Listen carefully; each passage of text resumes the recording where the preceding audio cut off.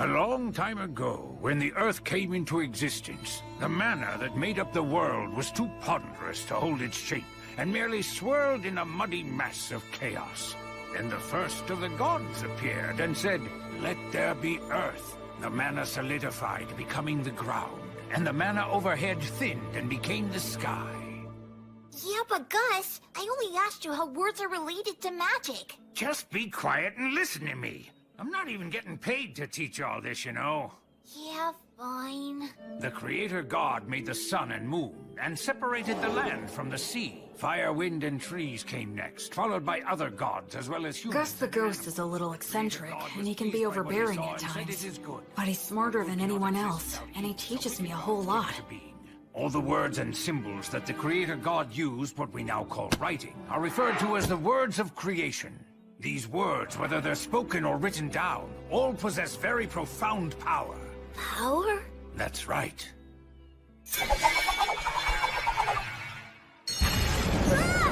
If you write the word Ignis, it defines the existence of fire, and then if you speak the word Erasus, that is, the word which means erasure, the fire will be extinguished. And that's what magic is. The power of words. Magic.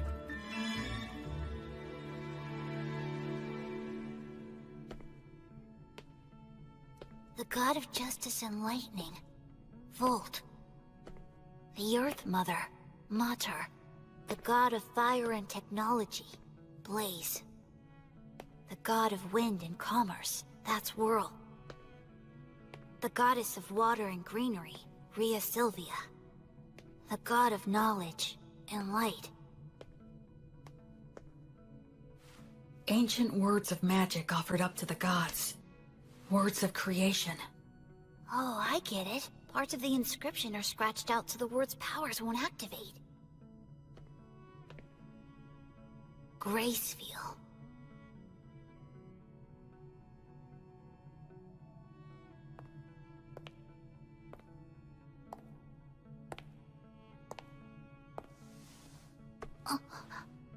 Are you curious about him? Yeah, well, sort of.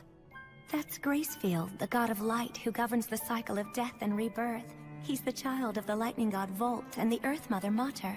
You worship the Earth Mother Mater, don't you? Yes, you've got it right.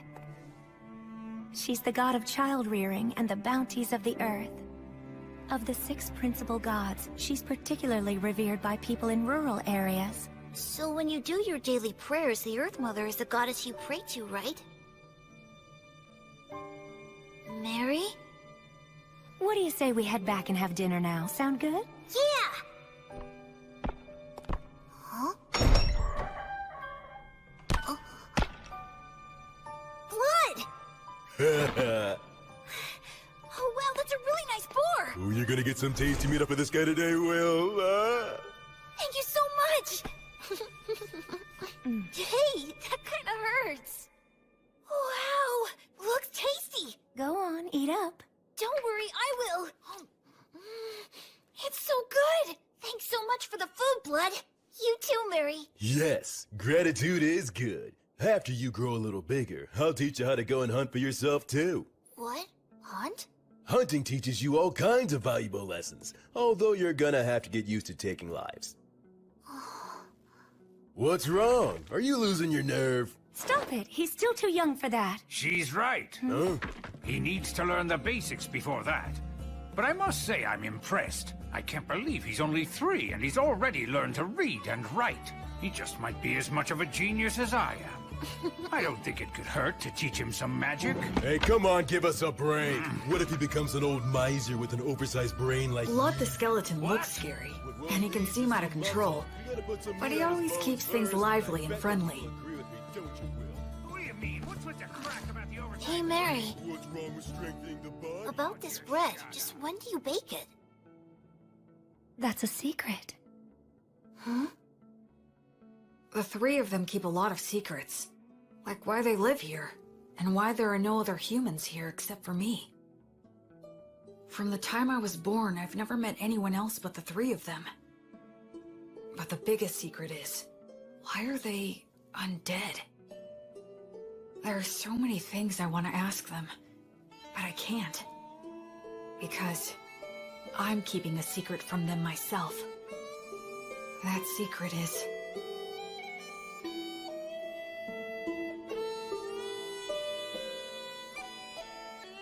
Thanks for dinner!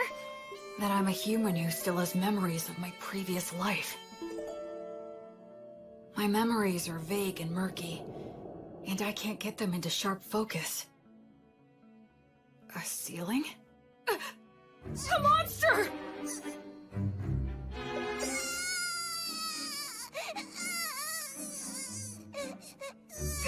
A mummy?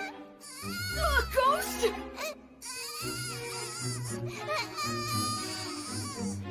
They're gonna kill me!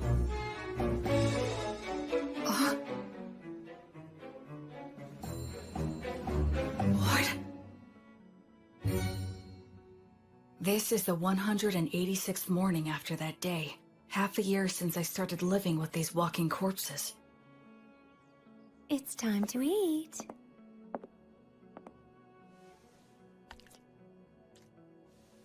What a good boy you are, Will. Oh, are you feeling full already? I can't speak it very well, but I can generally understand the language that they speak now. Shall we go take a little walk outside today? Outside? I've never been outside before. She smells like incense. I wonder what it's like outside the temple.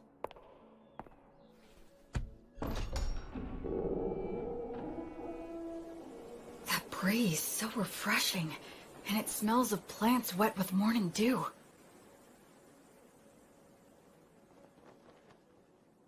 Isn't it beautiful out here, Will? It really is beautiful. There, it's all right. There's nothing to be afraid of. At first, I thought I'd fallen down into hell. After living such a hopelessly vague and empty life, such a punishment wouldn't have been a surprise. No, I'm wrong. This is no punishment. It must be the grace of God. I feel like something that I'd wastefully thrown away without a second thought was given back to me once again. Oh, Will, my sweet, tender little boy. This time, I'm truly going to live. I'm going to live in this world.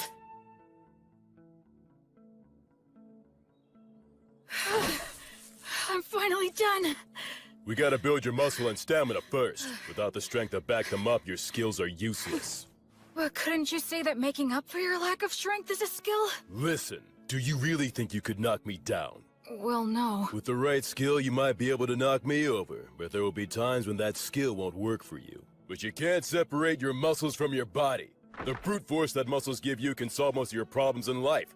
Learning skills comes after that. Understand? It seems like muscles are kind of masochistic, huh?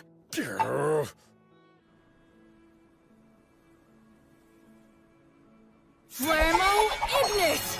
Ah! Erasus! Fool, your pronunciation's imprecise. Given your talent, you really need to learn to control your accuracy, or you'll kill yourself. That's scary. Well, magic can be a scary thing. Do you have any idea of the reason why words possess so much power? I guess it's for the same reason we think a chair is a chair, right? Indeed. After all, when we see a wooden stool that has 4 legs, no matter what color it might be or whatever kind of wood that it's made of, we don't even think of calling it something like 4 sticks in a round slab, and we wouldn't call it a table. We just instinctively categorize it under the chair label. So in short, what that means is that words are what define and differentiate the way things are. Of course, I'm just repeating what someone told me. Huh, you know, Will, it seems you might actually be a genius after all. But isn't there anything I can do to get more consistent results? Afraid not. That's just what words are all about. There are always fluctuations in speech. No one is able to say a word in exactly the same way twice. The only answer is to let your instincts determine the ideal level. Instincts? But... You should start off by learning how to use your minor magic more skillfully and accurately. But hopefully you'll do your best to get by without even using that. Without using magic? How's that possible? I'm talking about money. That again? Man, how can a ghost worship money as much as you do? Oh, come now. You don't know what you're talking about. Money is extremely important. Money is what makes the entire world go round. With money, you can solve anything without magic. Buy tools, hire help, and the ability to make a profit is just as important as magic. Why, oh why must I have hands that are incapable of holding silver and gold any longer? It isn't fair. I want to feel money and count gold coins with my own hands. Curses! You're not normal. Creatures such as these are beasts. Demon beasts are a particular type that are extremely aggressive. Wow, that's... Old Gus has taught you about the myths, hasn't he? The minions of the god of despotism and tyranny, specters and phantoms, and the demons of the god of dimensions who lurks in hell. And the god Stagnate, who commands the undead. People such as the three of us. We used to be human once too. Really? Is that true? Yes. When we all died, we clung to strong emotions that led us to a pact with the god of the undead. So we're considered traitors to the virtuous gods. Mary... I'm sorry for talking about this. It must seem very strange to you. Hey, Mary, tell me something. Do you think I should get stronger? Well, it would certainly put me more at ease if you did.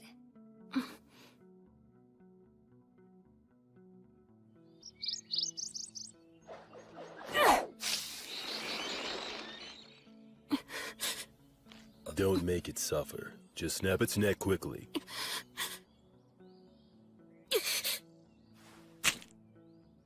Can't get used to it, huh? I don't like killing. Am I just being naive? Hey, I don't like it either. Huh? I don't like taking lives, whether it's a birds or humans. But these guys provide necessary sustenance to keep you alive. In life or death situations, you need to put your feelings aside and just go for the kill reflexively. That's what it means to be a warrior. In battle, it determines whether you live or die. Okay, now let's bring down a few more. Blood really is a lot like a father to me. You're almost 8 years old now. I think it's time you started some real-life combat training. Huh? It's bad enough when you stop just before hitting me. With your strength, if I take a hit from you, I'll be dead! I'm nothing but bones now. You'll be just fine. Probably. Probably? That's the whole reason why I said you can use the magic you've been learning from the old man. Go on ahead. Simply do as I taught you. That's right. Do it well and you could actually land a hit on me. Hey! Don't cry that I'm playing dirty. The battle has begun! Acceleratio! Polare! Oleum! Cadere Uranium! Not too shabby! Move, you fool! Distance yourself!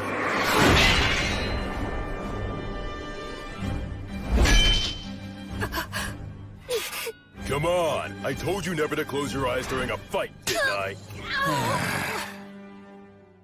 I'd like to say that you've got a long way to go, but frankly, you surprised me. I thought you'd just randomly unload a bunch of crazy magic on me. Gus keeps on telling me that I should learn to use minor magic more skillfully and accurately. Not just relying on sheer firepower. That's exactly the style that was used by the renowned sorcerer who went by the name the Wandering Sage. Are you talking about Gus? Yep. In his time, he exterminated monsters, calmed raging rivers, and rediscovered ancient languages. That was all long ago. You were once known as the War Ogre yourself.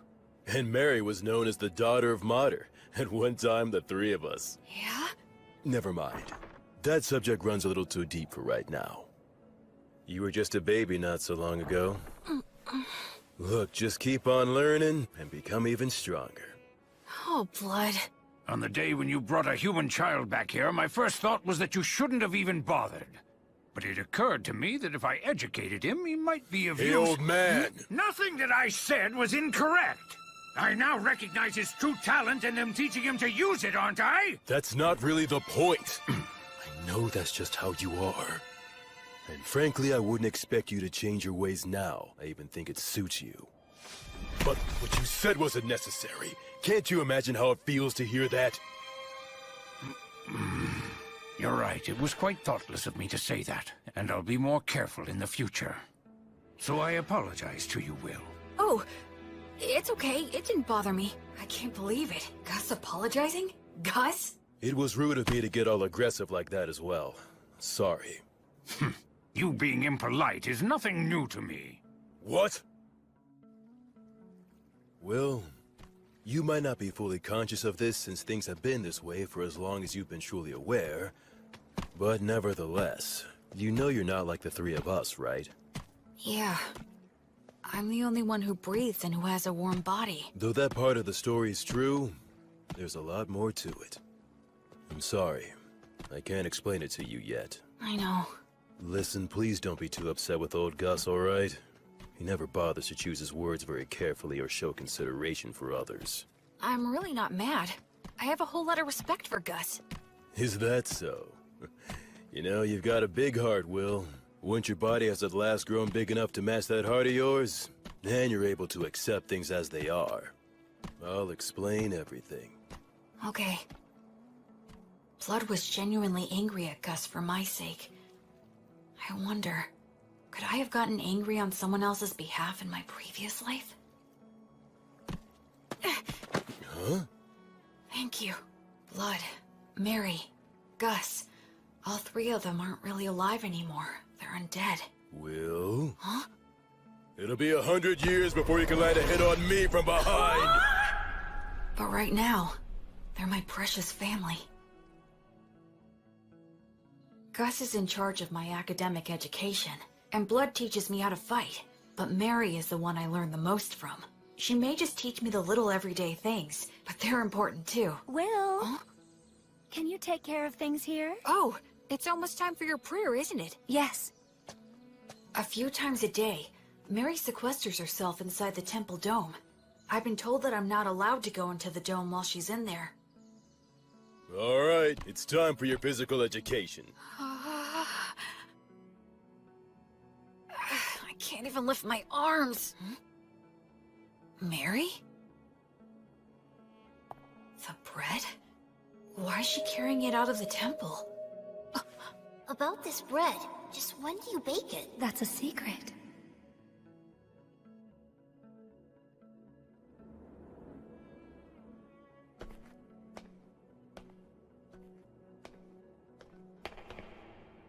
I'm sorry, everyone, but I just have to know.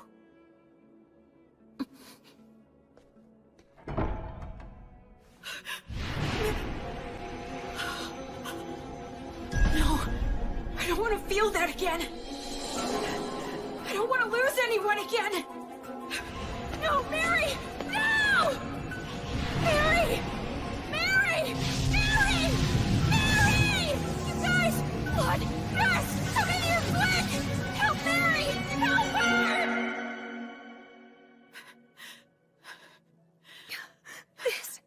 This is entirely my fault. I kept it a secret from him, and... I'm sorry. I was careless. All those times we told him to be careful. Will his arms heal? Thankfully, his fingers didn't adhere to each other. But scarring is likely to be unavoidable. Mary... Will, I'm so sorry. It's my... No, it's not. It's my fault for prying. So don't apologize. I'm just glad that you're all right now. Oh, Will. The smell of incense that surrounds Mary always calms me. Why'd you try to look in on her? I just got curious. I thought that I finally might be able to find some kind of hint about what you guys have been hiding from me. I told you I'd explain someday. Blood! Be quiet, Mary! Well then, Will, anything else to say? No, I'm sorry. From now on, check with me or Mary before you do anything. Okay. That said, the way you jumped in there to help Mary was impressive. Those scars will be your badge of manhood. Well, I am your student. But all that got you was unnecessarily wounded.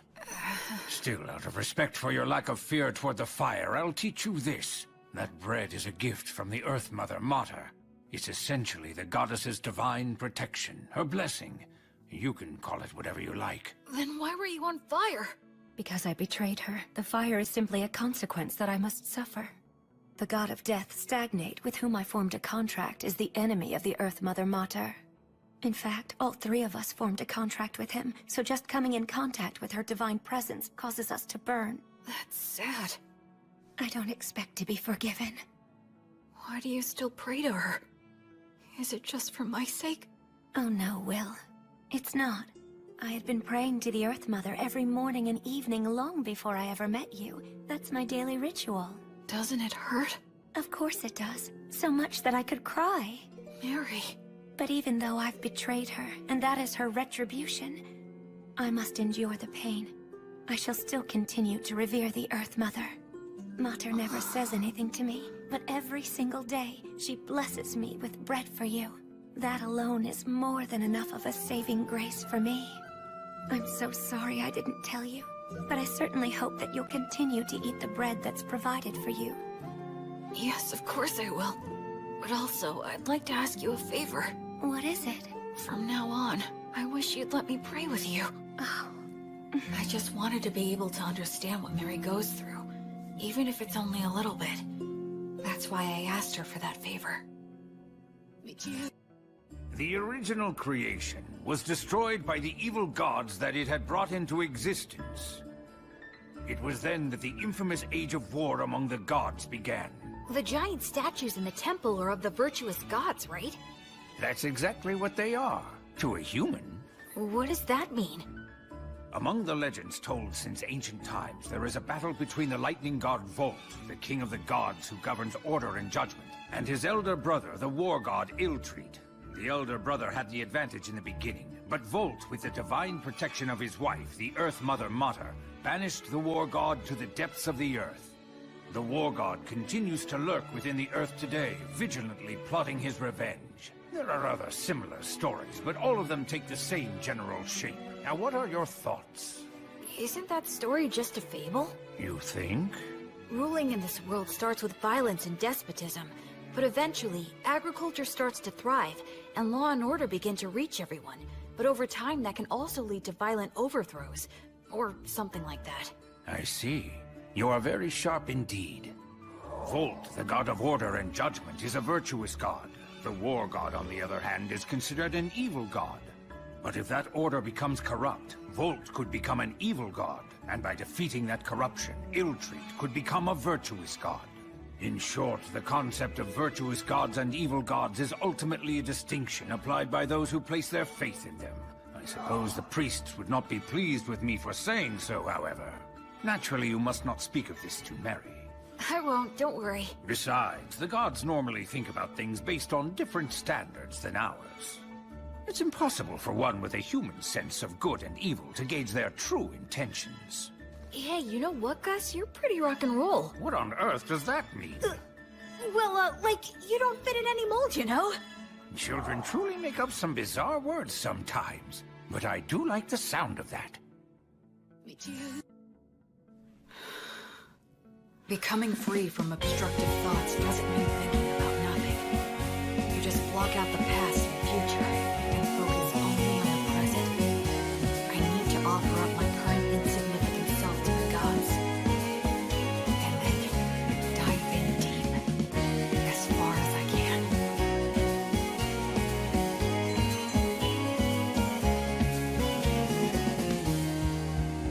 The 5-day silent prayer you've undertaken is now concluded.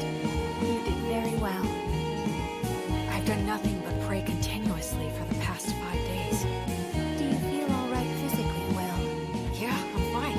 And you're only 13. How remarkable you are.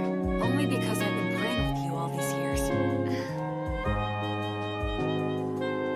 It's been 5 years now since my arms were burned. Mary says she has the ability to heal the scars with her blessing, but I chose to keep them.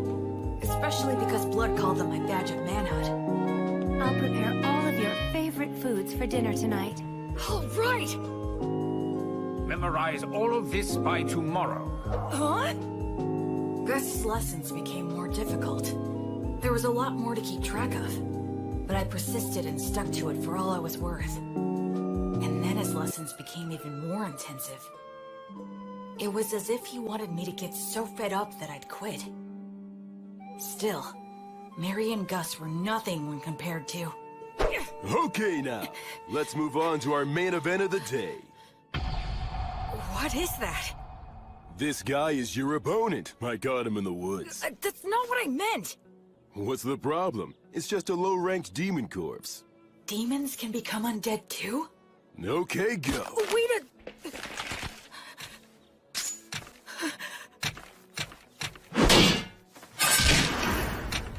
I got him!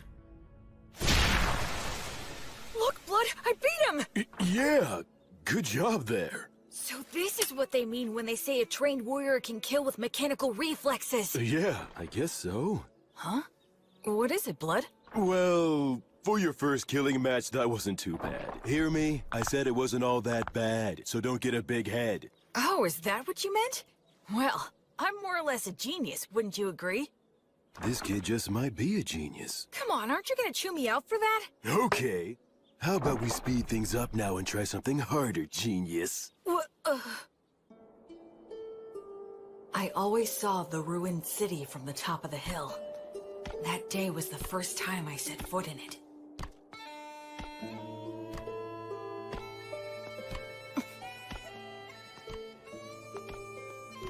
I didn't know there were passages like this underground. Yes, humans and dwarves used to inhabit this place. Their blacksmith helped me out a lot. But now it's solely a danger zone that's filled with mindless wandering undead. That's why we never allowed you to enter here before. This spot should be good. You've got your stuff with you, right? Yeah. The shield, sword, jerky, bread, and water skin. Those things will be everything to you. Okay? Now escape from here. Huh? I'll be waiting for you outside. Don't you die now. Wait a minute, Blood! He can't be serious! Lumen! Blood? The exit is this way, right? But what was it that Blood just said a minute ago? This place is... But of course.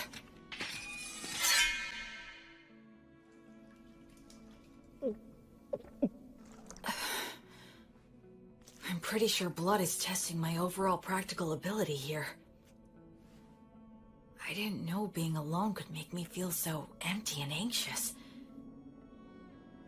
I'd forgotten about that fact, even though I'd spent all of my previous life alone. Ever since I came here, I've had either Blood or Mary always there by my side. In this world, people reach adulthood at 15, so I'll be striking out on my own soon. That's probably part of why all of their lessons have gotten so much harder. If that's the case, I want to give the best results I can. I want them to boast that I was a pupil worth teaching, and that they're proud of me.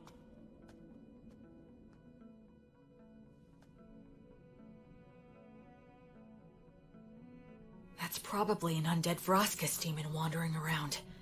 They can use the words. They're stronger than any opponent I've faced.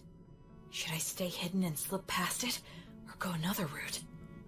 Think, what would Blood do?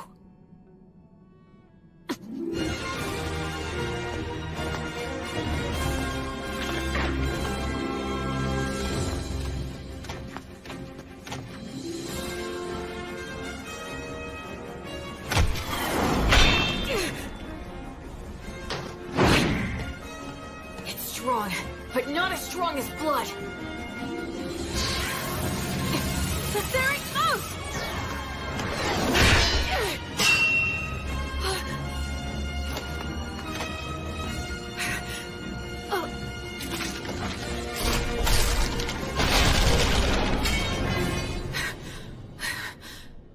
Oh no, this is not the place to be stuck without a weapon.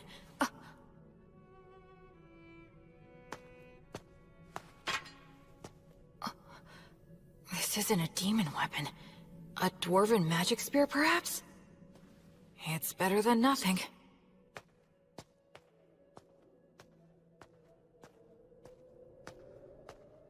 I can feel a big draft in here. Maybe I'm near the exit. I wonder how long this place has been deserted. It sounded like Blood knew it while it was populated. Does that mean that the three of them became undead around the same time, then? From the level of degradation, it's been more than just a decade or two. I already know there are no humans living anywhere near here. I wonder where my birth parents are, and what they were like. And I wonder, why am I in these ruins? My real parents.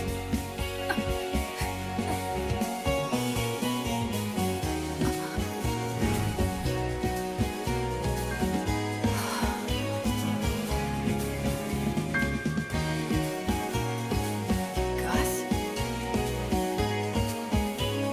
You're Gus, right? How come you're not saying anything? And also, why are you glaring at me like that? Did Blood tell you that I was here? Or maybe this is another lesson of some kind.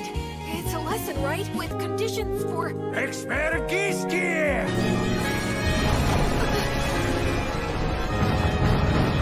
A golem?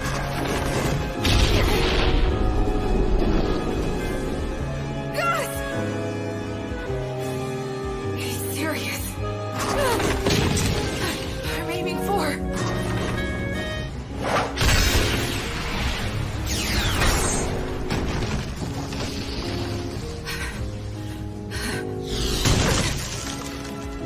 Stone Blast can carry that much force?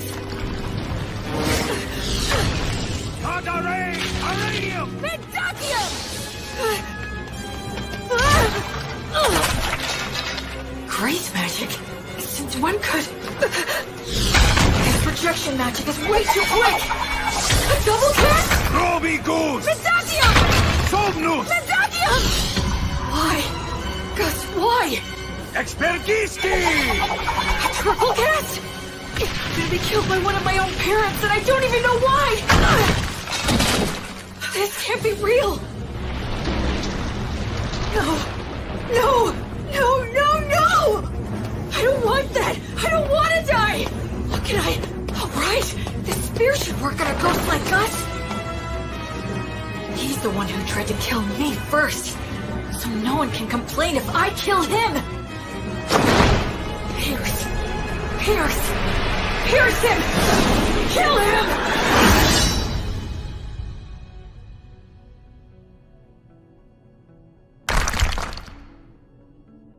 Tell me, Gus. Grandpa. If you really have to kill me, there must be some reason you're being forced to do it, right? I know you wouldn't do this if you didn't have a valid reason. I know that. If Gus really was serious, he wouldn't need to play around like this. If he throws around a lot of fire magic, I'll die of oxygen deficiency and toxicity.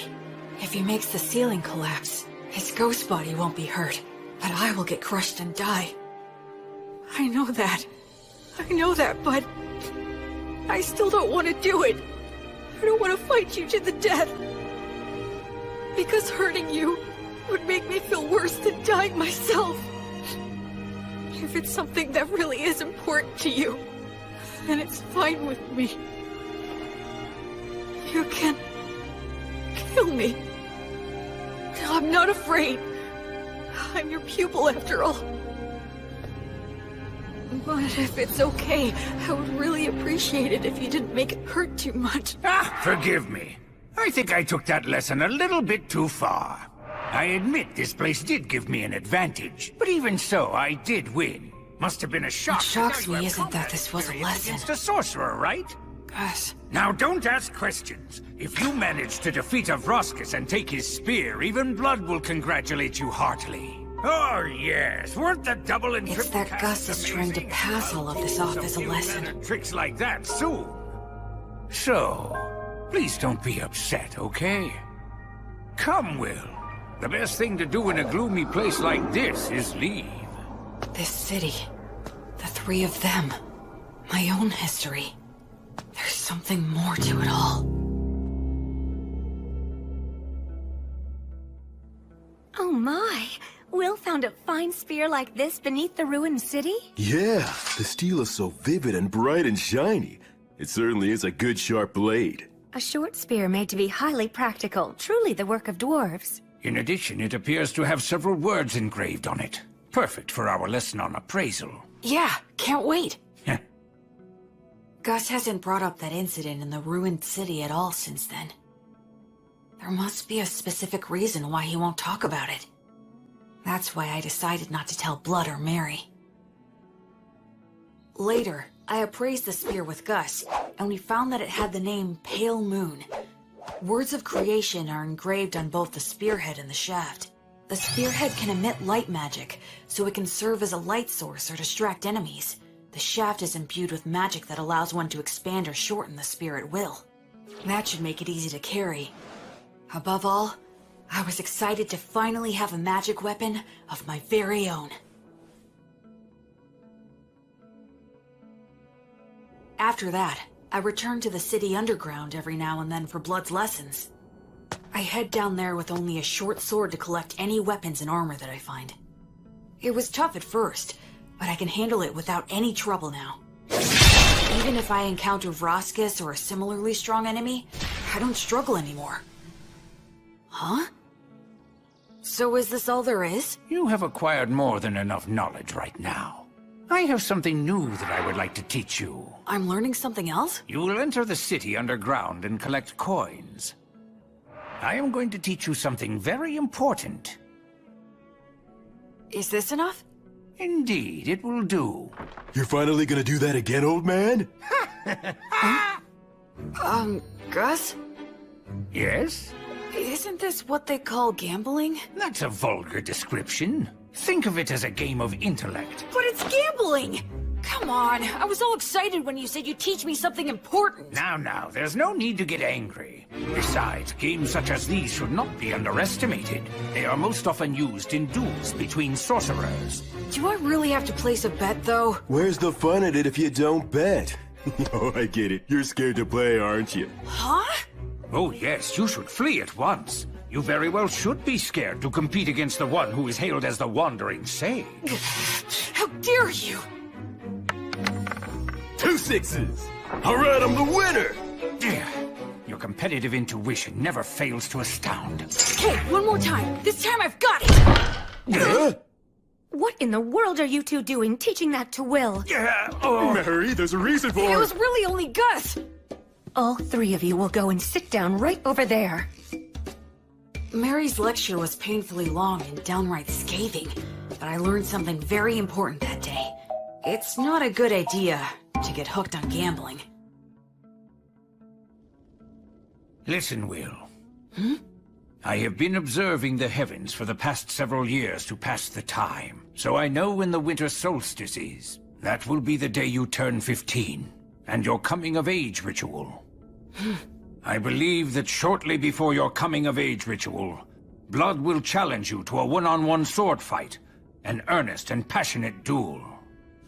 I get that feeling as well. I know it won't be easy, but I'll do my best to win. I can't make the three of you feel at ease if I don't.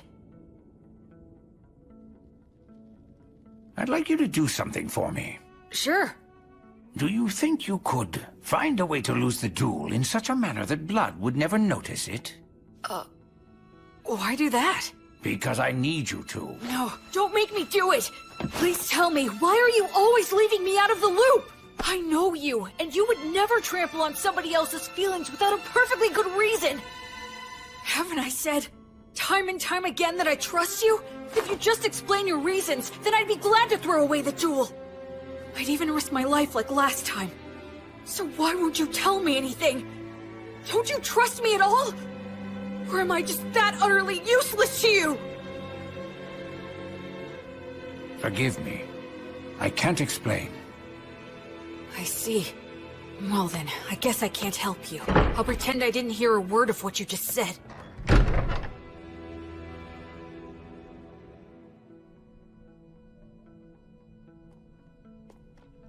In your coming-of-age ritual, you will need to swear an oath to one of the gods, and decide which one will be your guardian deity. Will? Is something wrong? No, nothing. Anyway, which of the gods do you recommend? The one that is the most widely followed is the god of justice and order, the lightning god, Volt. But you worship the Earth Mother Mater. Blood worships Blaze, the god of fire and smithing. And Gus worships the wind god Whirl, right? That's right, and what you swear to them is very important. I swore to Blaze that I would train every day and try to grow stronger. I swore to Mater that I would live in such a way that would honor and preserve her will. How about Gus? There is a god of knowledge that exists, but he says he swore to the wind god that he would do as he pleased, that he'd just go out and enjoy life. He hates being bound by anything, frankly. I wonder if he really is enjoying his life. Sometimes being very smart can also make you rather transparent. I'd say that goes for both you and Gus. When you swear an oath to a god, that earns you some divine protection, correct? Yeah, the stronger your vow, the easier it is to earn it. But they also say that you will be destined to experience many hardships in exchange. So don't swear your oath hastily in the heat of the moment. As they say, either you become a hero, or you die. An oath, huh?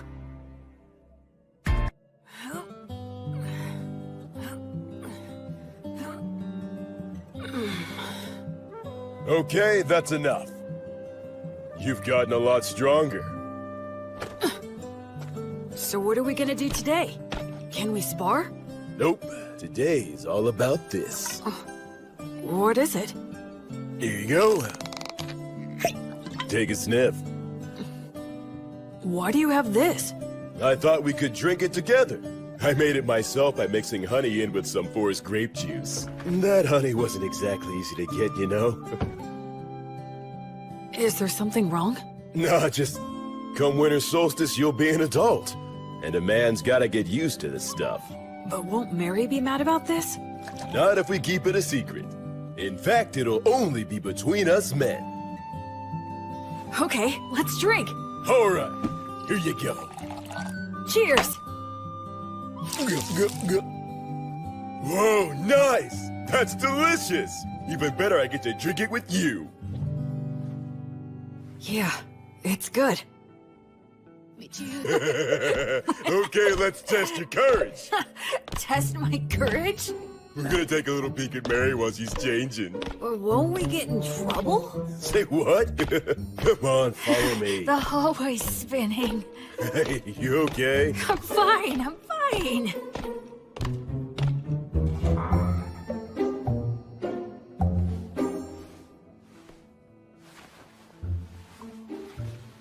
I can erase my presence easily. This'll be a piece of cake. Wait, you idiot! Who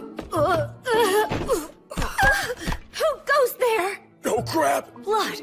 What's the meaning of... Oh, you really stink. My goodness, what did you make Will drink? Well, it was just... we were just gonna have a little peek while you changed. What? What do you told them think that you're we shouldn't doing, be- you idiot?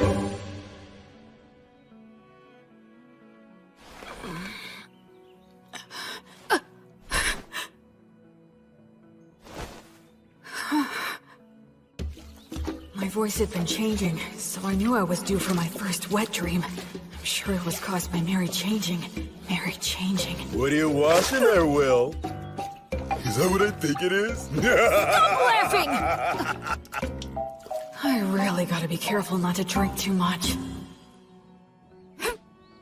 Today's the day of my battle with blood. Once this is over, I'll probably be leaving this temple by spring. Do you think you could find a way to lose the jewel in such a manner that Blood would never notice it? Okay. Will? Come on, I'll help you get changed. As of tomorrow, you'll be an adult. So, have you decided which god you're going to swear your oath to yet? Yeah. I've got an idea. Oh, well, that's good. Mary, I'm gonna win today. Okay.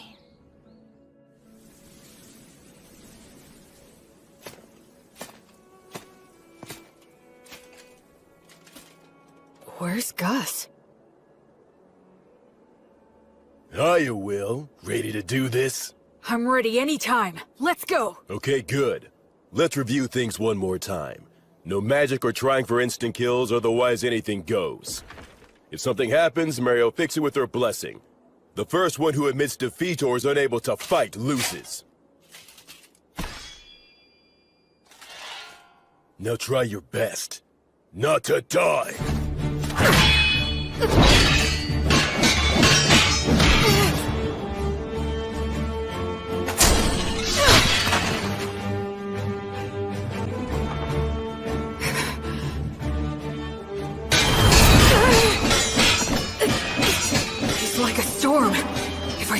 one solid hit, I'll be out of the fight!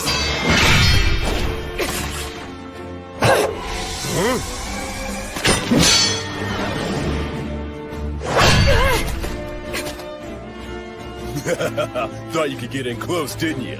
Oh man, this is infuriating! It's a challenge to avoid when a blood strikes perfectly. But if I receive one with just my sword, it'll shatter along with me. So how do I survive his strike and get into the gap between us? There's only one answer. Here it comes!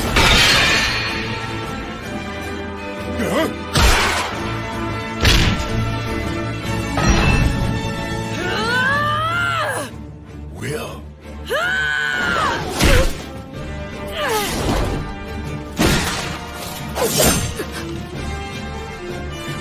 He's holding my sword between his ribs? That was actually pretty good. I concede. Yep. And having no muscles really is a disadvantage.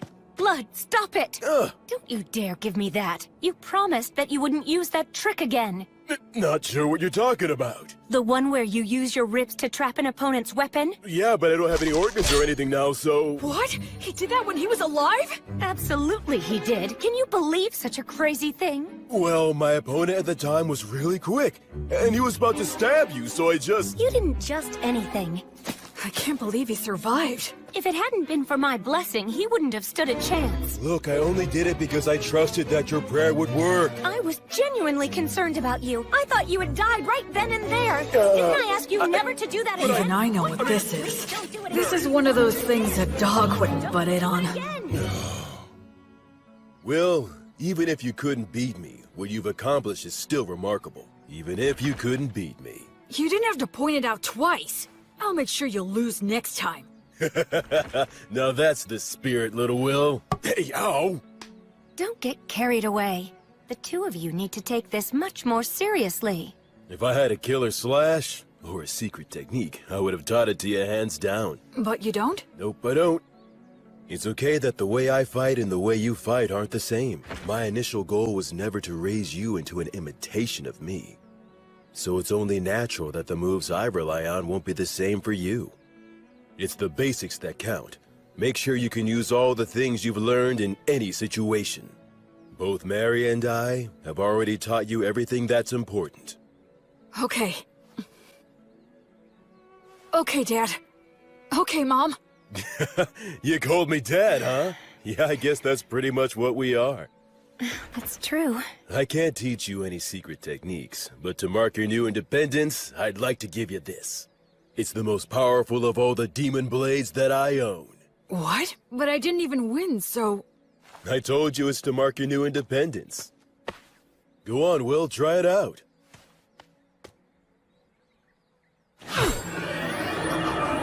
It's called Overeater, and it ranks at the very highest level of demon blades. It can even cut down one of the gods' echoes, so long as it can reach them. The words engraved on it are too hard to understand, but I can sum up its effects. If a living being is cut with this blade, its wielder can recover life force with each cut. Huh? Recover their life force? Uh-huh. As in, you can swing it around without even thinking about it and still be the last man who's standing. You're a smart kid, so I'm sure you understand this. But don't overuse it. It makes its wielder feel a whole lot stronger than they actually are, but it's not the type of demon blade that benefits one's spirit. The more you use it, the more you need it until you are so weak there's nothing left. And the life and death cycle starts again. That's part of what makes it a demon blade. Anyway, I've said a lot, but I'm sure you'll be fine. Both seem to have faith that I can maintain the ability to use this sword properly. But am I really someone who is worthy of their faith? Well, if I'm gonna give you a demon blade, I guess I gotta tell you about its history, too. And of course, I'll tell you what you've wanted to know all along. What? He's talking about what I've wondered all these years. You are a grown-up now, after all. I promised I'd tell you once you grew up. Your mind and body have become plenty big enough by now. Listen up. It's the tale of the king among demon kings who tried to conquer this continent. He's the one known as the High King of the Eternals. It's also the tale of the defeat and death of many heroes, including our own. It's the tale that explains the reason that you grew up here. The undying blade fiend, the king among kings, the purest evil, the inexhaustible darkness, the rider of war storms, all names for the High King of the Eternals. Approximately 200 years ago, all of the demon kings led a great uprising. An army of countless demons invaded our precious continent of Southmark. All the continents were crawling with demon kings, generals. They were the kinds of demons you really don't want to see showing up anywhere. Demons were here? And these swarms of demons offered up massive amounts of flesh and blood during a number of great rituals to their deity, the God of Dimensions. In response, the minions of the God of Tyranny ill-treat, and those of the God of the Undead stagnate, also became active all over the world. The virtuous gods expended a great deal of strength in a series of battles, intense enough to change the entire map. I know that you learned geography from Gus, but don't think it's the same now as it was then. Because of that, even we don't know much about how the other continents were back then. But what we know for certain is that the High King went on a rampage in Southmark. The High King sure has a lot of scary nicknames. Frankly, they don't even come close to the truth. His abilities were absolutely insane. He could turn any blood he shed into soldiers, and any flesh cut from his body into commanders, in unlimited amounts. In other words, he made demons from his own flesh and blood. That's some serious hacks. What does that mean? It means he's a cheater. Blades are the only thing that could harm him. Using arrows and magic wouldn't even leave a mark. His weapon of choice was Overeater. He was a madman who roared with laughter, creating armies by cutting down enemies and getting cut himself. Eventually, he came to be called the High King, meaning the king of all kings. This city was once a vital hub for lake transportation, but it only held out for a matter of days before it fell. The High King made his home in the city and mass-produced demons, who took advantage of the water routes to attack all the surrounding settlements. Nobody could kill the High King.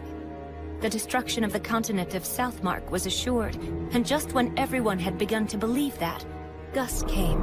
Augustus, the wandering sage, suggested that now was the time to strike down the High King. Why would Gus say that now was the time? Was it even possible to kill the High King? An army of demons, a demon blade, the city underground, Blood's combat techniques, Mary's blessing, Gus's tactics. Gus was... I get it. You understand? Really? You do? Yeah, I think so. Gus was hoping to pinpoint the enemy's location, then invade via the underground with a few elite soldiers and steal his demon blade in battle. It was most likely the only way, since the High King couldn't be killed. The premise was probably that he could heal using the demon blade. However, the demon blade is a weapon that can be stolen, so stealing it would change everything. To do it, Gus would use great magic to wipe out all of his minions and face him one-on-one. As long as Mary kept them both healed with her blessing, no new demons would appear. From there, Blood would do what it took to steal the demon blade. This was certain to be successful. How can you be so sure? Because the proof is that you own the demon blade. And that's how the High King died, I guess. After that, then... Not exactly, Will.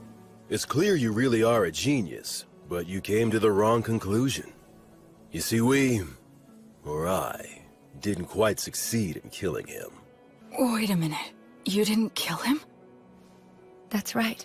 Gus made use of every factor visible to him to draw in any possibility of killing the High King. The thing is, the factors he could see were incomplete. The High King revealed his true nature, taking on the appearance of a hideous, grotesque warrior. And then... well... He was a better swordsman than I was. I couldn't touch him. I'd fought opponents bigger than me many times before, but he was the first one where nothing I did could reach. Even you were no match for him? Yes, even my buddies who formed a wall outside after entrusting everything to me were crushed one by one. Thankfully, I had the support of Gus's magic and Mary's blessing, and the High King was wounded. Despite all that, I'm pretty sure he made it one level higher, enough to become something I couldn't kill so long as I lived. To this day, I still wonder what I was lacking. But it's too late now. You know why, don't you? The undead can no longer grow. My sword skills can't improve any further. So then, when it became clear that we were bound to lose, Gus and I decided we had to place a seal on the High King. We couldn't kill him, but we could do that. So you mean... they completely gave up on Blood's chance of winning altogether? Thankfully, the technique worked, and the High King was sealed deep beneath this land. In other words... unfortunately, in the very end, we couldn't fully believe in blood. And then... Mary? And then...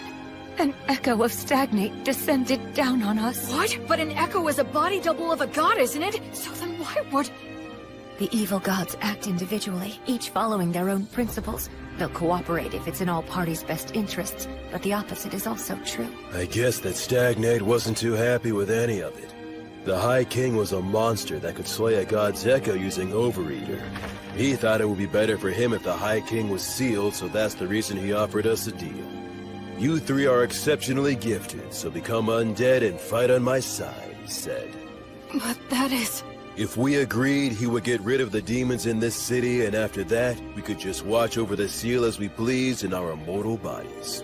Stagnate couldn't bear to watch the tragedies of life and death, so he hoped to create an eternally stagnant world with no more tragedies by turning as many exceptional souls as he possibly could into the undead. And we had caught Stagnate's eye. Isn't it more accurate to say he set his eyes on us? He told us to choose, but there was no choice for us to make. We willingly accepted his hand. Since my flesh was all cut up, I became a skeleton. Mary was burned by Matter's flame, so she became a mummy. And perhaps because he had no attachment to his aged body, Gus became a ghost. Mary did tell me once. Because I betrayed her, the fire is simply a consequence that I must suffer. The god of the undead then cleared out the entire city. His power turned the lower-ranking demons undead. It's something that should not even be possible.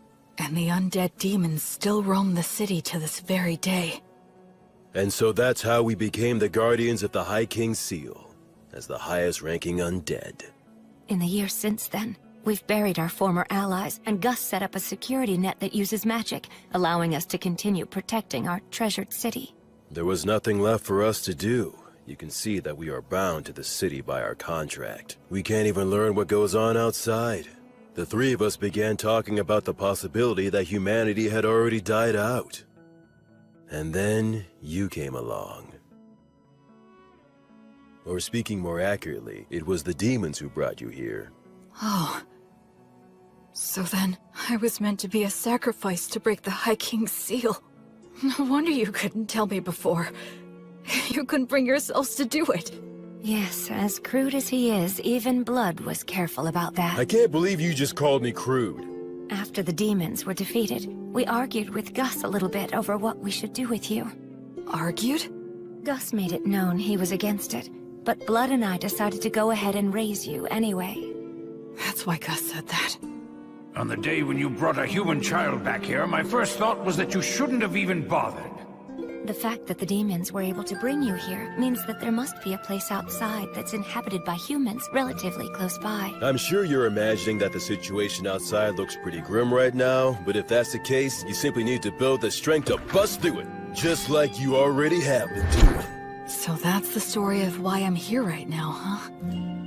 I'm about to head into a nation of people who survived the Great Uprising. I'll take with me the strength that the three of them gave me. One day, I'll come back to this city. I'll bring my family and friends and introduce them. I could even rebuild this city. I know that one day... Well, be happy, and don't forget to pray so you can do good. Huh? You were the best people I could have asked for. Even in today's test in terms of substance, you bested me. You clever, precocious son of mine. I sure love you. Keep getting strong. In no time at all, we became a real family. You made me so happy. Will, my sweet boy, your mother, loves you very much. Wait a minute, why are you talking like this is our last goodbye?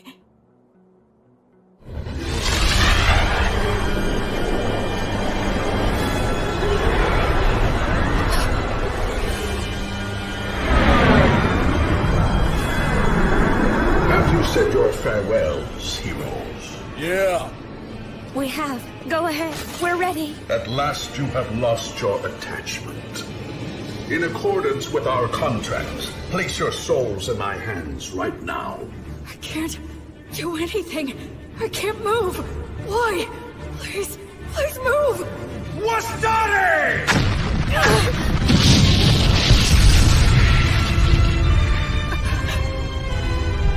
Oh yes, there was a magic user left among you. Will, take Blood and Mary and get out of here. Don't you worry. I am determined to stop him. Ligatur nodus obligatio! That's a huge amount of mana. You know all, Sage, and still you cannot resist. Conciliat sequitur! You retaliated so fast. Wastari! Alida mosaico! Pulsat pede! A quadruple cast? That's the ultimate magic. Normally cast by several people together. It'll reduce all to nothing. Aupernum tabernas! Regumque turres! Damnatio memoriae! Curse you, Sage!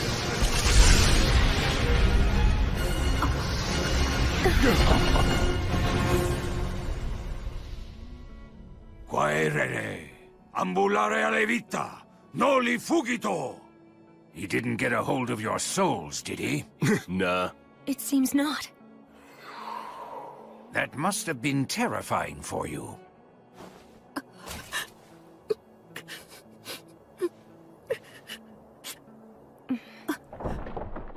Sorry about that. It turned out exactly the way you were thinking it would.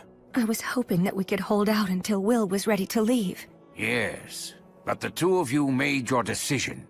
Now, I'm not so unreasonable that I would demean the intentions behind your choice. I'm just happy that it all worked out in the end, so...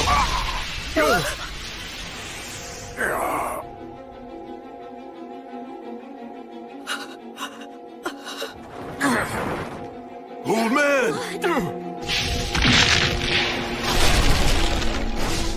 To think you were able to destroy my body all on your own. Had I not initially divided my strength into two bodies, I would have been really hindered for quite some time. I commend you. It's true you are a great sorcerer who has exceptional abilities. Stagnate. Let me go. Stagnate? What a shame it would be if I destroyed you now. I'll wait until you've lost your attachment. Now, Gus! as for you... You have my gratitude. It's all thanks to you. Well done. These great heroes formed contracts with me. They became the highest-ranked undead. With one condition, that when they eventually lost their attachment to the High King, then they would become my servants. Because of me? That's right. Thanks to you, the sage's attachment was weakened, and the war ogre and beloved daughter lost hold of theirs completely. I'd say you did a fine job living as their son. But that's because I was reborn, and I wanted to live right this time around. It seems that was a shock, and for good reason. I have an idea. Why don't you come and join my army as well? Then you can continue to live harmoniously with your beloved family. But I won't force you to decide right now. Tomorrow's the winter solstice, on that loathsome day when the sun is at its very weakest. I will seek out your answer in the evening.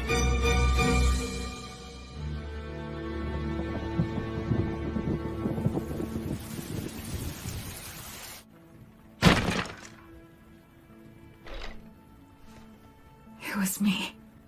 I took Blood and Mary's attachment away from them. When Gus was against raising me as a baby, when he taught me excessive amounts of knowledge, when he tried to kill me, when he asked me to lose on purpose, it was all to stop the two of them from losing their attachment to the High King. Still, when Gus tried to kill me, I think he was conflicted. But I was living without a care, totally oblivious. I just sat comfortably on Gus's mental anguish and Blood and Mary's self-sacrifice. I was so excited to be living my life right this time. All I did for my parents was cause trouble. I didn't do anything in return for them, right up until they died. Why would it be different this time? They're gonna die because of me again. I've only caused trouble, and I've done nothing in return. Someone who dies in vain isn't going to be reborn any better. I'm sorry.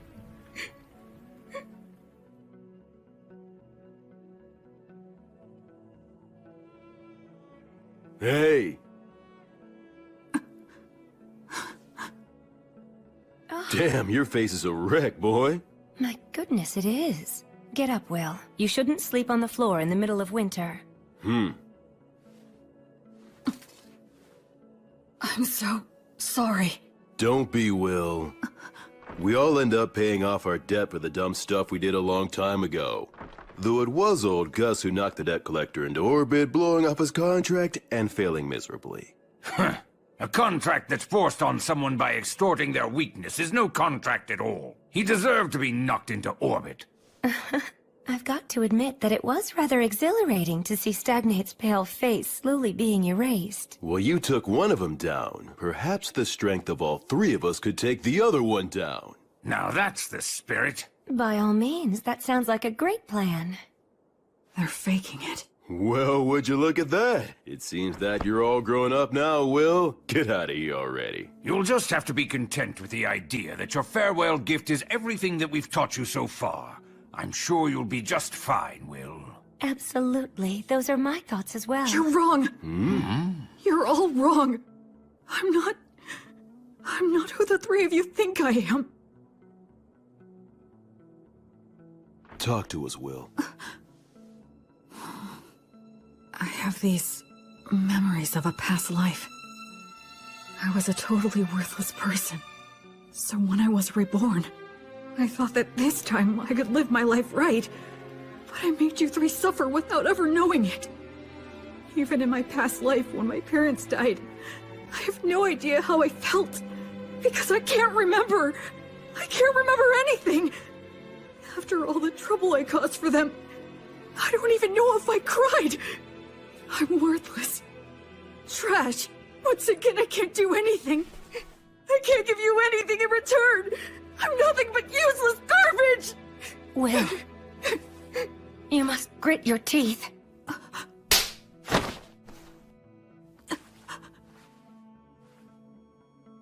Mary.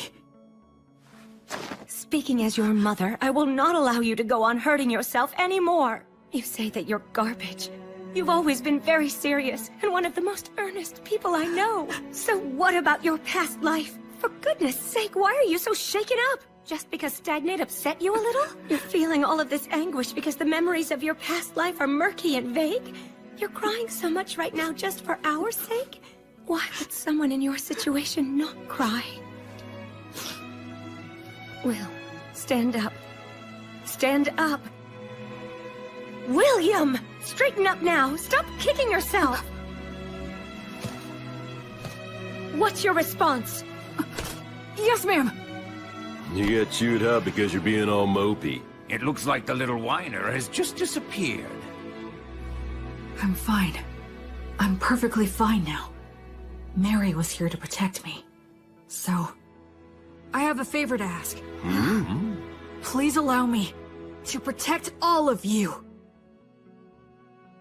Virtuous gods, I will soon go and fight an evil god for the sake of my beloved mother, father, and grandfather.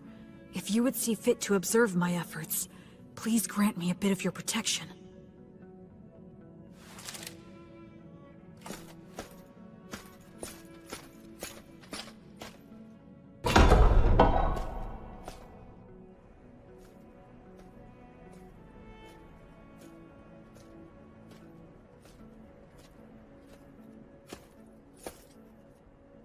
So, have you made up your mind? Yes, I have, Stagnate.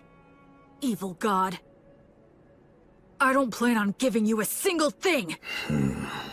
But surely a god such as yourself would never dream of running away from a human child, isn't that right? You have thought this through quite well.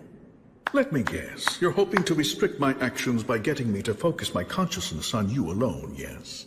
He figured me out! I'll play along, okay. But please realize you're challenging a god. You must first show me you are worthy of such a challenge.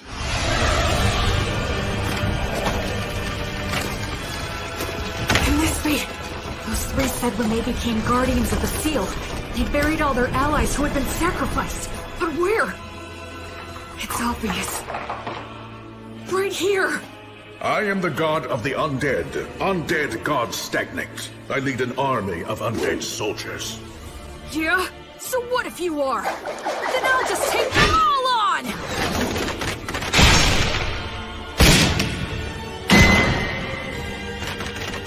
Counter-ray! Uranium!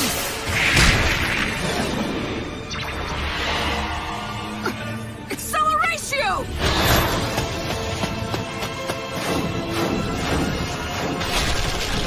Oh, he is somehow pulling this off against 100 heroes.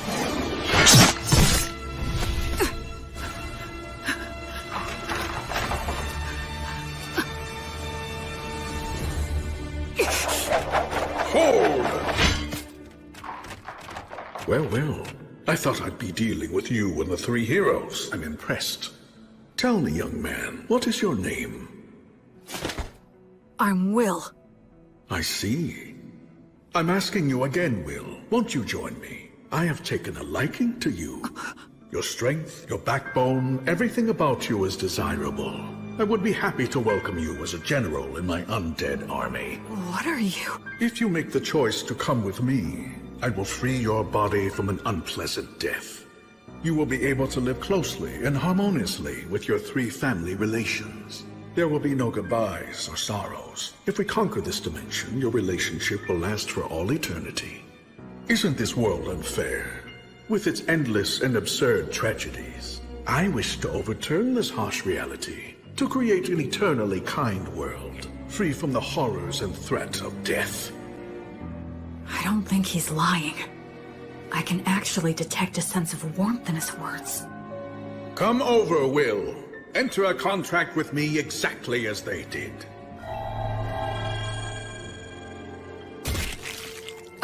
Now, drink my blood.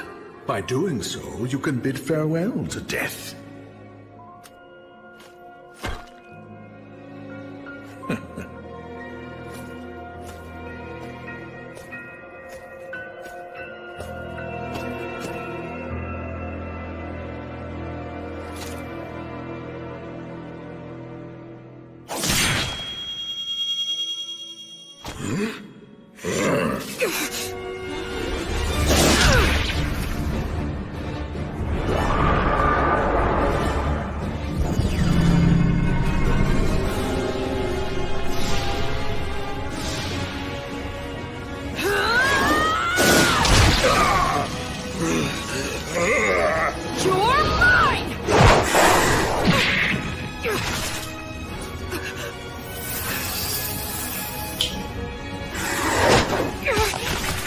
First the sage and now you. I truly cannot let my guard down when you're around.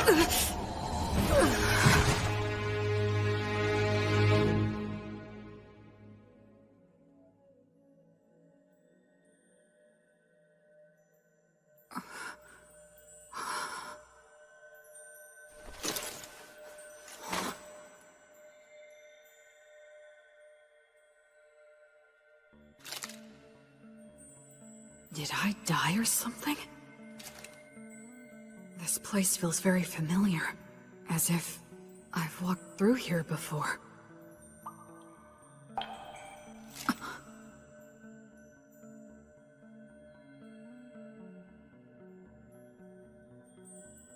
It has been a long time, Goddess of Light. I'm starting to remember. Yes, I've walked under the starry sky before. She was silent then, too. But I remember her footsteps being filled with care and compassion. I thought it was a star, but it's not. It's a planet. What are those lights? Traversing souls. They cross worlds to prevent the stagnation of all things. How could I have forgotten this beautiful sight? A question. Okay. Why did you feel the need to reject Stagnate's invitation? Because in my previous life, I was a shut-in. Whenever anything got me down, I didn't bother to get back up. It was a pathetic way for one to live. Except, there's one thing I realized. Being alive and not being dead aren't the same thing at all. I wasn't dead in my previous life, but that was about it. I didn't have the courage to do anything. Just the fact that I had to keep living was a burden.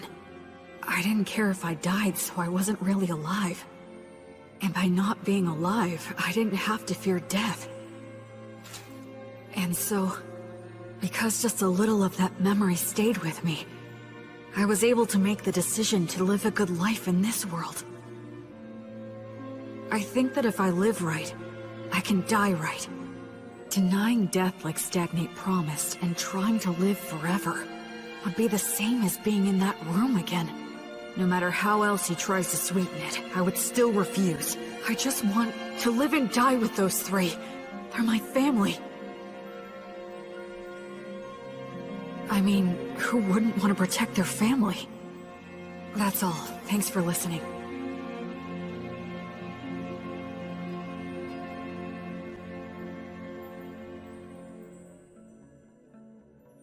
You are William, child of blood and Mary. A soul who has crossed worlds. Yes. You now fully understand the gravity of life? Yes. And you are still prepared to accept death? Yes. You fully understand the despair of death, right? Yes. And you still love all of the lives that will one day burn out? Yes. I finally realized the meaning of it all. Thanks to your grace.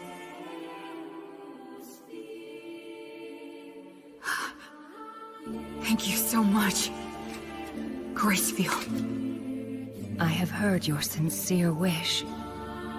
William, so long as you do not forget your resolve, you've got what it takes. Wake now. Make your oath and we shall walk together. Until your life ends, and I come to guide you once again.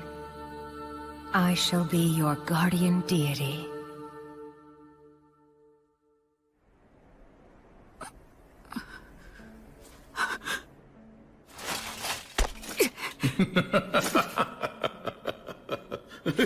Goddess of the cycle of death and rebirth, Gracefield, please walk by my side. Citing a blessing, huh? What do you hope to get done with that? Such a vague technique is no match for my blood coursing through your... He has a stigma. This is the badge I earned when I learned Mary's prayer. My arms burned by divine fire. Now that I can see your body more closely, how many holy communions have you taken? Every day, Mary prayed to Mater for food to sustain me. Mary's daily prayers, her unyielding heart, will not bend to you! And I swear to you, my god... Yeah, the stronger your vow, the easier it is to earn it. But they also say that you will be destined to experience many hardships in exchange. I will offer up my life to you. I will be like your sword to banish evil, and like your hands to save the suffering. I swear it on the flame of Gracefield! You earned the protection of Gracefield? What a shame. A crying shame. I had so hoped that you would be joining my ranks. But since you have been taken in by her, I have no choice. God of the undead Stagnate, I will defeat you and fulfill my oath! Unseasoned hero, die with your resolve undone. Kill him! It's okay. I know exactly what I need to do.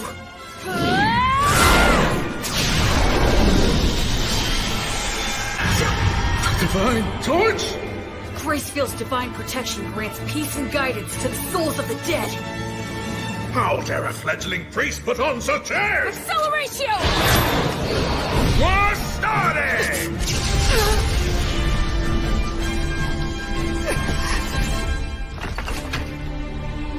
Where will he come from next? If he makes any careless moves, I'll leap straight at him and deal the finishing blow. Stagnate is consumed by the desire to kill me. We're on even footing. If I fight him now...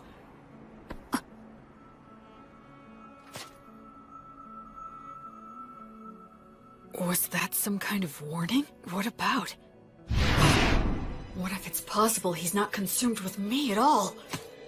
No, the temple! Acceleratio! It was all a bluff. He was pretending to be consumed by rage, and then threw up a cloud of dust. It's Blood and Mary that he's really after. Hey, Blood!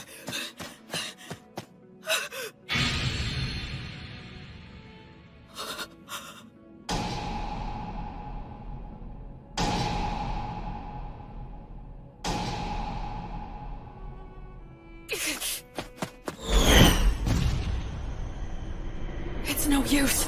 I won't get to him in time. I borrowed the strength of a goddess, and finally managed to stand on even footing with him. But then I fell for a trick like that, and now it's all over?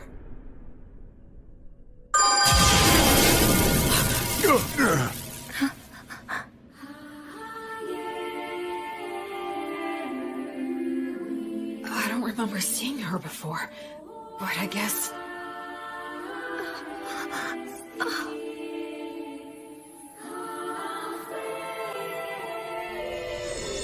Suddenly, everything was clear to me.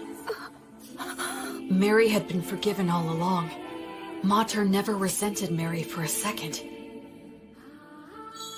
Mary didn't seek forgiveness even once, nor did she ever expect lenient treatment. That's why Mater continued to watch over her and admonish her as she wished, and she's kept that up for 200 years, never revoking her divine blessing, until Mary could finally forgive herself. What mother wouldn't protect a daughter in danger, who's devoted her life to worshipping her? The Earth Mother Mater that Mary reveres is truly a great goddess. In this moment, Mater has granted me... Gracefield, Goddess of Light! Grant this soul peace and guidance! The Divine Torch guides souls into the cycle of death and rebirth, but it still can't completely defeat Stagnate. So what I need to do is... What? That's right. Since these two aren't resisting, the Divine Torch will guide them back to that cycle, which means... I have to protect them! Delay the cycle! Flourish the guidance! And in the moment when he erases my technique...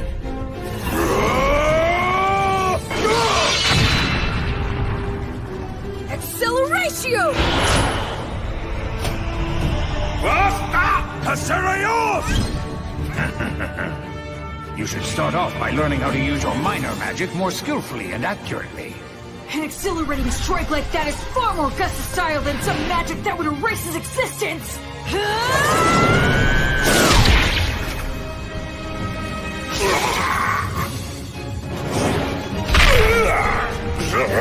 Curse you! Curse you!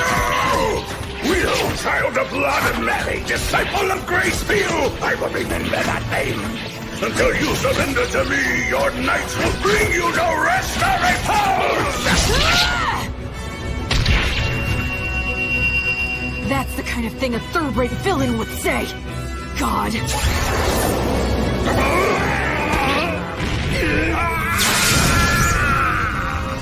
I swear on the light that is Gracefield, that I will never become like you. I will live right and die right.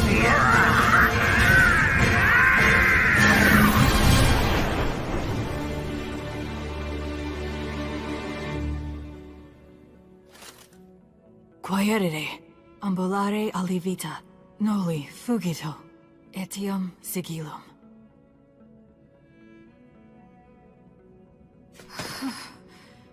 I was way too close. This overeater blade that Blood gave me, then Gus mightily defeating the double of the Echo, as well as Mary's Earth Mother Mater buying me valuable time. All these things that the three of them have given me.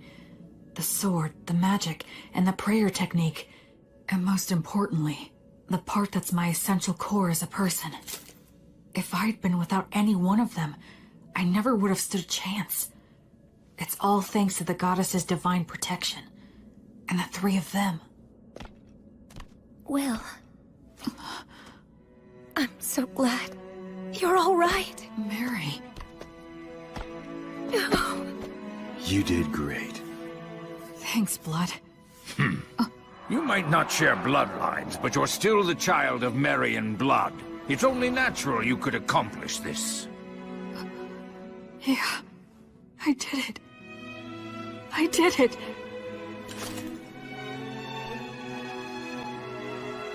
I protected them. I'm here now with the three of them. Alrighty then. Let's have a party. We can celebrate Will's victory and adulthood. Yes, you're right. Cleaning up here can wait until another day. Well then, in that case we'll have to break out the you-know-what from 200 years ago. You mean that good stuff from the dwarves? How long you been hiding that stuff, old Gus? Well, it seemed like a waste to let a child drink it. Is it good? Can I have some? Even I would drink it if I had a corporal body. You can fake it, can't you, old man? We're celebrating. Yeah, drink with us, Gus. Come on. Will. Huh? You must be careful not to drink too much. If you repeat what happened last time, I won't show mercy again. Yes, ma'am. The same for you, Blood. Of course. What on earth are you doing? Anyway, this old man'll go and get it. I guess we should go too. Yeah. Huh? Mary and Blood. I guess we can't after all, huh? It certainly seems that way, but that's how it goes. We lost our attachment, denied selling our souls to the god of the undead, and insisted we wanted to remain undead. We knew this could never last. Yeah, that's for sure. I wish we could be spared just one night, but I guess that ain't happening. To be honest, Gracefield has been exceedingly easy on us. Under normal circumstances, we might have vanished instantly. What are you two talking about? Listen here, Will. This is the end for Mary and me. You're joking, right? We're supposed to be celebrating. Don't be mean. Oh, Will. You're a very clever boy, and I'm sure you understand. Sorry about this. We're really sorry. Can't anything be done? I'm afraid not. Even if something could be done, we mustn't do it. It's like you said, you gotta live right, and then you can die right. We got lost for a couple of centuries, but one could just call that a detour. Besides, parents should always precede their children in death. This concept is one of the fundamental laws of nature. Yeah. You're right. I guess so. But just this once, I'm gonna say something I'm not supposed to. I don't want to see the two of you die because I can't bear the thought of living without you. I want to see both of you again, when I can make it back here someday. I want to duel with Blood, beat him, and have him beat me. I want to say silly things to each other. I want to do chores with Mary, and hear her say that I've gotten better. I want you to meet my children and my grandchildren someday, and I want you to teach them lots of things too. It's just cruel to say that you're going away now. I don't want you to. If you two go away, I have no idea how I'm supposed to go on. Don't go. I can't. Please find a way to stay. Cheat somehow.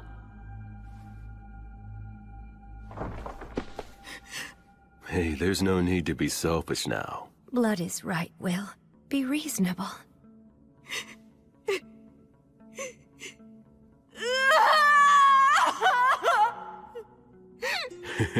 It's the first time I felt like a dad in ages. Will was always such a good boy, ever since he was a baby. Listen, Will.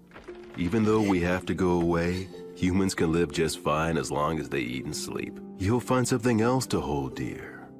Ultimately, you'll go on living. Once you leave here, you'll make a ton of friends. Go out and bag yourself 2 or 3 pretty girls. You'll have all kinds of fun. Blood! Don't encourage him to be disingenuous. Now, Will, you must be sincere both in love and marriage.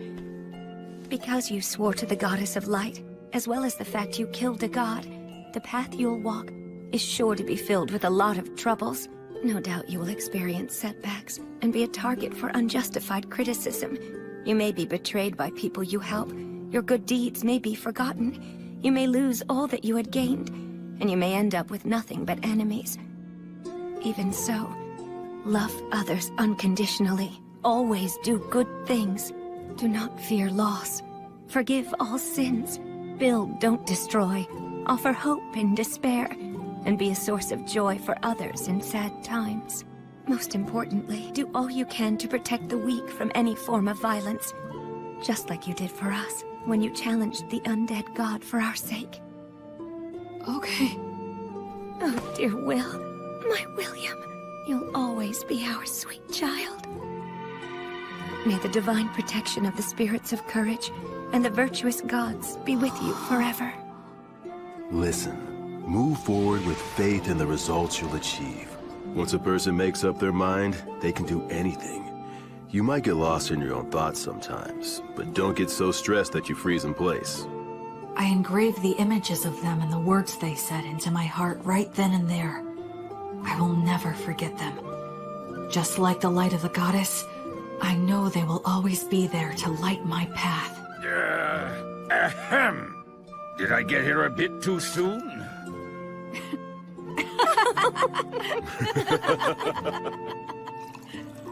After that, we all celebrated my victory and my passage into adulthood. The first drink I had with all 4 of us together left a lasting impression.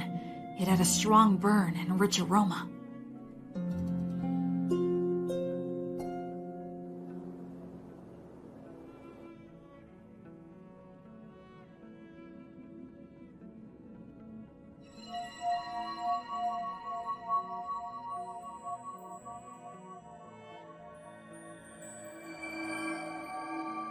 That day, the holy light guided my parents back into the cycle of death and rebirth.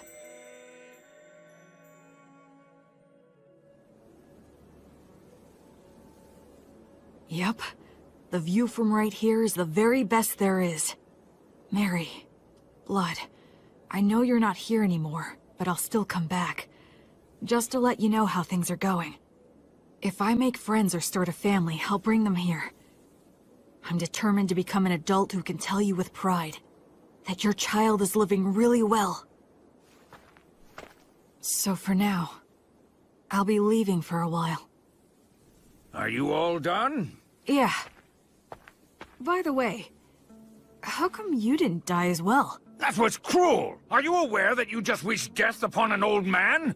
You're evil! Aw, you're bumming me out. But actually, I was just thinking about how all of your wonderful treasures would be mine if you died. You're an evil grandchild! The evil grandchild just outed himself! Come on, I only meant that all the money you have no use for would finally have a good use. Know what I'm saying, Grandpa? Yes, fair enough. Fine, take it. Huh? What is all this? It's all my treasure. I'll lend it to you interest-free. Make it grow, you hear? But I mean... Stagnant money that never gets spent might as well be dead. I don't like stagnant money lying around, so you had better make good use of it. Gus. So I guess this is my last gift from Gus. Not that I'll be passing on, though, for a good 10 years. Huh? Well, you know, there is still the matter of guarding the High King's seal. I made a little deal last night with your goddess. She granted me permission to continue wandering this city for at least 10 more years, until the god of the undead regains his power. What? You heard me right. It seems that I've become something like Gracefield's errand boy. But then, what about Mary and Blood? As it turns out, they decided they didn't want that. They would only become more greedy and reluctant to end it. If given 10 years, they would want another 10, then another 10, and then to remain here at least until you pass on. They knew they would naturally desire this, so they consciously chose to die, just like what you went through. You tried to appear strong when you were really crying and screaming on the inside. Granting a position for that greed to just one old man is quite enough. You really are rock and roll, Gus. What will you do with the seal in 10 years? It'll be up to you to figure that out, if you can. You're dumping that on me? It seems that the worship of Gracefield has gone out of style in the world outside. She had to use a great deal of strength recently, just intervening for us. So the future of the Goddess of Light will depend on your efforts for sure. I haven't even left and I have 10 more baggage, physical and mental. One of those hardships I'm destined to suffer. In any case, you're going to need some money. Go on and take it. Yeah, it seems like I'm gonna have a lot to do, so I'll accept it gratefully.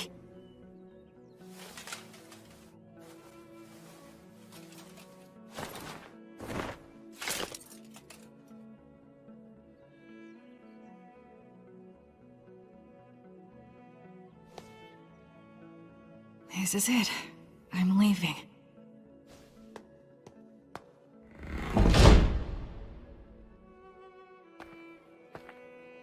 Say, Will...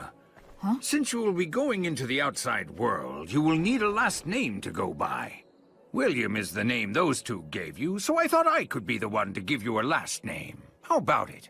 Okay, sure thing. Then perhaps I'll hijack an old custom used by certain clans of elves and halflings. They put the name of their two parents together to form their last names. Merryblood.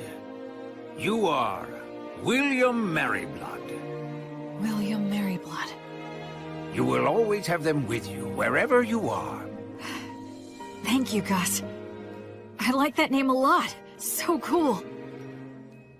You take care now, okay? I will. Oh, and I'll add a G for my middle name. You fool! You don't need my initial! What did you learn in those classes of yours? Well, you are Gus after all. Old Man Augustus is far too much work to spit out. Heh, what a hopeless grandson you are. Well, so long then. Goodbye, William G. Merryblood. See you again sometime, okay, Gus? Goodbye!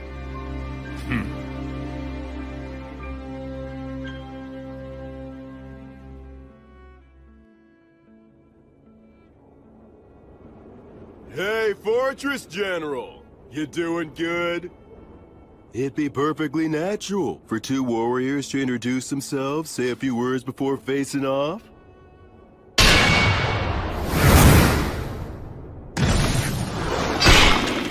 But of course you demons are always so damn rude. Being told that by the likes of you must leave that demon at a real loss. What a mean thing to say.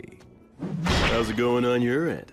I performed the funeral quite easily, and stopped the transformation to the undead. Looks like old Gus's group did just fine. It appears that way. In any case, we've taken down the fortress. It won't hurt anything for old Gus's group to retreat. The Fortress General fell at the hands of so few. Any more is just reckless. Don't praise me. I'll blush. I wasn't. How many days will destroying the bridge over the Grand Canyon buy us? A few at the most. We're never gonna get anywhere unless we can take out the High King. Gus seems like he has a plan in mind. Yup, probably still a one-way street, though. There won't be any way back. You are not coming. That's rather sudden. I'm a valuable asset in battle, if you don't mind me saying so myself. I know, but you're still not coming. Seeing you die would make me sick. What? Couldn't you at least add, "because I love you," to a sentence like that? It would be so gratifying for me. Like hell I'm gonna say something that irritating. You really are hopeless, you know that? What if I refuse to stay behind? I'll send you back even knocking you out. I already got old Gus's consent. I see. And I suppose it would be pointless to resist. That's right. Your skills aren't bad, but they're no match for the great and superior blood. All right then, how about this? If you leave me here, I'll kill myself on the spot. You what? Did you not hear me? I said if I can't go with you, I'll kill myself on the spot. So you will take me along, right? That is so not fair. You may be the strongest man there is around here, but no man can win against a woman's resolve. You're so damn stubborn. Man, I landed one crazy woman. We haven't even done anything, and you're already calling me your woman? Listen, Mary. If I return alive, let's find some quiet, peaceful place to get married. Okay. I would love to. I'd like to have a quiet house someday. Maybe on a hill with a view. That sounds nice. I'm sure the breeze would feel good. And we could start a vegetable garden. And if we end up having a kid, we can ask old Gus if he'd be willing to tutor them. Despite all the resistance he may put up, I believe he would agree. And if our kid turns out to be a boy, I'll teach him how to fight. Between that and old Gus's magic, he can become the strongest man, even stronger than me. What do you think? I would be terrified he'd turn out to be a strong and clever failure. Oh, that's harsh. And I suppose my role will be to teach him all of the smaller things in life. Our kid's gonna be adorable. That's right. What name should we choose? I've got one for a boy. I hope it's not some weird name. It's a perfectly good name. Remember, he'll be our kid, so he'll probably have an unbending will. And there's a name that means helmet of will. William. William. What a fine name. I really like it as well. Will, my little boy.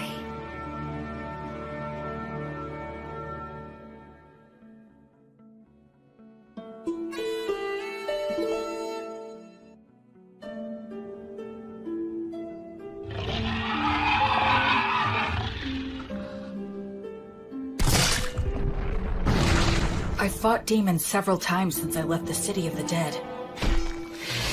As someone trained by Blood and the others, and after fighting an undead god, everyday demon riffraff are nothing to me.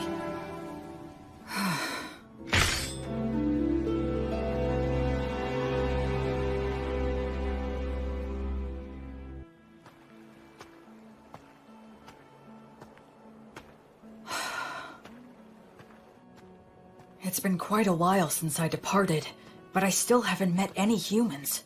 All I see is the occasional wild animal and bizarre, distorted demons. It's so cold. It's been 200 years since Blood and the others were alive. Does that mean no humans have returned in 200 years? It's cold, but not cold enough for snow.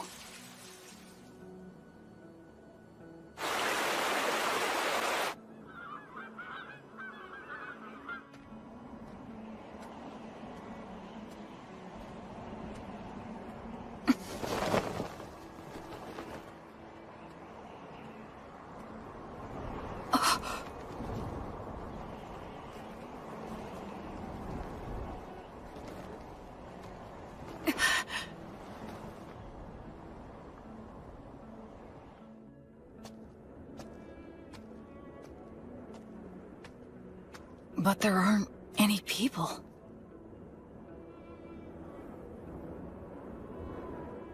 Immense magic left this scar? Gracefeel, goddess of light. Bring guidance and peace to the souls who are wandering this land.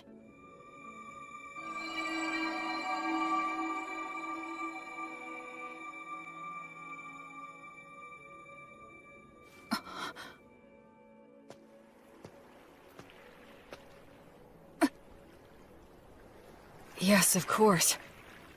It has been 200 years. The terrain's gonna change.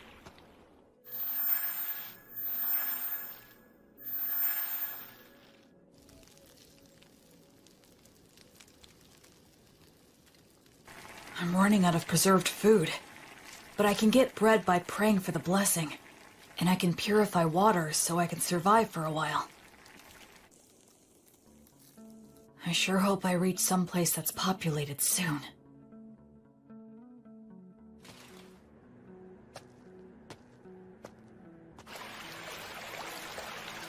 If I keep walking downriver, eventually...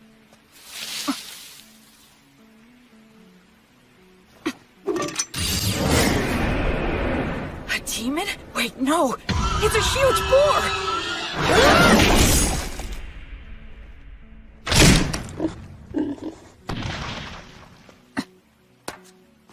should finish it. What's this? That's the same white fletching. Is he a hunter? Looks like I'm in a jam here. Both of our weapons are drawn and ready. It all depends on what he does. I finally met another person. I should show him I'm not a threat. Should I drop my weapon? He might attack, though. Should I pray for the blessing and show what a devout follower I am? But that might be mistaken for an attack. I need to choose my words carefully. I'm an outsider with no way to prove my identity. Aranura, Rumen Commentirubo. Ancient Elvish? Are you related to the elves? No, but I can see that you must be related to them. Your bow is elven, is it not? Well, you're not wrong there.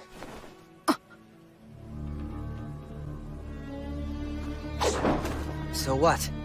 The more important thing is, did you kill the boar? Oh, yes, it was me. That boar was my quarry. You took the kill from me. So... I almost said sorry out of habit from my previous life. Yes, you're right. It charged at me out of nowhere. I was forced to protect myself.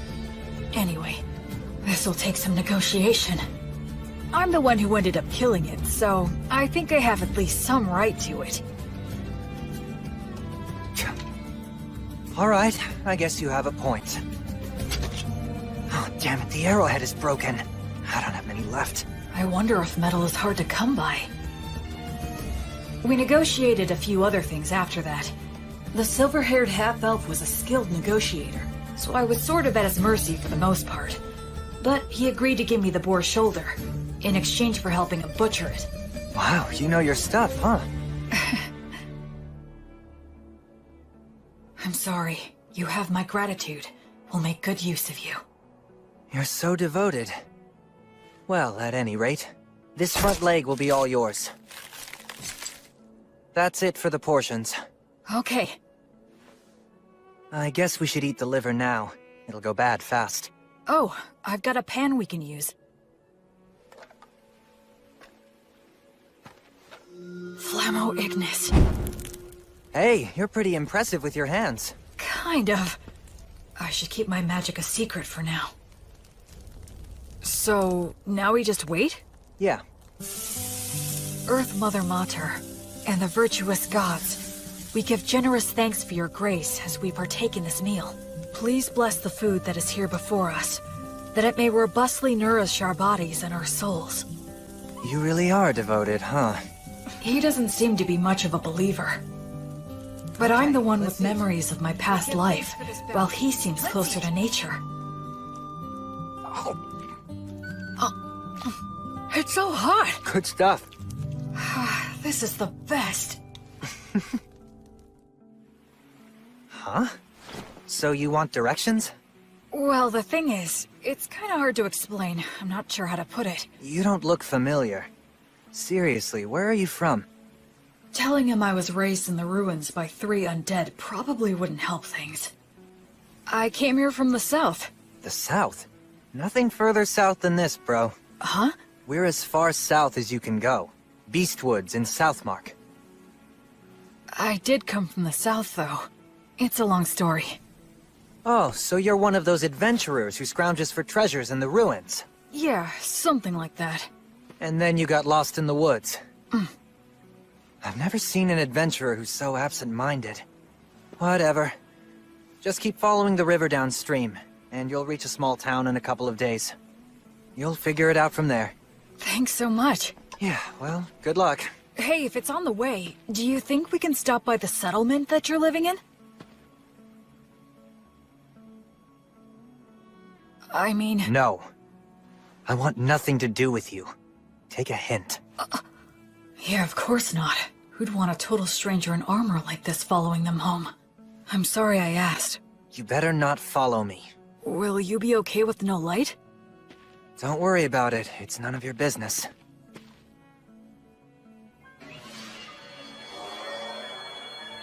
What are those? Fairies. I've never seen them. They say elves, as followers of the goddess of Fae, have a strong affinity with other Fae minions. I guess that goes for him, too. Later. My name's Will. William G. Merryblood. What's your name? Menel. Short for Meneldor. Not that we'll ever see each other again. Try not to die on the road. Meneldor. In Elvish, I think that means a very fast-flying eagle. He was a bit abrupt, but it was fun talking to him. He looked around my age, but they say half-elves are long-lived, so in reality, he might be a lot older than me. Oh, right. I should be close to a town. If I'll be getting more soon, I might as well indulge tonight. Tomorrow, I'll start by heading downriver to the town. After that, I'll try to get some information there.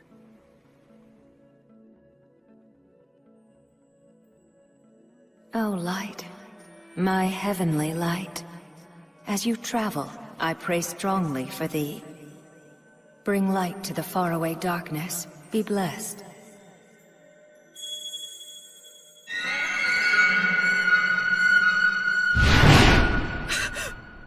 Metal, no! Was that a divine revelation? Lumen! A tragedy is about to befall a nearby village, and Menel is going to be caught up in it. Invenire humanum! That way! There it is! Did I make it in time? Erasus.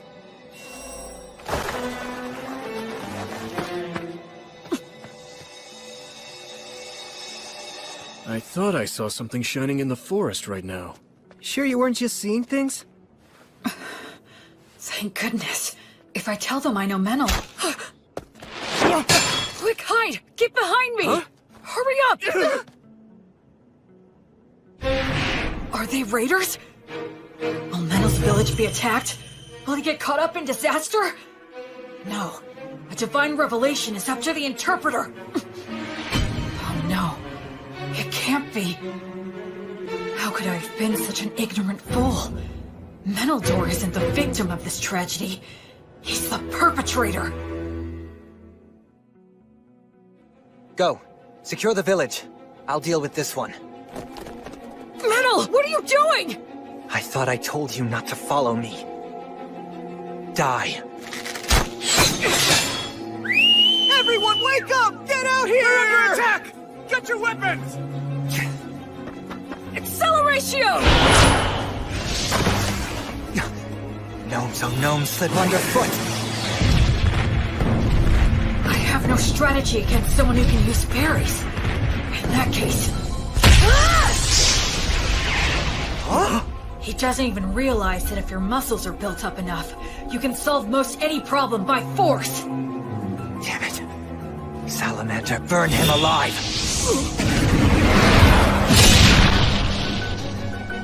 No way! My, you're quite strong, aren't you? Yeah.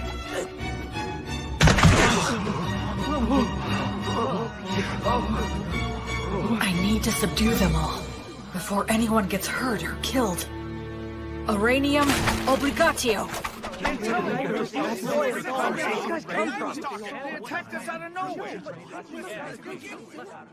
hate to let a warrior priest see us behaving like this. Thank you again. We appreciate all your help from earlier. Pleasure meeting you. I'm John. Likewise, my name is William. People from all over with different ideas about the law drift to this village naturally. It's always like this. This village is in an area of Southmark known as Beast Woods. Apparently, it falls under the rule of the Fertile Kingdom, but the law and authority of the kingdom doesn't reach these dangerous remote regions, so the area is dotted with villages populated by criminals, fugitives with no relatives, adventurers who scavenge the ruins, and other outsiders. Of course, I'm one of those people myself. So, what's going to happen to them? I'm not sure. Your guess is as good as mine. They're all from a neighboring village, which is about a day's travel from where we are right now. Neighboring village? Neither of our villages are all that well off, but I thought they at least had enough stored up for the winter. And we have always gotten along well enough. Also, that silver-haired half-elf is a well-known wandering hunter in these parts. He's helped us get rid of dangerous beasts lots of times, but this... Settle down now. Everyone's worn out from all this chatter. Time to take a break and have some water. This is our chief elder, Tom. Good day, warrior priest. John has told me all about you. Please allow this old man to also offer his gratitude. Oh no, all of this is because of the guidance of the Goddess of Light. Oh, well, in that case, I must express my gratitude to the goddess as well. Now, warrior priest. Is it safe for me to assume that if anything more were to happen here, that you would protect us? Yes. I swear on the light that is Gracefield that I will protect everyone here. All right, then we don't need to worry about our safety if those ruffians attack again. Now listen, everyone, I believe we should wake them all up and ask why they've done this. Do you all agree? We should hang all of them. That'll be hard if you care. Prisoners like these guys ought to go quickly. But it's dangerous to do that before we know anything. Maybe the warrior priest here can help us to decide. It seems like he wants to question them before proceeding with a plan. The demons. Our village was destroyed by them. Many died. Half of our village is gone. Our women, children, and wounded were left with no food or any shelter in wintertime. If we're gonna die with just the shirts on our backs, then... I'm the one who suggested the raid. I knew we'd lose against the demons. We would be better off looting a village and going somewhere else rather than dying. An old lady in that village named Marple helped me out a lot. And this Marple, what became of her? She died. I see. Just hang me. This was all my idea. It was me who deceived these men. Please let them go. I beg you. No way we can do that! Like hell, man. Just hang them all! Stop. We owe a debt to this hunter. And I do sympathize with the people of your village. However, we have no choice but to hang you. Since they have nowhere to go, if they're set free, they'll just loot again. They have to be killed for the safety of the village. That's the smart choice. But my mother told me, love others unconditionally, and always do good things. And my father told me, move forward with faith in the results you'll achieve. And don't get so stressed that you freeze in place. I still carry their words with me, right here in my heart. Excuse me! I will overturn this hopeless situation before me. Can this be resolved with money? Compensation, monetary atonement? Are you familiar with that custom here? Well, of course we are, but... Who here would be able to pay for that? These guys are flat broke. I am able to pay the money.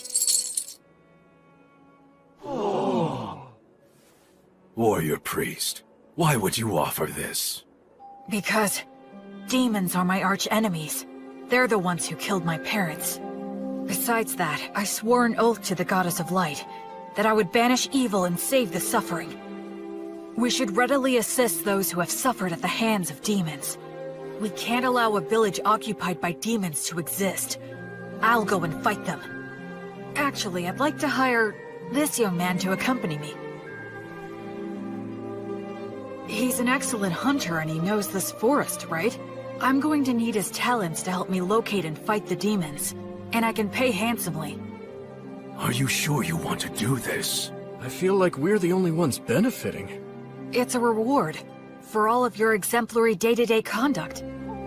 Gracefield, the Goddess of Light who governs souls in the cycle of death and rebirth, is always looking upon your daily lives with her compassionate eyes.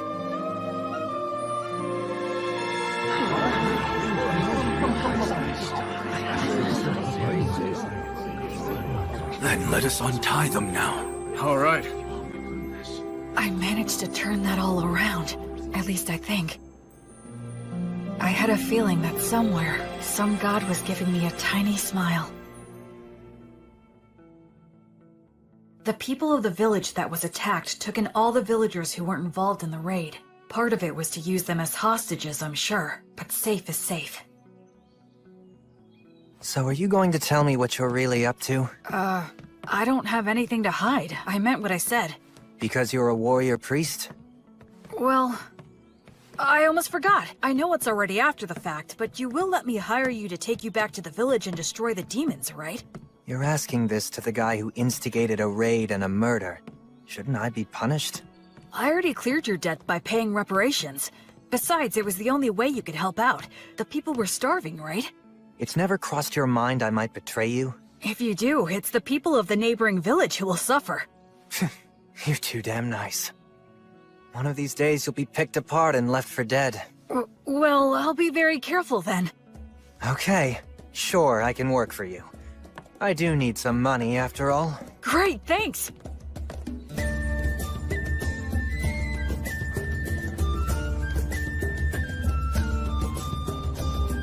So, what are you gonna do for the time being? Huh, Mr. Bossman? Our challenge is that demons have occupied the neighboring village, right? I guess we'll just charge in. We don't have much time. Oh, what, are you insane? There are a lot of them, and they've got demon beasts. You got a plan? What are our odds? It'll be fine. I'm used to them. Well, you are right that we have to hurry. The people who died might have turned undead by now. If that's true, I need to return them to the cycle before they get lost and end up stuck here.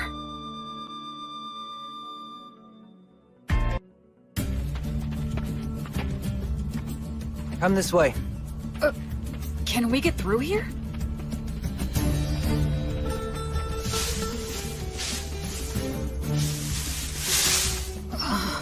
This is perfect. We'll camp here tonight. Dear Green Ones, grant us shelter, a bed of grass, youth of trees, and strength for any surprise guests. Wow! It's not such a big deal.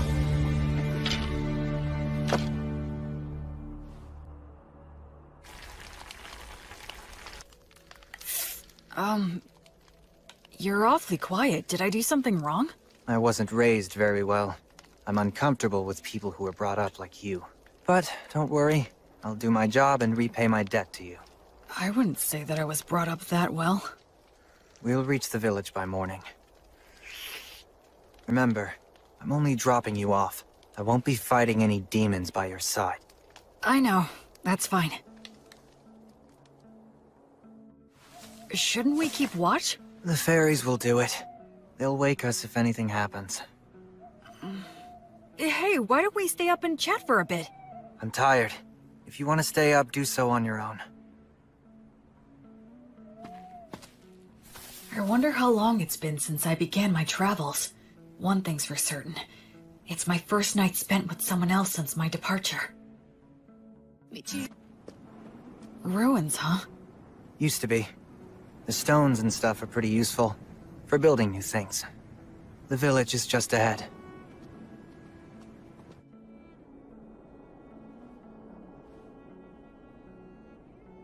They're here. Yeah. I'll go and scout it out. You stay put.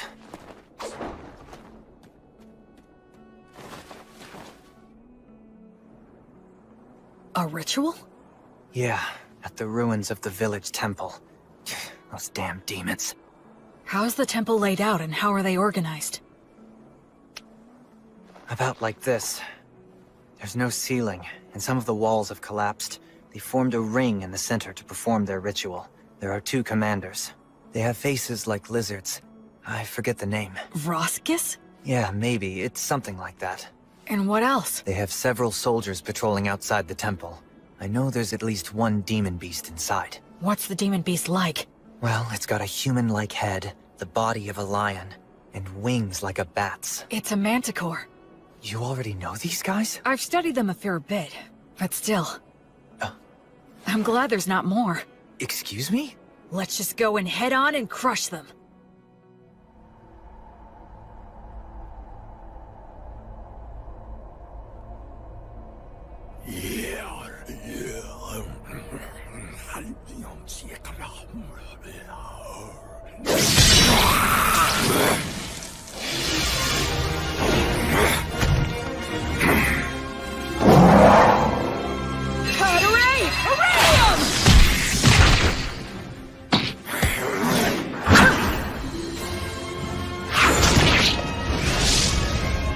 Carrera Oleum!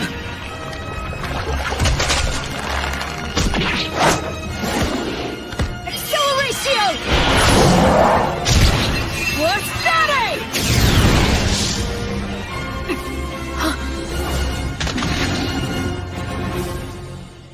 Hey, I thought you said you weren't going to fight.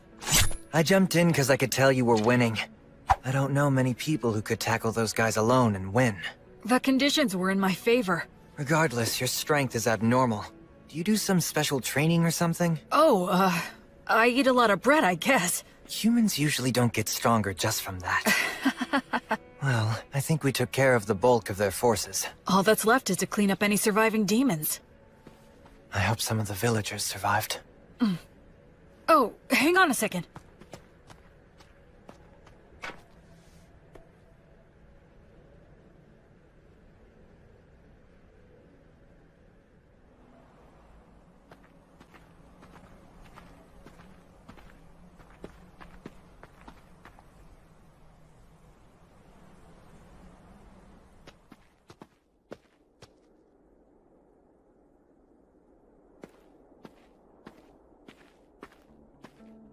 Brother!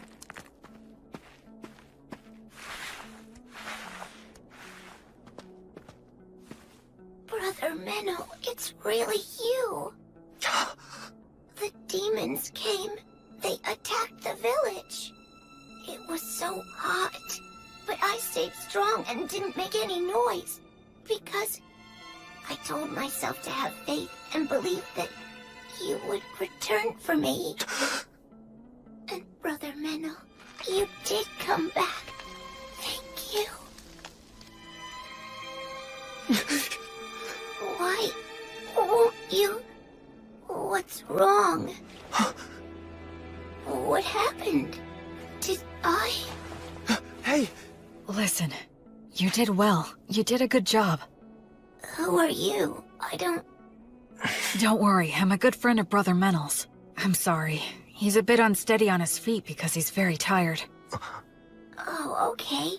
That's right, you're a good boy. Go on. Menno? I got here late. Sorry about that. That's alright. It's fine. You must be tired. You should rest. Yeah, you're right. I do feel kinda sleepy. Sweet dreams, little one. Goddess of Light, Gracefeel. Grant him some peace.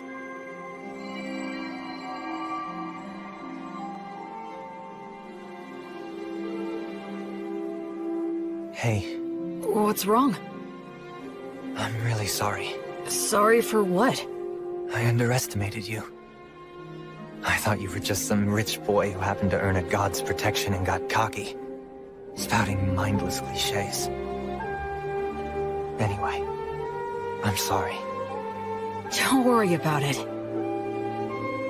There was still a distinct look of pain on his face, but Menno also had the faintest of smiles.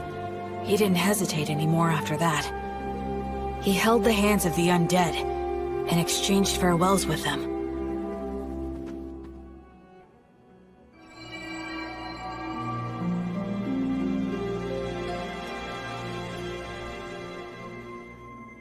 I think we checked all of the major locations. I don't sense any more demons. One more. Huh?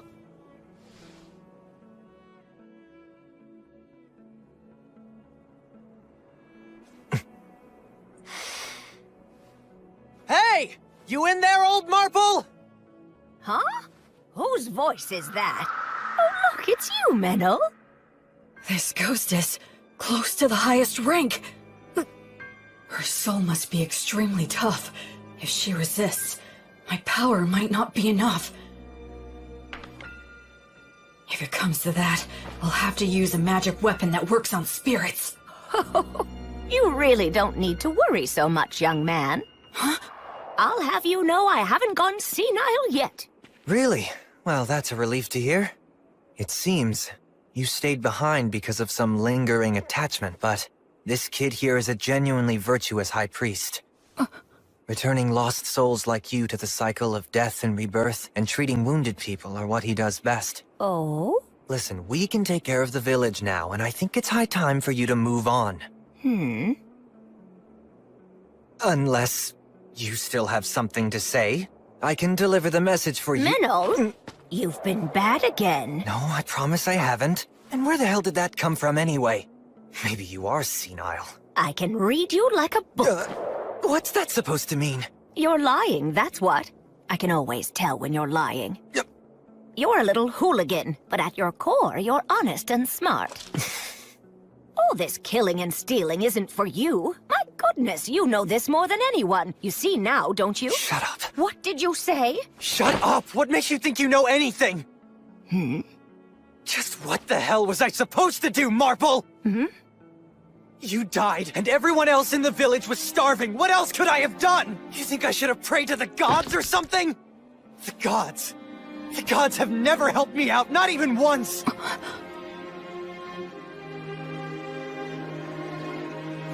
Damn it! Damn it! Damn it! Damn it! Damn it!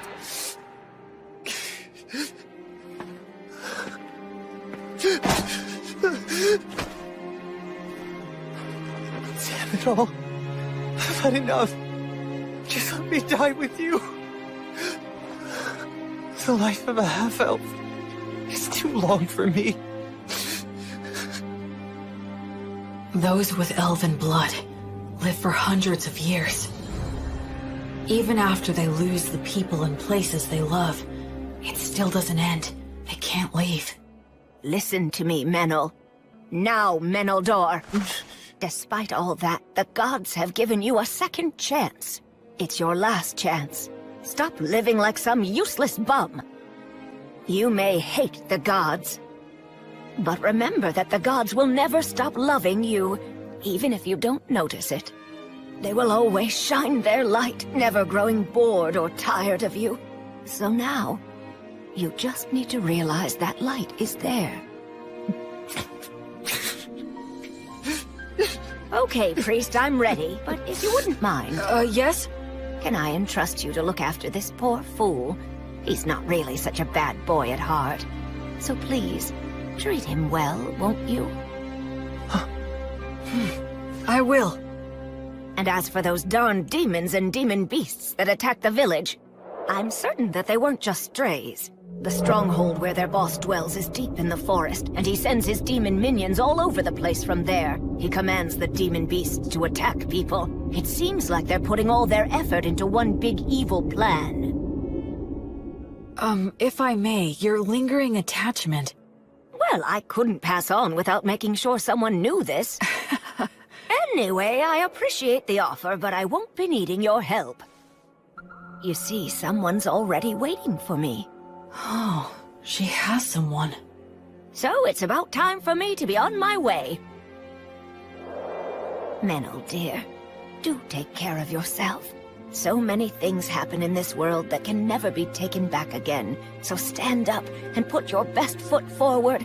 There are things you need to do. Damn it. You old woman. You're so selfish. Oh, well, so are you. Oh my goodness. What are we going to do with you?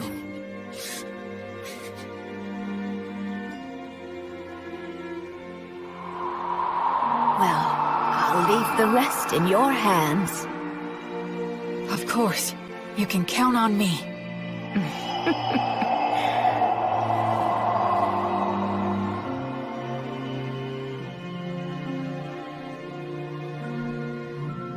The present state of this world is dark.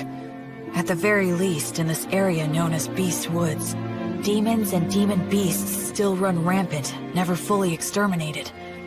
No nation's laws reach here. So even among humans, robbing and mugging are widespread. Certainly, as an outsider just passing through, I'm not obligated to do anything. I could just walk right by it. But... As you travel, I pray strongly for thee.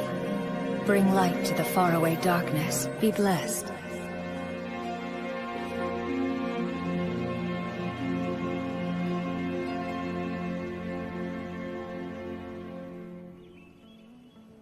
few days later, the villagers returned. Though they were shocked to see the state the village was in, they eventually gathered up their remaining farm tools and started digging holes to bury the dead. And we all laid them to rest together. So, what are you planning to do now? Well, feast your eyes on this.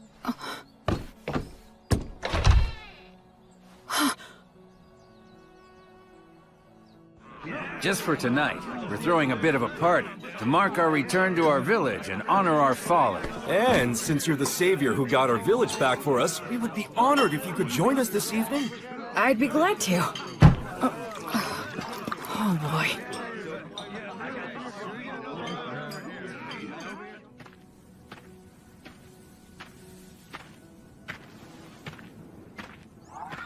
Menno.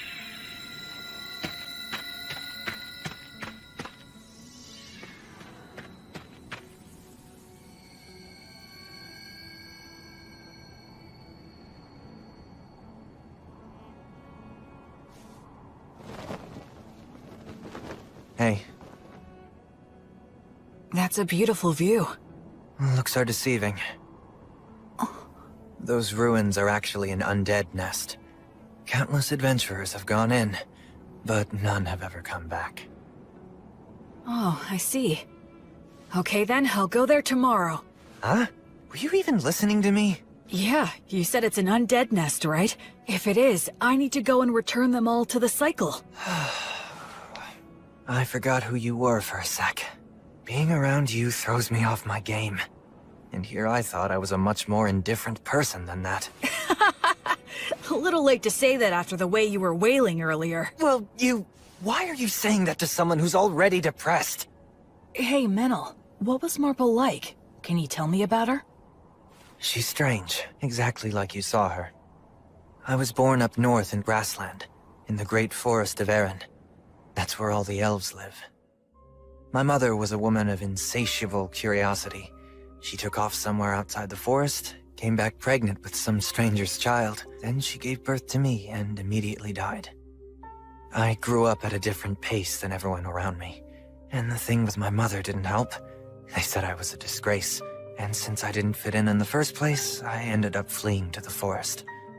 Of course, the world outside was no paradise either. But luckily for me, I could use a bow and arrow as well as knives. And I could see fairies. When I ran into enemies that wanted to eat me, I had the skills to kill them instead. If I didn't, most likely I'd be prostituting myself out in some back alley. You do have a pretty face. What's that? Nothing. Go on. Anyway, I became an adventurer and slowly made my way to Southmark, where there were a lot of old ruins still. But a member of my party betrayed me in a fight over the loot we found amongst the ruins. He poisoned my food and I nearly died. I killed him with my own hands. But all of them except me died anyway. I didn't even know where I was wandering off to. It was near that village that I finally passed out.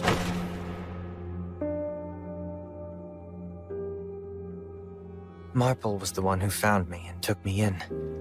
At the time, she wasn't that old yet, but she was still such a weird woman. She lent her bed to the antisocial kids she'd found lying on the ground. She let me eat her food, and even lectured me about trying to live a decent life. A lot of people ended up at that village after being found by her. What was she exactly? I have no idea, really. Of course, she's dead now, so we'll never know. That happens a lot on this continent. She did take me in and looked after me well. That's when I started pretending I was a hunter. There are a lot of nasty creatures and demon beasts in this area. I was relatively useful, and I had a place to belong. But I lost it all without any warning. I got all the survivors together so we could be the ones doing the stealing. But thanks to you, we failed miserably. It sucks having a longer life than anyone else in a place like that, so... it's depressing. I just want to die sometimes.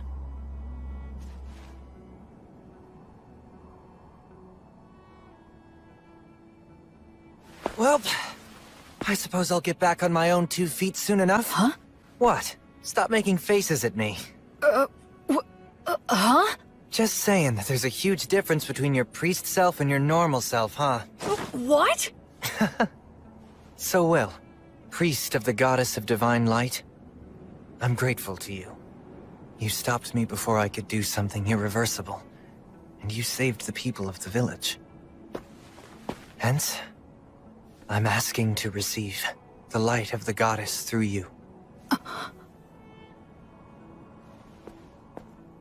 Do you accept what I ask? I will act as the medium. You can form a bond with my goddess. I will pray for you. May the divine goddess of light, Gracefeel, hereby love you, illuminate you, and always walk by your side in your travels. To my guardian deity, I swear to live my life honorably. Please shine your light upon my path. Help me atone for my sins. There'll be tough times ahead, and I might want to die now and then. But I'm not gonna stay down. I'll put my best foot forward, like the old woman said. Menel, you're really strong. It's amazing. I admire you. Come on, stop being gross. Between the two of us, you're the strong one. Where exactly does your power come from? I'm not strong. I just lucked out and happened to get amazing teachers in my life, that's all. Well, I'm not going to meddle. Anyway, ready to head back? Mm-hmm.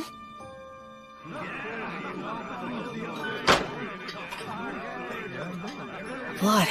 Mary. So, I think maybe I just might have found the very first person I could call a genuine friend. This looks bad. They stole all of the livestock, and they destroyed a bunch of tools that can't be replaced. We'll have to make the journey all the way to White Sails to buy some more. But with whose money? Well, we can't replace everything. Hey, what exactly is White Sails? Huh? Are you being serious? What's your deal? You grew up in a cave or something? Sorry. So, White Sails is this... could you tell me about the history of this place, too? Yeah. Alright, fine. You know we're in the southernmost continent, known as Southmark, right? Yes, that I know. So around 200 years ago, Southmark was engulfed by a horde of demons. The 100 heroes took out the king of the demons, but the humans abandoned this continent, crossing the sea to retreat to grassland in the north. The 100 heroes? That's Blood and his buddies. Since the Fertile Kingdom unified the southwestern region of grassland, they've been cultivating the land with the intention of reclaiming it.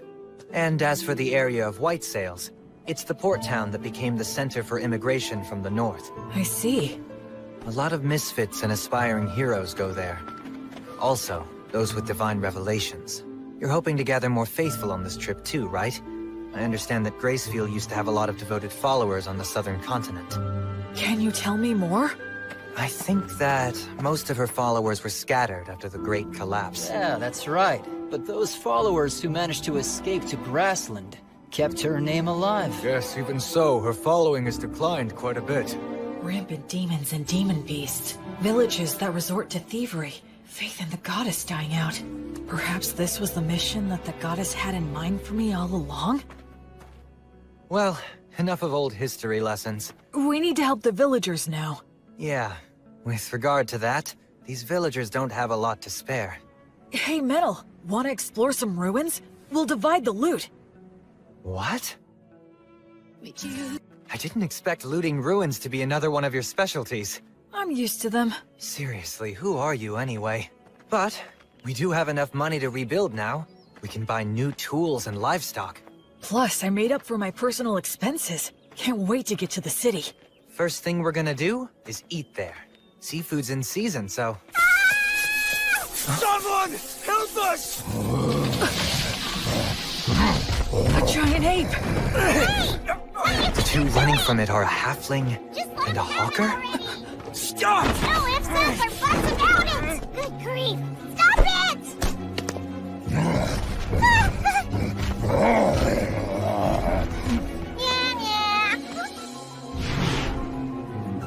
Who are you? What is this dangerous? blood told me that when facing a wild animal, the moment you break eye contact, you lose. Well then, come at me if you're going to. We can do a little wrestling.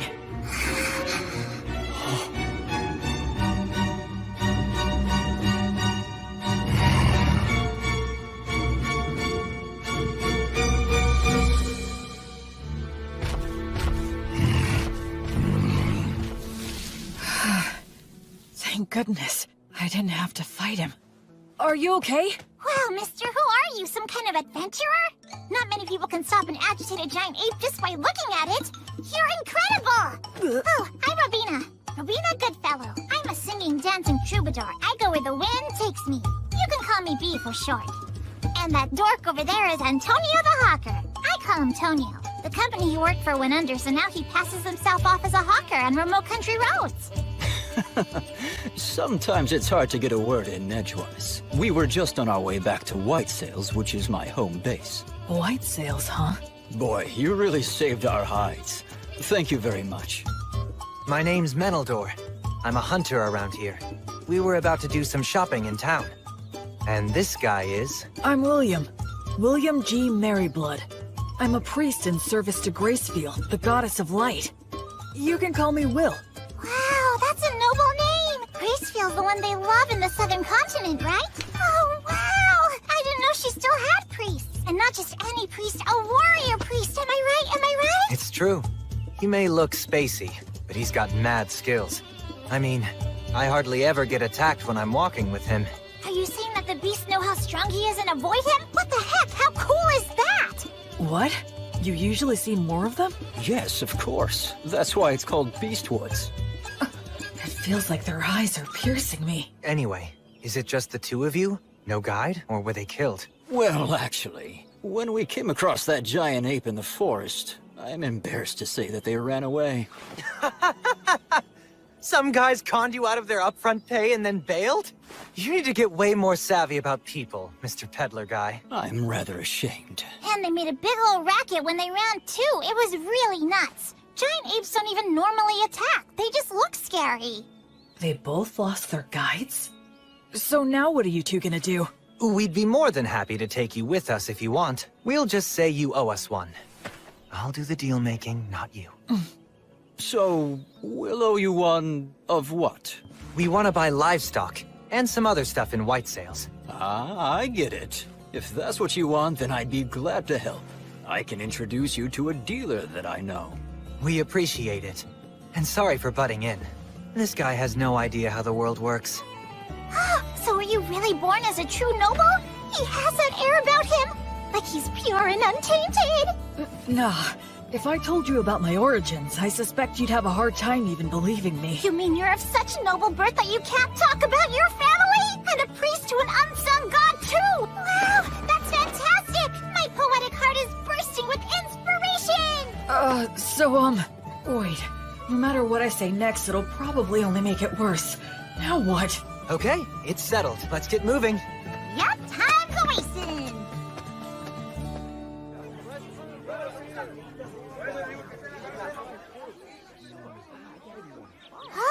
This place looks perfect! Woohoo! Introducing B! B and Tonio warmed up to me quickly. Tonio has a gentle demeanor, and he's good at getting close with others. As for B, she doesn't seem to have any boundaries when it comes to people. Ahem! It is now time for me to sing you all a song. I'm counting on you to clap along for me, and you collect the donations, Will. Sure! You got it, B!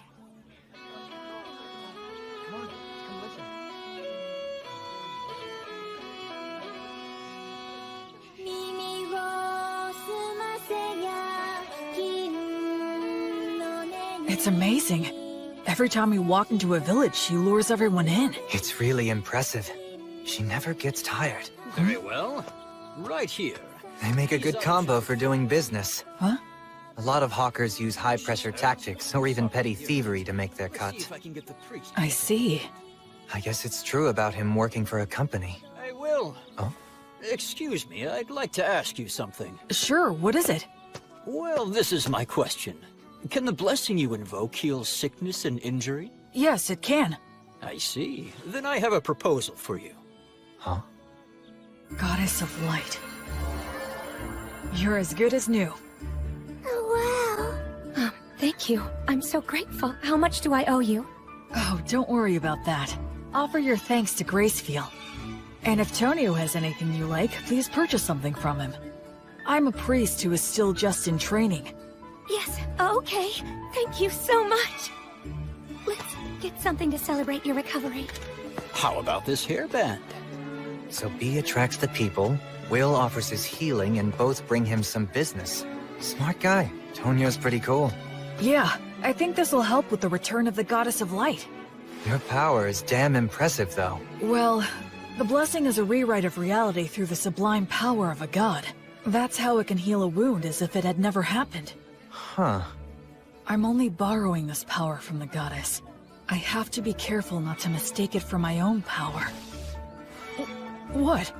Still in training, huh? Well, I really am still in training. Will? Done with your free treatments? Oh, yeah. Then come with me. Huh? There's a party to celebrate everyone's recovery. Right now? If they're at a party, she can sing again, and he can sell more of his goods.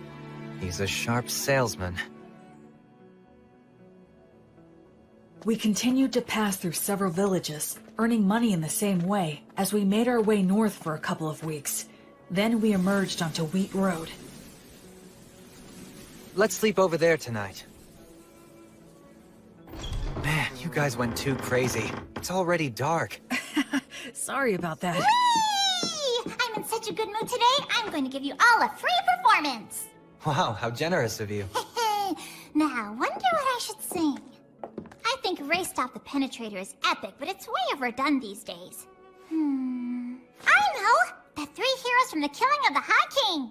It's a really good one. It's got the Wandering Sage, War Ogre, and the beloved daughter of Mater. Ah, that sounds great. Now that's a solid pick. Actually, I haven't performed it in quite a while. Hey, what's wrong, Will? Oh, it's nothing. Go for it. I'd love to hear you sing. Huh, great, you just said the magic words. Without further ado, then. Time rolls on. Or perhaps it's us that's marching on. Be it the strong and sturdy warrior, the bright sage, or the holy woman. So their names really are remembered. But their ashes and their names remain. This is precisely why their song must be lifted up high. So their good deeds live on, and their heroic names resound throughout the world. I sing this night of the Wyvern Killer, just one of the many fearless adventures of the three heroes.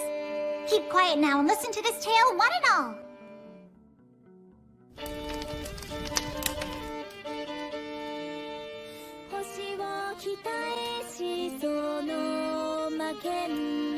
Jeez, Blood. You never talked about yourself at all. So this is what your past was like.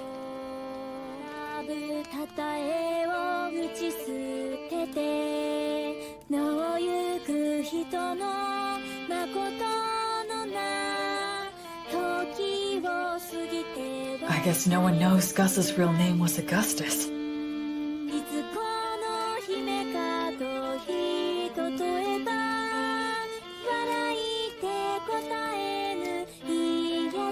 Mary's refined manner definitely gave the impression of noble origins, but I'd believe it if someone told me she came from a poor village, too. These are bygone days, now far away in the past. Oh, countless wishes now left with no way home. I can only play your melody loudly, to be carried upon the passing winds. The story takes place before they were known as heroes, when the three of them were traveling together. A certain remote village that they visited was attacked by a wyvern, and a beautiful half-elf was chosen as a sacrifice to appease it. Upon hearing of this, Mary said they should save her, but Blood asked where they could possibly get the money, and Gus said nothing. Their personalities in the song are slightly off, I think, but still, it brings their voices, words, and expressions clearly to my mind.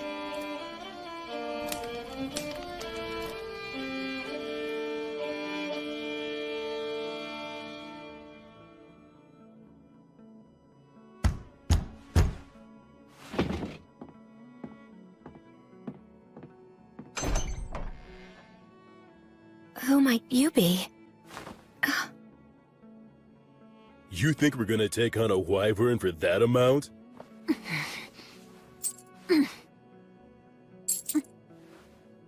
Ah, what fine money. Look how it sparkles and shines. If this will be the payment we're given, then... We have no choice but to do the job. Oh, damn, you're such pushovers. There's no profit here. I'll pay more if it's not enough. You can sell me to a slave trader if you want! You think even that's enough? You do have some guts in you, kid. You're small, but a mighty warrior. When a warrior swallows their pride and asks for help, it's only right to give that help. Let's do it!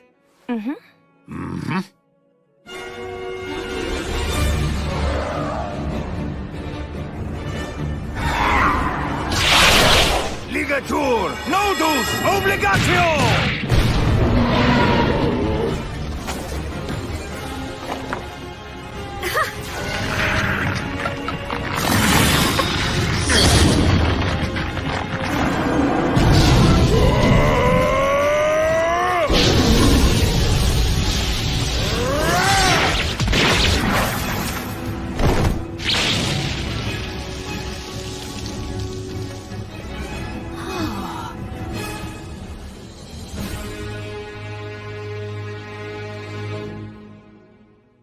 So, what are you gonna do now?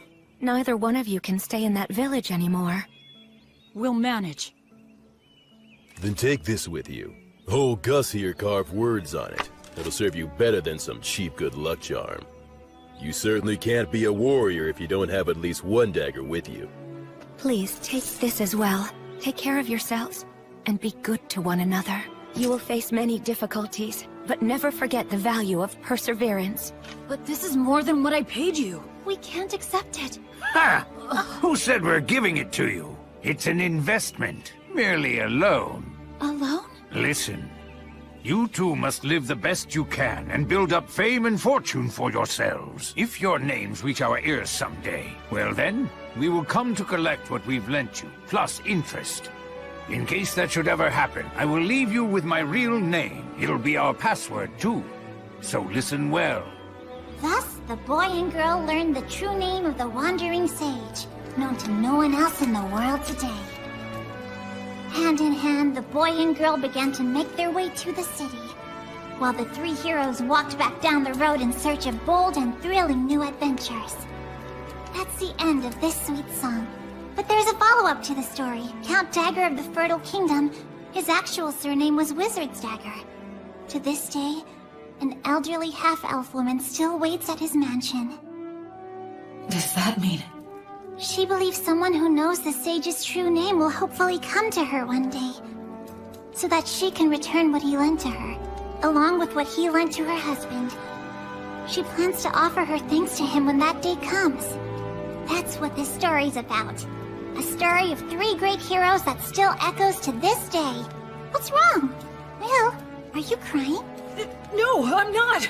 I'm not crying. Aw, come on now. It must have been Bee's great storytelling that moved you to tears, huh? No, it's not that. I promise you. Ah, don't be shy. There are still so many people in this world who fondly remember the three of you. There always were. That makes me happy beyond words.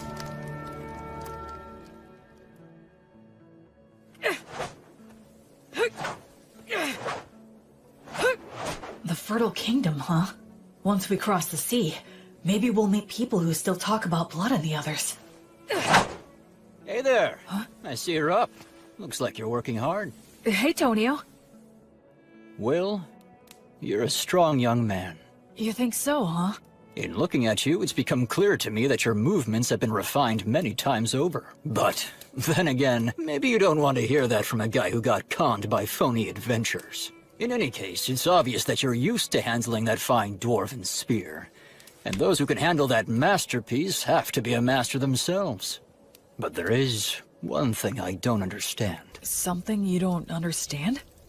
I'm curious to know what it is that you desire. Why are you asking me this? Well, because I'm a merchant. It's my job. I move product and grant people's wishes for fair wages. Satisfaction is a merchant's specialty. You are quite a mystery to me, I can honestly say that I have never met anyone like you before. You are strong and you have courage. You're educated and have good manners. And you're not hurting for money. But you're not really like a noble. You're more like a holy knight that I've only heard stories about. And so, that's the reason I decided to ask you directly. What is it that you as an individual desire in life? Or is it that you're strictly a representative for your divine goddess of light? I had a happy little life up until now, but I lost it shortly before I set out on my own. I gained the divine protection of the goddess of light in its place. There's still so much stuff that I don't know about in this world. And so, I'd like to start learning about it.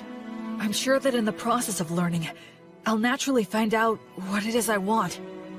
Oh, I'd like to have friends and companions, I guess.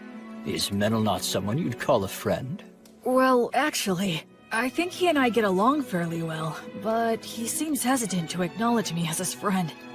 He only ever calls me priest, like he has to put me on a pedestal or something. Yeah, having friends is important to me. Yes, I understand. Then perhaps I will nominate myself to be in third place position. Huh? Because I'm sure Menel and Robina would be mad if I jumped in line ahead of them. The very thought scares me. Oh. Well, shall we get some water and start preparing breakfast for everyone? Yep. Okay, here you go. Wow, so good! It really is. You're a fantastic cook, Tonio. He sure is. Honestly, it's one of the only reasons I travel with him. We're eating a lot better now, thanks to Tonio's good cooking. That's right, you can't cook to save your life. Well, it's just that... Hey, Menel, your cooking isn't all that hot either. What? You ate it. Well, we always get good bread from Will at lunchtime. Isn't that so cool? He prays and it suddenly appears. I'd prefer to stop as little as possible. I'm grateful to have food I can eat as I walk. Cool. Let's get ready to leave as soon as we're done eating. Yeah. You asked...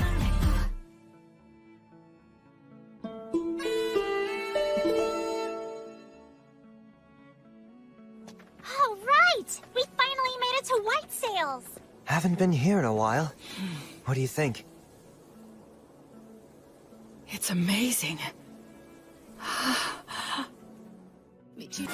So there's no entry inspection or toll? That's right.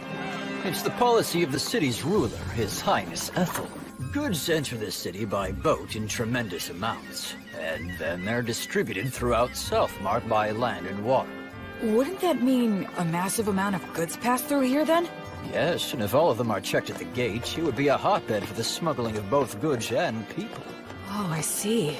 So, Ethel imposed docking fees for ships and rental fees for companies setting up shop here to make money for the city, keeping the movement of people and goods as unrestricted as possible. Oh. It seems like the economy is their top priority. It's a very advanced city with a real sense of freedom. Quit talking about all that boring stuff. It's Will's first time here. Let's have fun. Come on, this way. Will, this is the city's biggest market. Wow, real people. That surprises you? Oh, look! So beautiful. All this jewelry is in style right now. In style? Yeah, you betcha. They have the latest styles here? That means these people are doing well enough to contemplate things like fashion. It's just one shock after another in this city. Is that... Yeah, that's a street light. Street light? You don't know what those are? Gosh, you're behind the times. Every evening, the apprentices come out. They're from the Academy of Sages, and they light up all the posts which have the words of light engraved on them. So the people here have light even at night. This assignment serves as training for apprentice sorcerers, and they can earn a little pocket money as well. That operation over there is also a large source of income for apprentice sorcerers. What is it? Oh, come on, Will. Even you have to know what that is. It's the public bathhouse, Balnea. Balnea? Huh? What's wrong? A public bathhouse? They have baths here? The water's so clean, you can see right through it. Oh yes, so that's an effect of the words of purification. Instead of the massive amounts of fuel it would take to heat the baths, they can use words of heat. That's amazing. So it's less like a bath, and more like a sauna and a cold water pool. But still, it's incredible! The breeze feels so nice. I used words of purification to keep up good hygiene on the road, but it's great to have an actual bath. La, la, la, la. Boy, it feels good to have a bath after so long. That's for sure. I just hope things don't get all messy again now. What are we gonna do next? One of the best things ever! I'm always so hungry after a bath. You two must have been super starving, huh? The food is quite good here. Agreed. I think we all could have used a little more broth, though. It's absorbed the flavor of the fish so well, and the saltiness is just right. I haven't eaten anything like this since I left the temple. It tastes like civilization. All these dishes are so delicious, I can't remember what we were talking about. This is also delicious.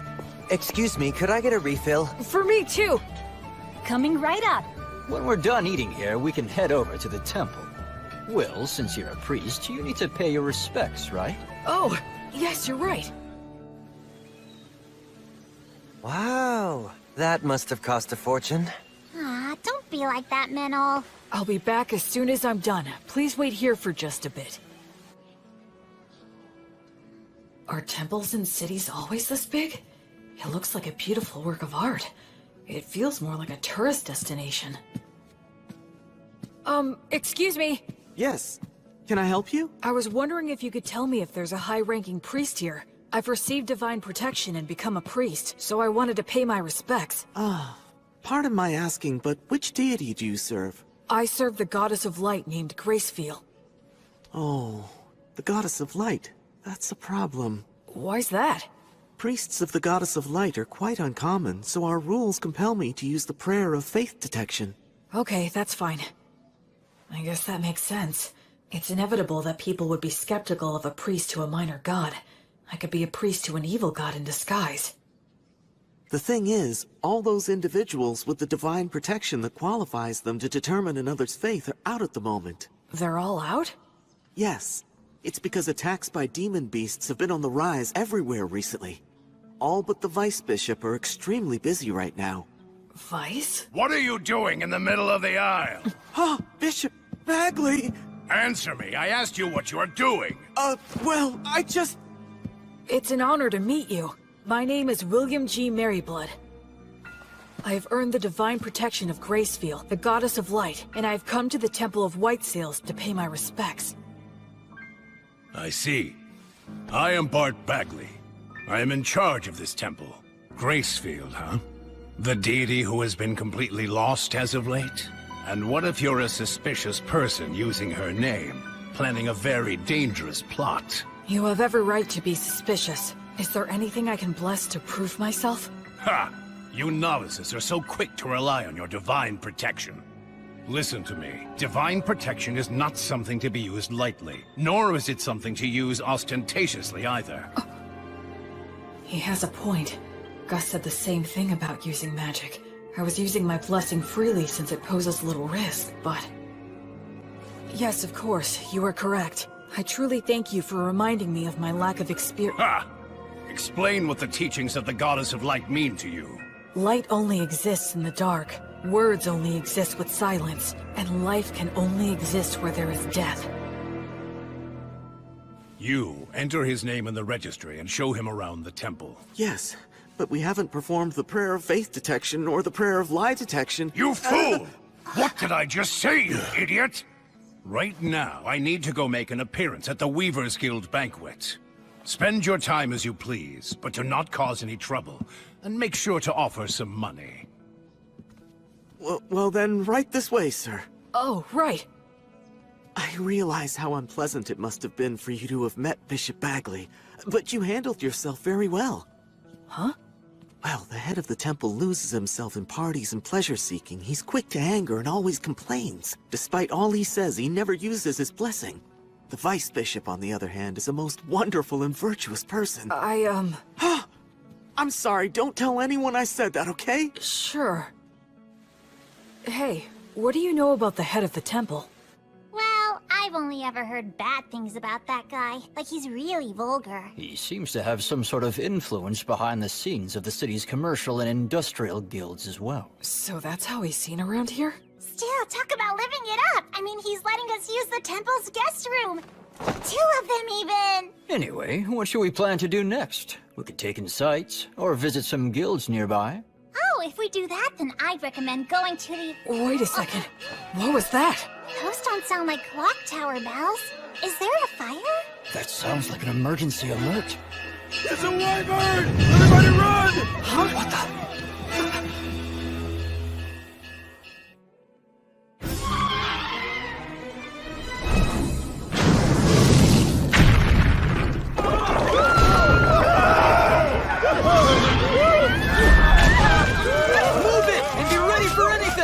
Someone come help us! He's pinned under rubble!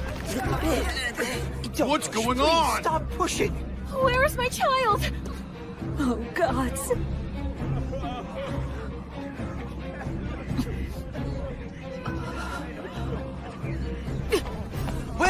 Will, wait!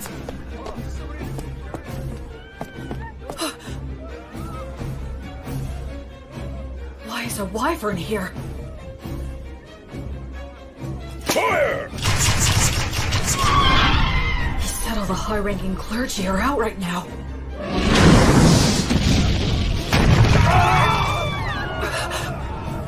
Their civilization, their city, everything the 3 of them protected.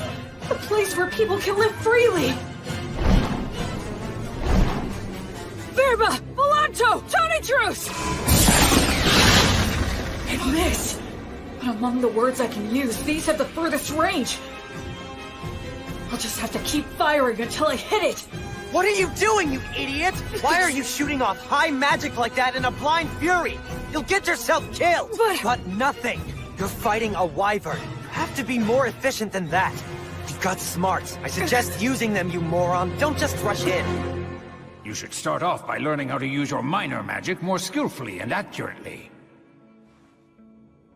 I got it. All right, then. Think. What can I do about this wyvern using all that I know?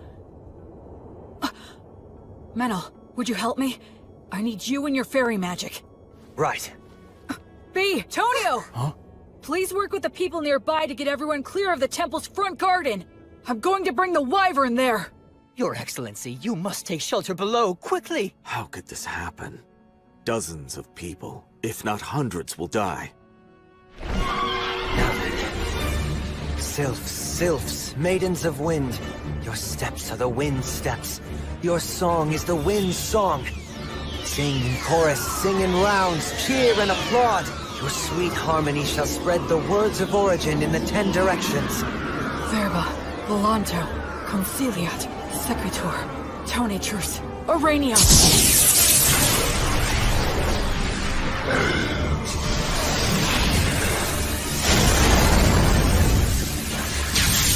Is that magic? There's a fairy user too? Oh man, are we lucky. We've got this. We can do it. Hurry!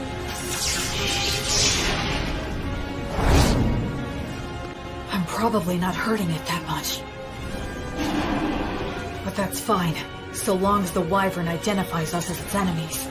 Almost all beasts of this type are highly aggressive. Even in situations where they could get away, they'll choose to take the offensive. Here it comes. Truth is, the rest of the situation depends on how close my skills have come to theirs. Goddess, I now fight for the sake of my oath, to banish evil and save the suffering. Pray. Be as unbreakable as a diamond. For eternity. For all eternity. Reject all that is evil! On the flame of Gracefield, goddess of light!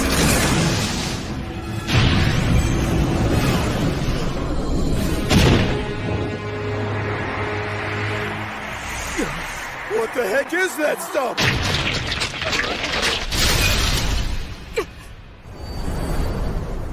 Sylphs! Beautiful maidens of wind, dancers in the gale! Show those ones foolish enough to fancy themselves better dancers the bitter taste of earth!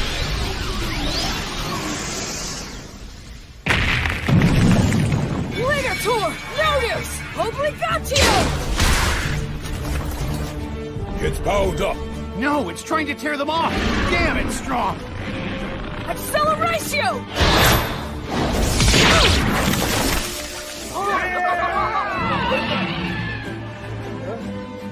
Unbelievable! That didn't finish it off. Run! It's gonna use its breath! There are still people back there. What do I do? What can I do? Go get him! Acceleratio! If you're stuck, use your muscles. Be violent. Take him down.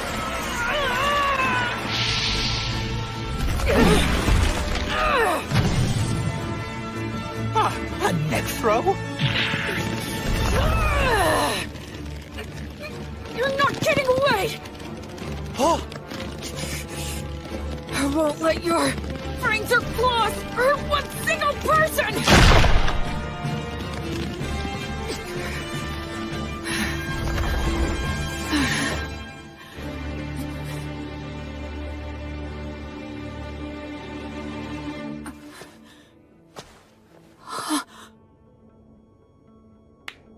Well done! Excellent work! I praise you and give thanks to all the gods for allowing me to serve a great hero such as yourself. It's the birth of a new wyvern killer! A brand new hero! Sing his praises with your applause!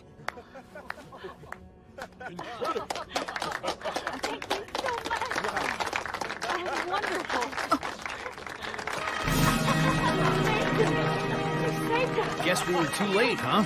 I had no idea so many magic users and a warrior strong enough to kill a wyvern were staying here. It is truly divine providence.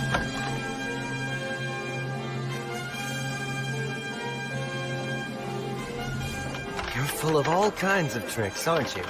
You're surprised? I'm used to your crazy antics by now. All I could think of was how inexperienced I am. Huh? It was great for a first attempt, and I was just lucky to land a surprise attack. But what was that black miasma stuff around it? Hey, you brought down a real monster. Reflect all you want, but be happy. It's hard for me to be happy if you're not happy. When he puts it that way, there's a lot I could have done better. But now I'm a wyvern killer like the three of them. And that does make me happy. Yeah. Menel, thank you. I owe it all to you. Yeah, we did it. Come on, you know damn well it was almost all your doing, you idiot. Is the wyvern killer here? Yes, that's me. How can I help you? Please, come with me, quickly. His Excellency, the Crown Prince, wishes to see you right away. Welcome to my mansion. You're a great hero. So, this is the Crown Prince of the Fertile Kingdom, the Lord of White Sails, and the ruler of Southmark. It's more than I deserve to stand here in front of you, Your Highness. I came immediately when I heard your request. My name is William G. Merryblood. Oh, you are well versed in the old etiquette. I assume you are of high birth, correct? No, if Your Highness could please refrain from asking about my origins. That must be some story. So be it then. Please, have a seat. Thank you.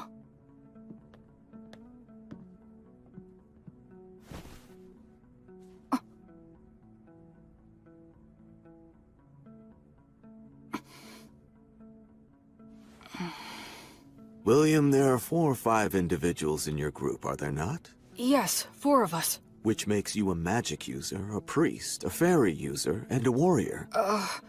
Well? Actually, we are a traveling priest, hunter, merchant, and a bard. One who shot lightning at the wyvern, one who made the light, one who dealt with the air, and one who broke its neck. That is 4. If that makes 4 people, it is indeed correct that we are 2 of them. What are you talking about? I can explain. My friend there, Meneldor, called the fairies, spread words, and manipulated the air currents to bring the wyvern down to the ground. So you're saying your friend is the fairy user then? And the rest? The rest was me. I'm sorry, but would you mind telling me what you did back there? I used brute force to break the neck of the wyvern. You killed a wyvern and aren't delighting in it? You really are a valiant warrior. Well, Can I do anything to fix the damage the wyvern caused? Of course, work has already been done, and more is yet to come. But there's something even more important that must be done. And it has to do with offering my thanks to the hero, for example. Oh no, Don't be modest, William. I do not want my people to see me as an ungrateful man. On behalf of the people of White Sails, I, Ethelbald, thank the both of you for your courage. You did well to minimize the damage caused by a wyvern's surprise attack. I am unworthy of such praise. I would like to bestow upon you a reward. Is there anything you want?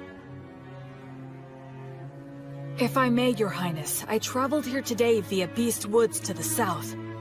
The villages in that area are currently under threat by an army of demons commanding savage demon beasts. I see. So if I may ask you, would it be possible for Your Highness to send his soldiers over there to help hunt down the demons?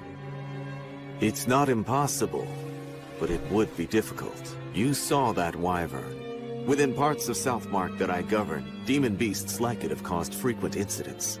You mean... Of course, it's that toxic miasma. Any being it touches is corrupted and turns savage. Are you certain you are well yourself, William?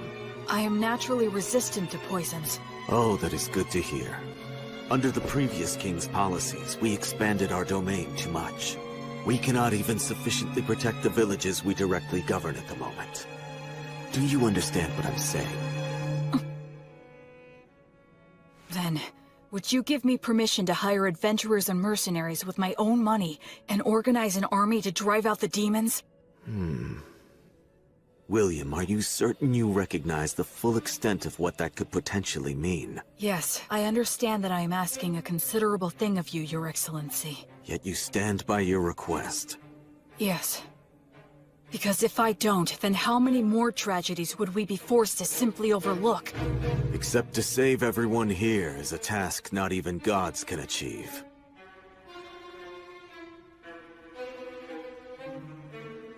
Honestly, if only you were some nameless man making this audacious request of me. You are right. But that being said, had I not killed the wyvern, I would never be speaking with Your Highness. That is also true. But I must also consider the option of having to kill you. I must also consider the option of having to kill you.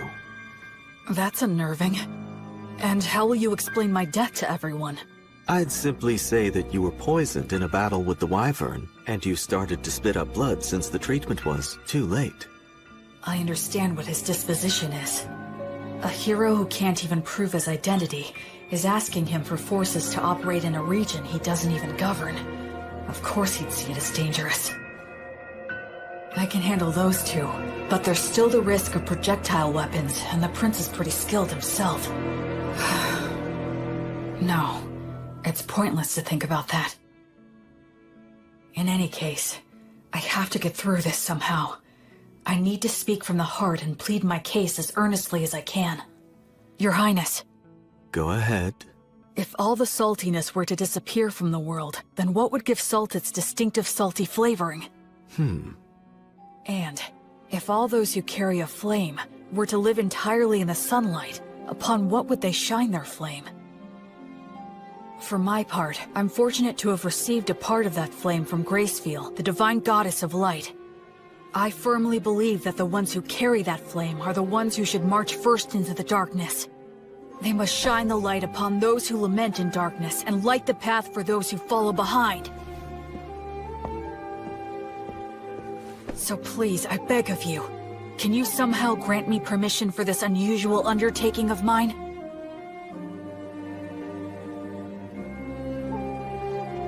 Young William, this path will only lead to despair. It won't work, and even if it does, you will pay the price. But I have some business with that despair you're speaking about. Oh, really? And what is that? I don't like how its face looks, so I want to go and kick it in as hard as I can.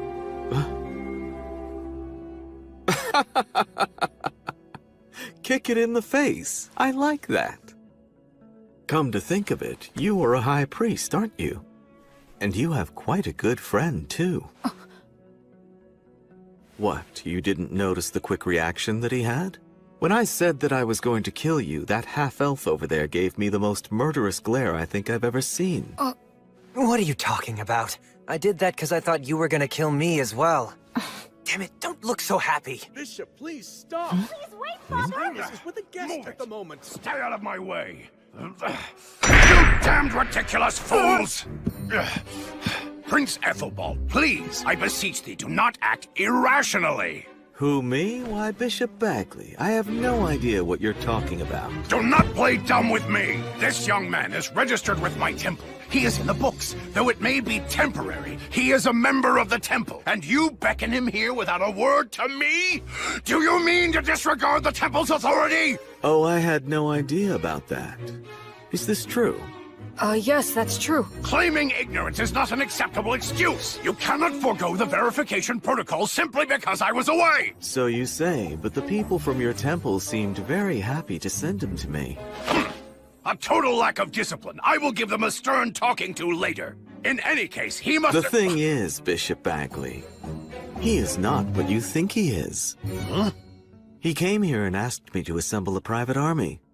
He says he wants to save the poor people of Beastwoods. What? You... I would be lying if I said it never crossed my mind to kill him right here and now. But he's so frank in the way he expresses himself that somehow I started to find it amusing. Which is why I was just sitting here thinking of officially appointing him as a knight. Would your temple be willing to give him its blessing? You know, he would become a paladin. The temple and I can share the profits and responsibility. What do you say to that idea? What? Of course, naturally, he would fall under our joint authority. You could always have him excommunicated if need be. That's not even the issue we're talking about. The temple can attest to his character. And as the Wyvern Killer, he should have no problems with all the rest. This is proceeding too quickly. I'll return to the temple and think it over. Would that be all right? Yes. But it would make me truly happy to see this happen, Bishop Bagley. I have taken a liking to this young fellow. Assuming I do decide to become his patron, you can spare me your silly games. You, novice boy, we're leaving now. Right.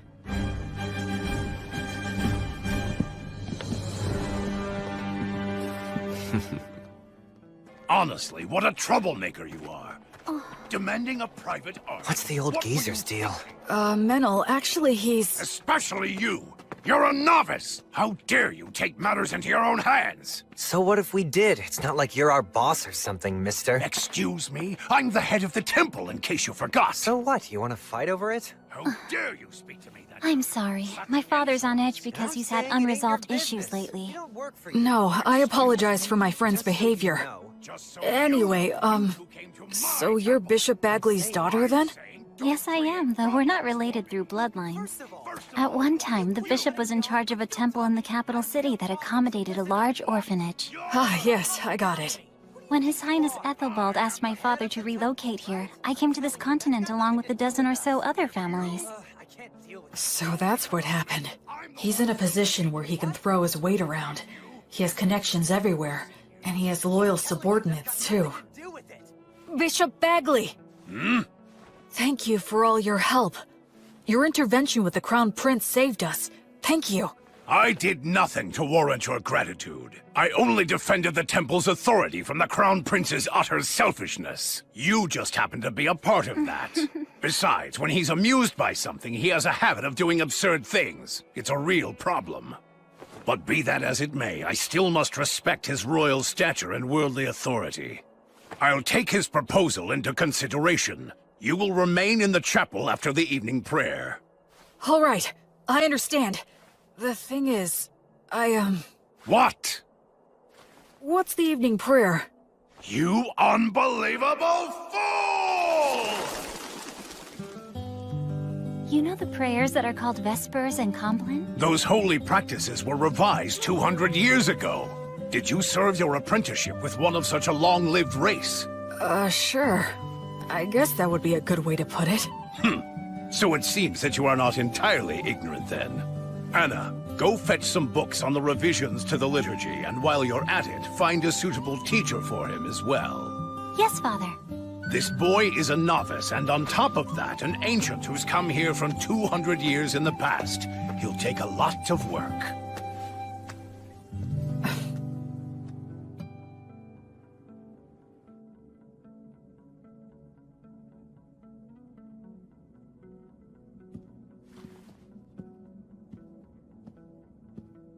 Greetings, Bishop. Wait here for a moment. Of course.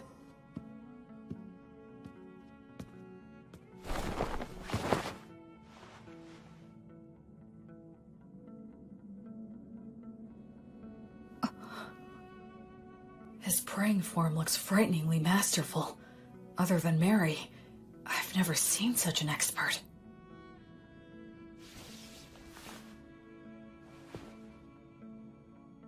Now then.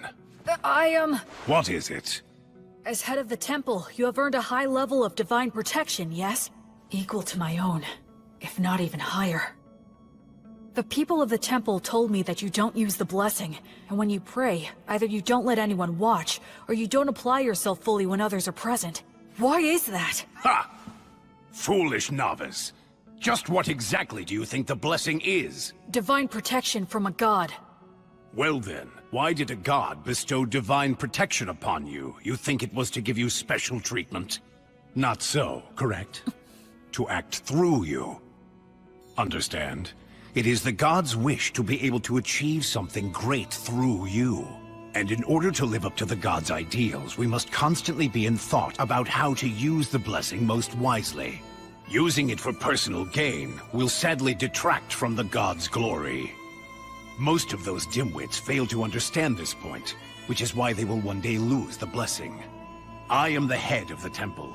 This land is wild, and development on it has barely begun. To secure funding and rights, I must yell and intimidate. To lay the groundwork, I must do favors and use bribery. If I were to use such a high blessing in these circumstances, the people would question why a man like me received divine protection in the first place. Now, youngster, do you think this kind of behavior would contribute to the glory of my guardian deity, Volt? No. Precisely. The correct course of action for blessings and prayers is to store them inside. Therefore, I have entrusted the Vice Bishop with the glorification of the gods through such sacred blessings. He's a very capable man, skilled at winning the hearts of the people to the extent we need it. I trust him with the stressful role of being the face of the temple. I didn't know. Bishop Bagley is really quite talented. He's rude, and he looks like a greedy monk who's always complaining, but he's an amazing man. And what about you? Making a novice who has yet to fully comprehend what the blessing means into a paladin? The Crown Prince always falls in love with his own stupid jokes. Listen, nothing good will come of a novice attempting this, so don't do it. I'd be happy to refuse on your behalf. Even the Crown Prince will drop the idea if I firmly reject it. What do you say? Regardless of what you're proposing here, my goddess still wishes to act through me. You won't change your mind. No, I will not. You're the biggest fool. I agree. What did you swear to the Goddess of Flux? To offer her my life, banish evil, and save the suffering. Rejoice, then. You have got to be one of the most dim-witted of all the dimwits that I have ever seen here. I can send a few men with you, but the rest will be entirely up to you. Thank you very much. I should respect this man, no matter what anyone else says. Welcome! You're really putting those drinks away, mister. Don't go for people who use adventuring as a job. You have to find those who are in it for the glory and prestige. We need real ruffians who will put their lives on the line for the sake of adventure and battle. Right. Just like blood. They have demon beast horns and demon beast hide? Those are their battle spoils. It's the easiest way to show off their strength. Come on, let's go.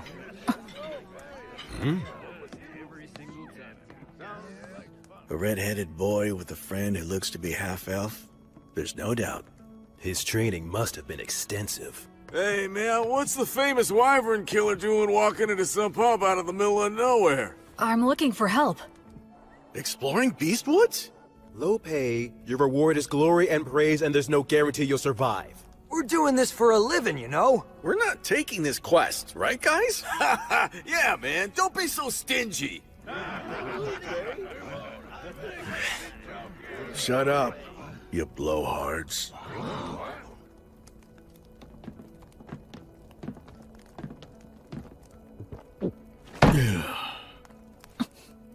Look at the fingers of a swordsman. You can tell a lot by looking at his hands and whether or not he'll allow any wandering thoughts that prevent him from drawing his weapon. Sounds to me like what you want is a madman. Am I right?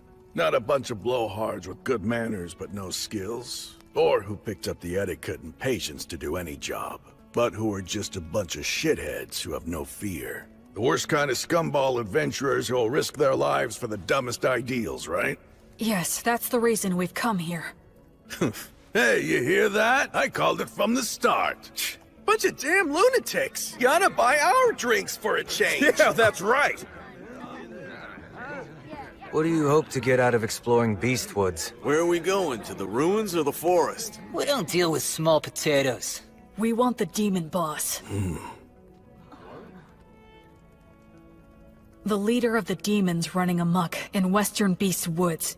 The subordinate demons are thought to command demon beasts. That's a big fish. It is. The location is unclear. Just finding him there will be hell. And we're talking instant death if we're ambushed during the search. That is highly likely. In other words, this is gonna be a nice, fun, stupid little jaunt into the woods.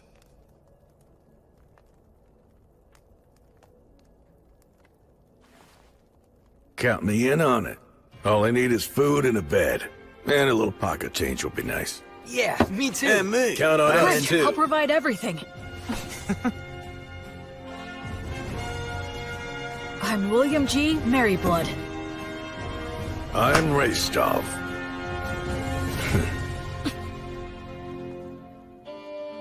Whence cometh this disciple? To the lost goddess of flux. She who is the brilliant goddess of light? This disciple of It's almost time for the ceremony. I heard they wanted to make this a happy event to give people work who lost their homes and jobs in the wyvern attack. But Now know the name of the new hero who has appeared in the city of White Sails! That should just about do it. B, could you please not write an epic about my story right in front of me? What? Why shouldn't I? Well, you actually did do all that, so what were you expecting? You're gonna love it because I'm gonna create something grand! I'm afraid to say that this many cows and horses will indeed come at a hefty price. Oh yeah, speaking of which, can you please negotiate a deal for us to get all of the sick and injured ones at a lower price? Huh? Don't worry, I plan to heal all of them. Oh, that makes sense. Also, I was thinking that it would be a big help if you could start a trade movement between Beast Woods and the city of White Sails. Yes. How much do you need me to give you to fund that? Well, why don't the two of us sit down and have a serious business chat? Let's see here. Easy on me, please. I say go for it. You need to have a good understanding of how money works. You'll be dealing with Raystov and all those guys soon. The Raystov? Raystov the Penetrator is here? Yes, he is. That's perfect! I can interview him then! Huh? Making a habit of flaunting your own accomplishments leads to arrogance. And arrogance dulls one's blade? Yes, exactly. Oh no, that again? This is why you're so useless. You never have any good ideas. So I take it you two know each other? We've talked a few times in the past. It doesn't matter how many interviews. You always say the same thing. You're such a stubborn and broody guy. My answers are never going to change. All of your tales of heroism are terribly ambiguous. I would like to create something that comes a little closer to the truth. What a big fat meanie you are. Isn't reputation important to an adventurer? Whether it's making a living or getting ahead in life.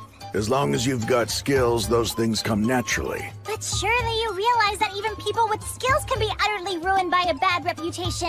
Even the greatest warriors can never tell what their downfall is gonna be. Right, Will?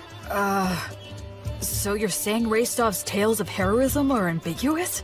That is exactly right. This guy will accept the job to take down a huge threat, and he'll just wander off and kill it with one fatal stab, and then he'll saunter right back. He rarely works with anyone else, and he works so fast, there's no one who can actually say what happened. And the guy never says no to any job. So the stories get more elaborate? Yep. I try to interview people, but they just fill in the gaps to their own liking. I put in a few things here and there for dramatic effect, but I like to add more truth to my tales. No need there. See what I'm saying? If only I had a little more to work with. For heaven's sake. Hey, I know! How about the Penetrator versus the Paladin? Huh? That sort of came out of nowhere. You're putting Raistov on the spot too, right? If I receive a challenge from a strong opponent, I have no choice. But Raistov! Alright, you heard what he said! Well, I guess maybe when we're done in Beast Woods. Yes! You promised! This is so great! I'll make this into a song that'll be sung for centuries! Mania! Until the end of time! Woohoo!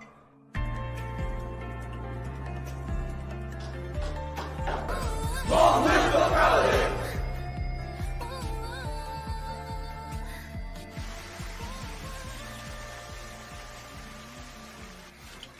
Vice Bishop, thank you for blessing me. Please think nothing of it. It was an honor to receive such an important duty from the bishop. Ordinarily, of course, this would be his job, but...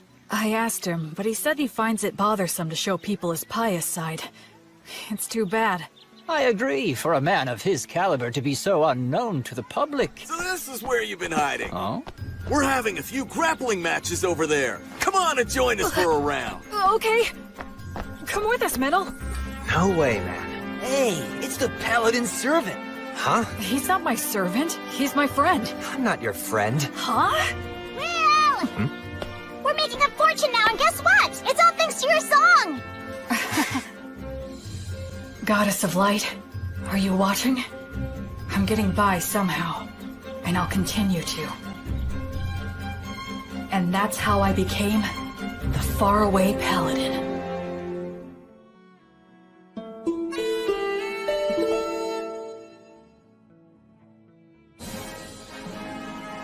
A lot of things happened very quickly.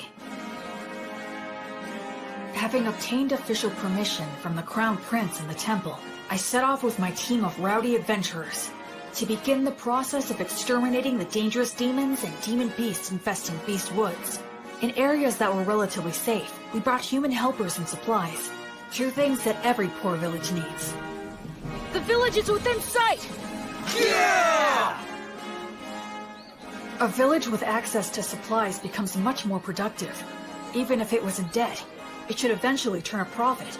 Tonio handled all of that with remarkable skill. It was also Tonio who arranged funding for our activities by soliciting donations and contributions. You know, maybe I'll go on to become the head of a trading company. Yeah, please go big. And when I do, I'll be counting on your patronage. Officially, this is just the case of a lone priest doing charitable work. That way, no one gets offended. Of course, all of this means that I need to remain loyal to the Crown Prince and to the Temple.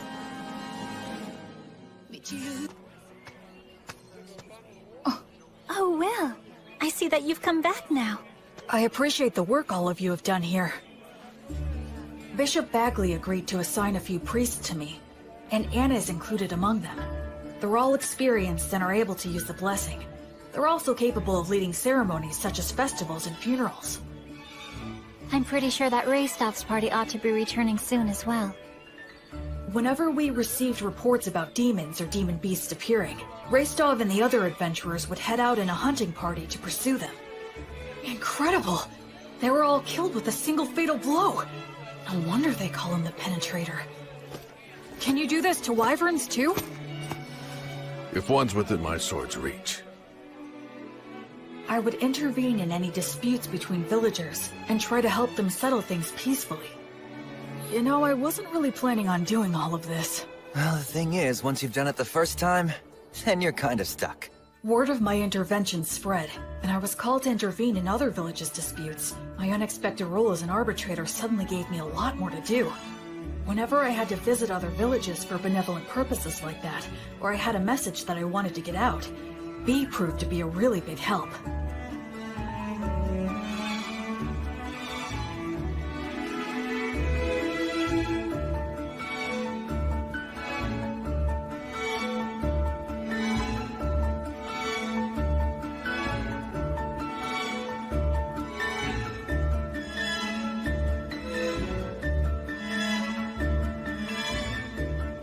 So, we traveled back and forth across Beast Woods, time and time again.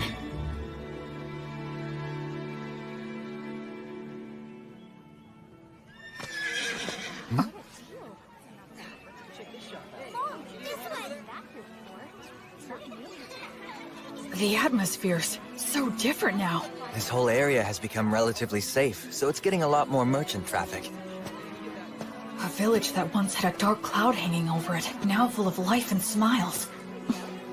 Gosh, I finally understand now. Money is extremely important. Money is what makes the entire world go round. With money, you can solve anything without magic. Buy tools, hire help, and the ability to make a profit is just as important as magic. Everything you taught me was exactly right. Making people smile and giving them hope is more magical than actual magic.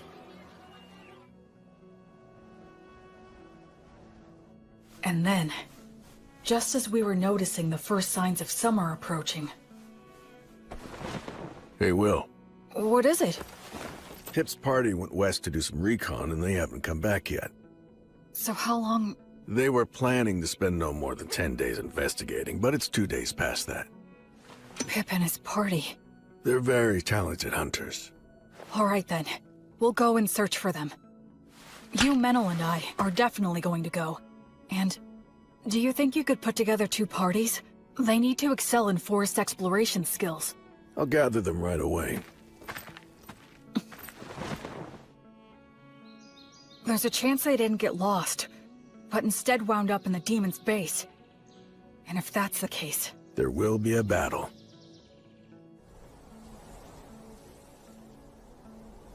What do you think? Frankly, given the skills Pip and his buddies have, it's hard to believe that they could have just gotten lost. So you believe the demons were probably behind this, then? I think there's a good chance of that. If we beat them, things should settle down here, too. I just hope that they're all right. Hey, Will. Huh? I should... say thank you. Oh, for what? For a whole lot of things. I just have a feeling that I would have hit rock bottom if it hadn't been for you. It's thanks to you that I'm here now, and that I actually have a respectable reason for living my life.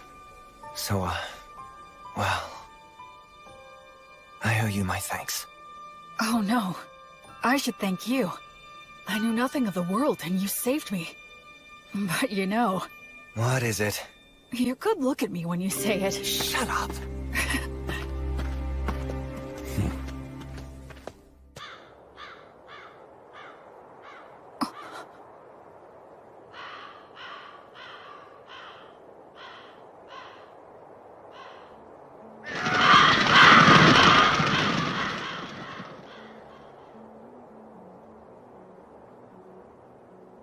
Hey.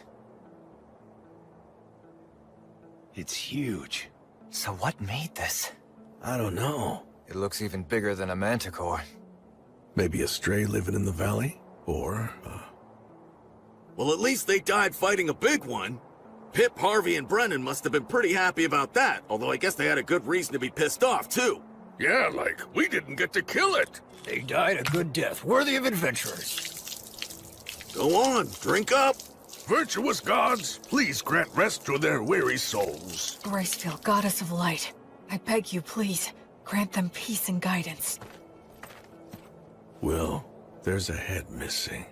The damage is so bad it's hard to tell, but it was probably just eaten up. Yeah, I'd bet on it. No, wait. Huh? Did he toss aside his gear as he ran? Why go deeper into the valley, though? If the path to the forest was blocked, that's the only way. He had no choice but to run deeper down. Yeah, I guess that's true.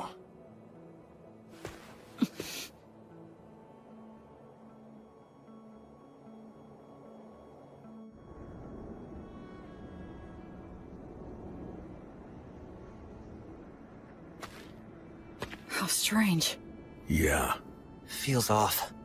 What do you mean? What's wrong? The footing here. It's very poor in this valley. Even if they fled, getting this far would be...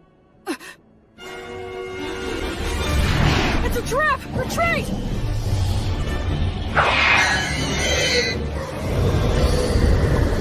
Fall back! No use! Coming toward us! Stay calm! Keep your backs to the rocks! Don't panic! Form a shield wall! We have to get past them. It'll be fine. We should be able to handle these guys. Hey, Metal! Yeah, what? I'll help us with magic and the blessing.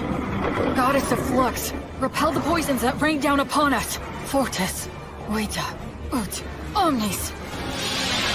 Appreciate it. Yeah, thank you. Gnomes, oh gnomes, guardians of treasure, guard us against our foes. Sylphs, maidens of the winds, send a gale of protection for these warriors. Nice! All right. These beasts may think they've trapped us, but now let's show them which one of us is truly the prey that's going to be hunted down.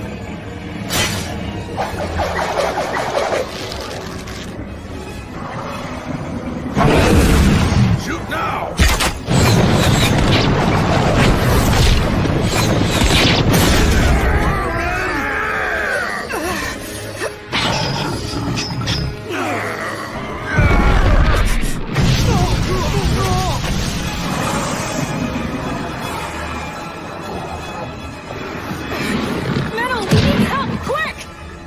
Gnomes, gather to us! Build a fortress! Surround us with fences! If you can just buy me some time!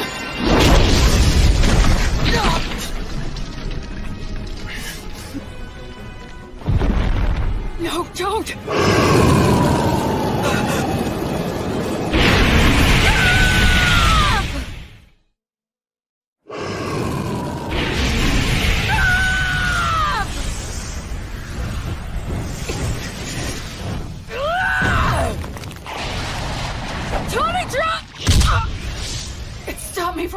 My words!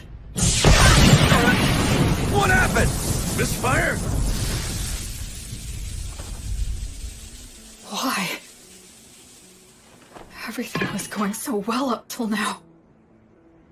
And yet, where did I... What did I do wrong?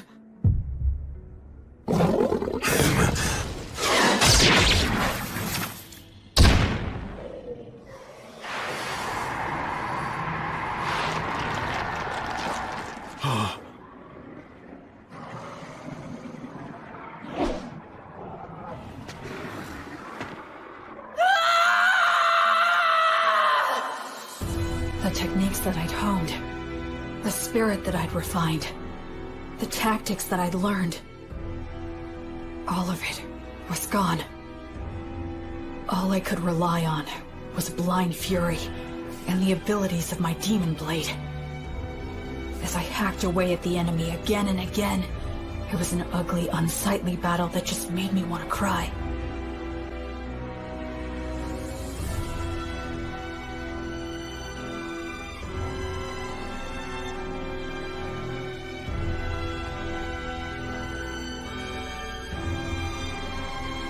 It felt like I'd wronged the three of them. I felt pathetic. That's enough! Stop it!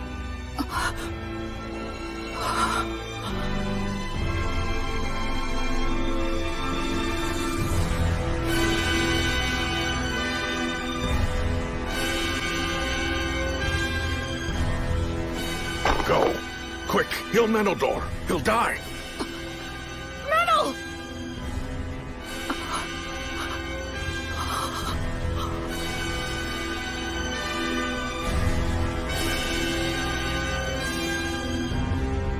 Gracefield, goddess of light, I entreat you, please shine this healthy soul's light down upon these wicked wounds and banish these shadows.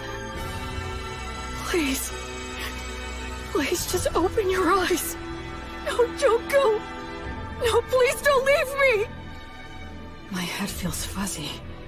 Is it because I used the demon plate's power?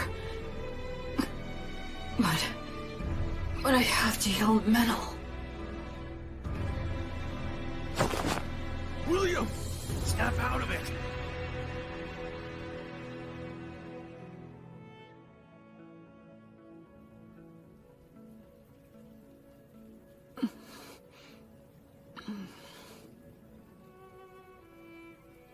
So you're awake, huh? Where am I? A village not far from the valley. After that battle ended, we retreated, bearing you and Manildor here upon our backs. The Chimera fled.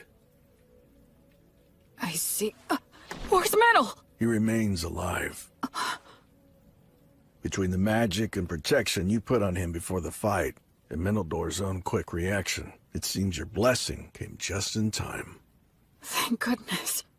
Although he still hasn't woken up yet. Then I have to go to him! You still need to rest a bit longer. But if I... Menildor's condition is stable now. He's already had all the care that he needs. You burned up far too much of your strength, so rest.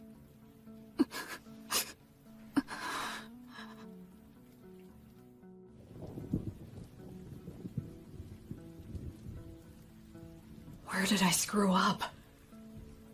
When I left Menel to handle the Chimera? No.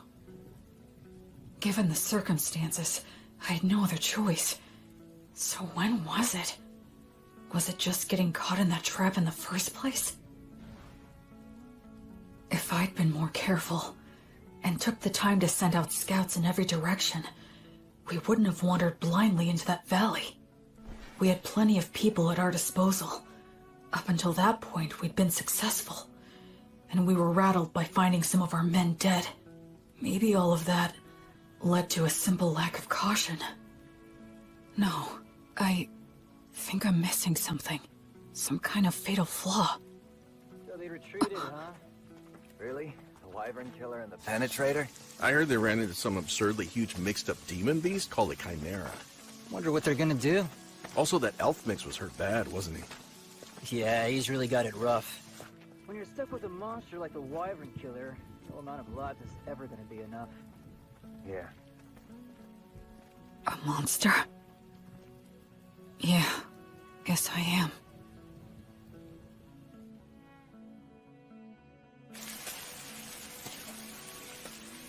It wasn't my battle tactics that were wrong. It was my estimation of our strength. I put my trust in Menel. I just believed that he'd always have my back. That he could keep any enemy in check for me, no matter what. I thought he could handle that much, but... I ended up coming extremely close to getting Menel killed out there. I just decided on my own that he was my friend. And in my innocent naivete, without even thinking, I set him up to face dangers that he wasn't ready for. Hey, Will, over here! B. Antonio.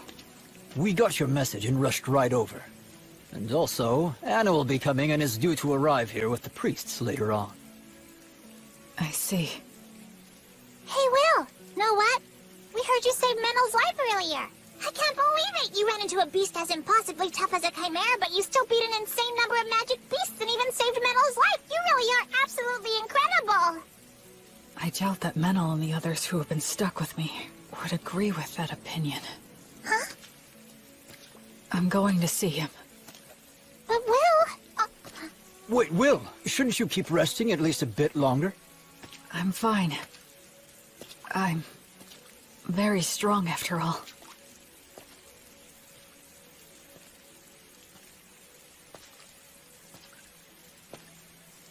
Ever since I left the City of the Dead, people have said things like that to me, touting my strength in no uncertain terms. But every time I've just laughed wryly and shrugged it off. I believe that subconsciously. I was trying not to think about it. But the fact is, I can't avoid it anymore. Because in this world, my strength is simply far outside the norm.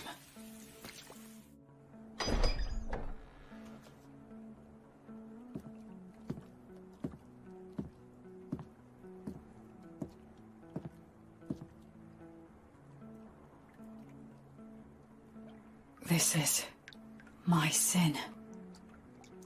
Menel, I'll fix you up right now.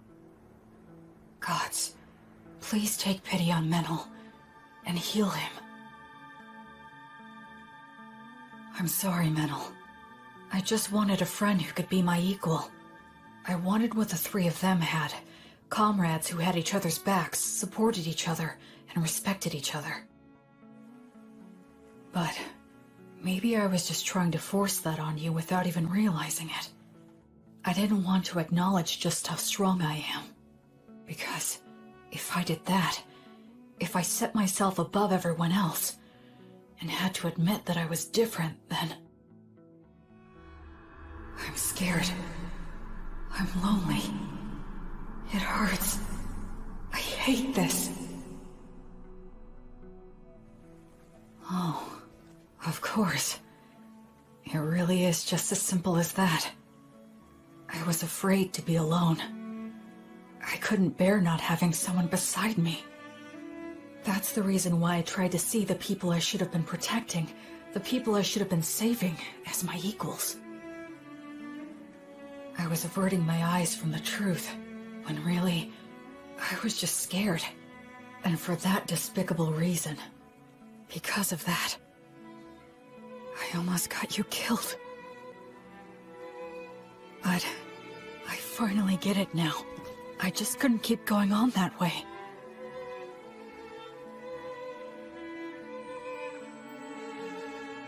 Oh, Goddess.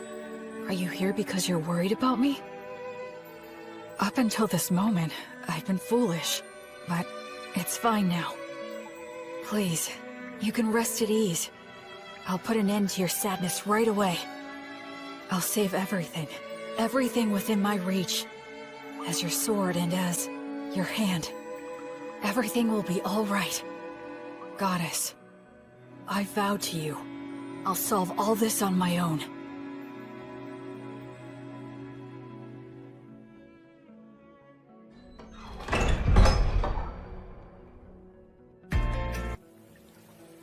Where do you think you're going, huh? Where am I? To kill the demon beasts, of course. Alone? Yeah, that's right. I doubt you can keep up with me. Which is exactly why I need to protect him. Look, don't worry. It's okay. I'll take care of everything. I'll kill the Chimera and the whole herd of demon beasts. And if there are demons controlling them, I'll kill them too. You see, that's just the kind of monster I am, apparently. Look, Will.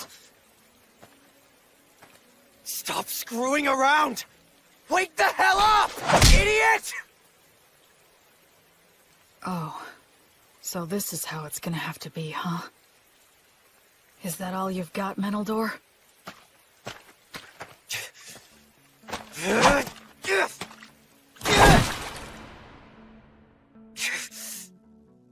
Damn it! I can't have him following me. Damn it! Damn it! Damn it! Damn it! Damn it! I guess I could just break one of his arms.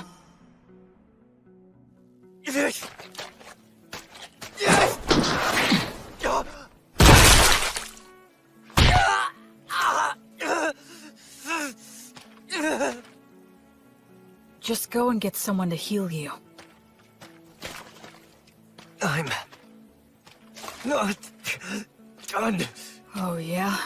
You're more resilient than I thought. What should I do now? Use words to make him stay here? No, I'll constrict his carotid so he loses consciousness. Gnomes, oh gnomes! Clench your fists! Use them to strike the enemy!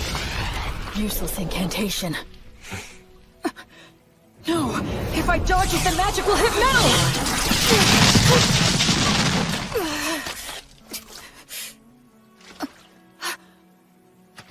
What's this crap about fixing everything alone? You're only being a coward!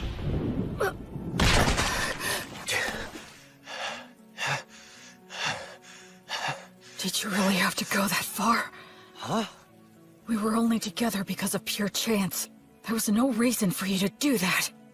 Yeah, that is true. I have no reason at all to go out of my way to stop an emotionally unstable coward who's completely lost it just because he got his ass handed to him one time. So then... But still, you're my friend. And friends stick together. If my friend goes nuts, I want to do something to help. Metal. You don't know much about your own origins, and you're clueless about the world overall. At times I've thought you seemed suspicious. But still, you're a nice person. I know you're trying to do things right and do your best. After all, you did save my life, and you saved that whole village. We traveled together, and we fought together too. I enjoyed spending time by your side. I'm grateful to you from the bottom of my heart for sending off those villagers. Look, Will, the fact is you're my friend, and I don't abandon friends.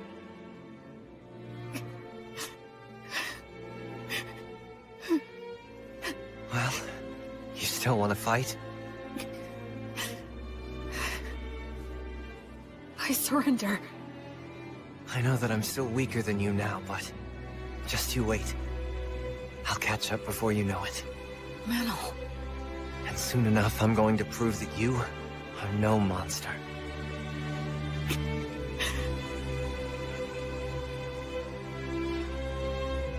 Okay. I'll wait. I'll wait for you. Man, you know what? You can be a real pain in the ass. Sorry. I kinda lost control of myself. Yeah, well, it happens. I'll heal that. But a surrender is still a surrender, which means that I win. Come on, I only surrendered because you wouldn't give her rest. Keep whining. Wow. And so, we just kept on making dumb jokes and laughing about it all. It was my first ever argument with a friend. And I guess I lost that too. Welcome back! Oh, you're back, huh? Will, Metal! Good to have you back! You jerks! You had me worried! I'm sorry, B. Will. Huh? If you don't mind, do you think that you could please tell me just what happened? Sure.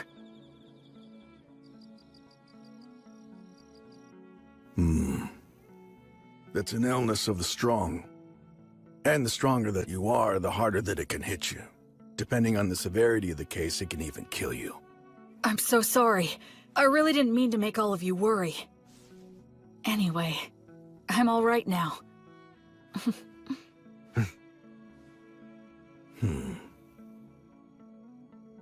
You two were stuck in bed not long ago, and you were off slugging it out? We even set a trap for a surprise attack. That Chimera's got no chance. I've got a debt to repay to that bastard. I won't be shown up like that. You mean you're gonna go fight that thing again? That's right. We're gonna have a little rematch. I won't get beat up and just leave it at that. I'll split its head open. I mean all three of them. Chimeras don't occur naturally, so there's no doubt that this thing is the product of a demonic ritual. I say we take them all out at once before they can escape. You want to go after it this soon after it roughed us up? I won't just give up and leave it like this. Let's bust them up good. All right. Guess we should round up some help, huh? This'll be a good, fun, stupid-as-hell adventure! A silver coin for a demon beast's head. And 10 gold coins for the demon bosses!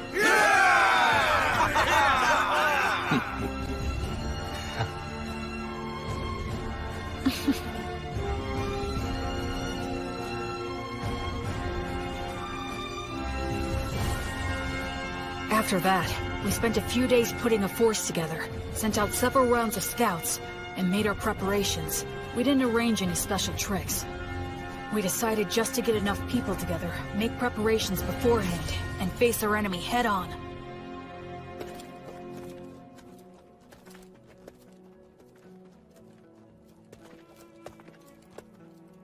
Let's set up our formation and our gear here. Anna and all of you other priests, please support us from here. Yes, sir! When we're all ready, we'll send our front line to the battle zone!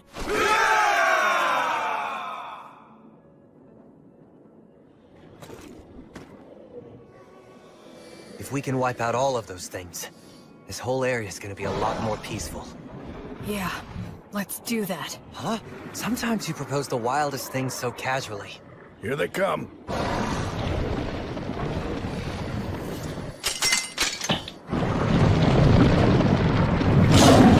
I've got your back. Thanks. I'm counting on you, Menel. We'll break through head-on! By Volt's blade of lightning, let us triumph! Burn bright! Blazes flames of courage! World, send us a tailwind of good fortune! Virtuous gods, grant us protection!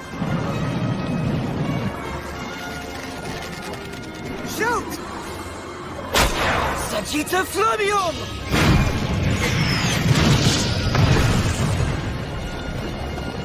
It's war! Ready! Oh goddess of flux! Repel the poisons that rain down upon us! Let's go, Fortress Vita!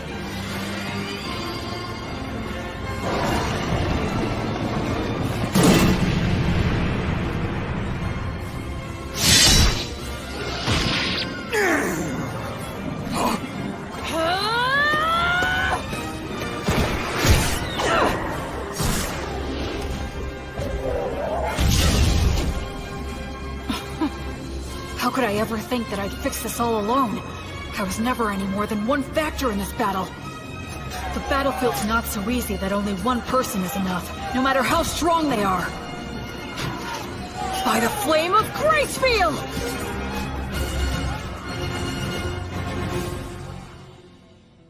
According to the reports, the campaign to eliminate the demon beasts should have started by now. I wonder, will these great wyvern killers actually be able to succeed in a new heroic feat for the bards to sing about? The temple is practically bent over backward in our attempts to facilitate that novice boy. If he fails to succeed in this enterprise, he won't be worthy of our backing any longer. Oh, by the way, Bishop, I understand that you entrusted your daughter Anna and many other brilliant priests to the Paladin to support him on this endeavor, or so I've heard. Losing valuable talent to the philanthropic exploits of a novice has been causing nothing but trouble for me.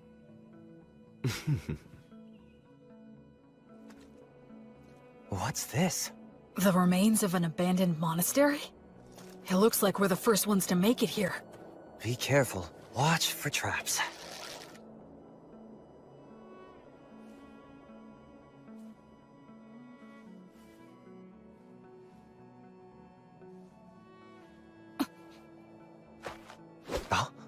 Omnia, Vanitas, Erasus.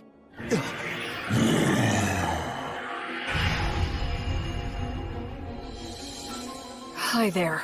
It was laying in ambush with invisibility? Careful, Will. This thing's pretty damn smart. Do you think that maybe it's got some demon in it? You're after the High King? Oh. You know the High King's seal, do you? Are you a warrior sent by one of the gods, then? That answer. I'm certain now. Basically, this is like taking a square on a chessboard. The city of the dead, where the High King was sealed, isn't yet under control by either side. If the demons manage to take control, they'll undo the seal, and disaster will ravage the continent again. But if mankind takes control, the seal will likely become even stronger. The demons are in a position where they need to keep Beast Woods permanently devastated, and keep it in a state of chaos, destitution, and lawlessness. That's why they're commanding demon beasts to attack villages and keep the pressure on.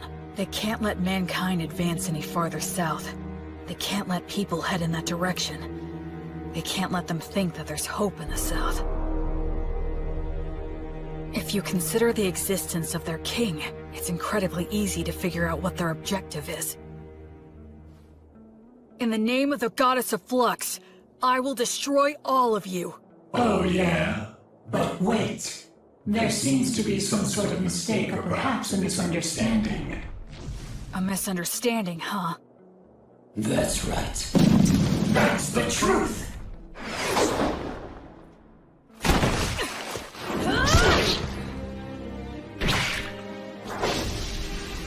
And their surprise attacks! Demons like to stick to the classics, huh? Metal! On it! Sagita Flameo! No, you don't! Sylph's Maidens of Wind! Gracefield, grant us your protection! Don't stop it! Just divert it! Gnomes, oh gnomes, slip underfoot! Tighten bind and tie it down!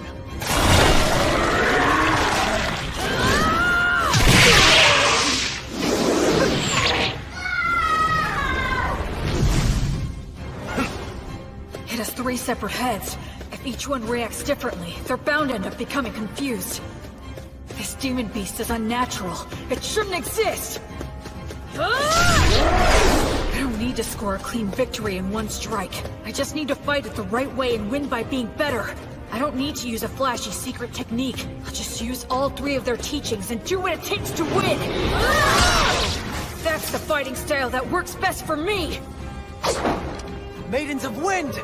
Bless this arrow with your kiss!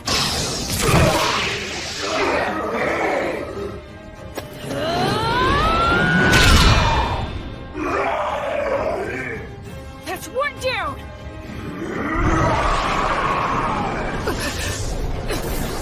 You give me no choice. Although I detest this dragon's power, I must use it! Dragon? This one too? Metal, step back and give me a little room. I'll strike it down now. I was raised on Mary's bread, and my arms bear Mater's stigma, which means poisons don't work on me. I'm sure you'd like some glory of your own too, huh?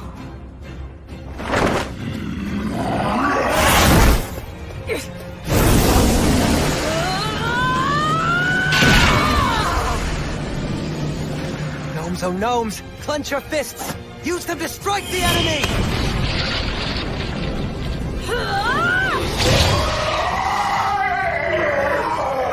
Nowhere to run now!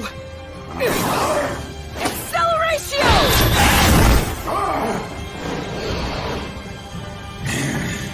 Now gnomes, oh gnomes, slip underfoot, tighten bind and tie it down!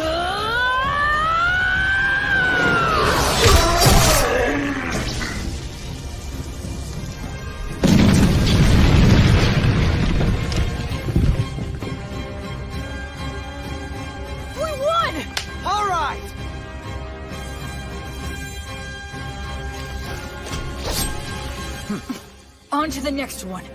Yep.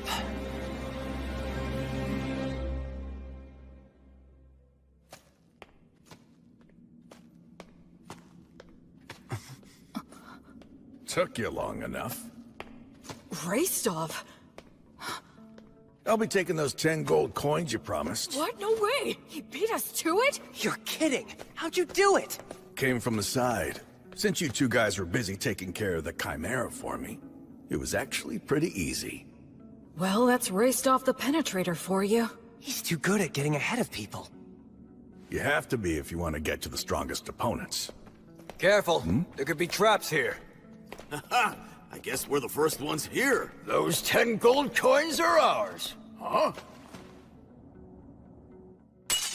To our victory!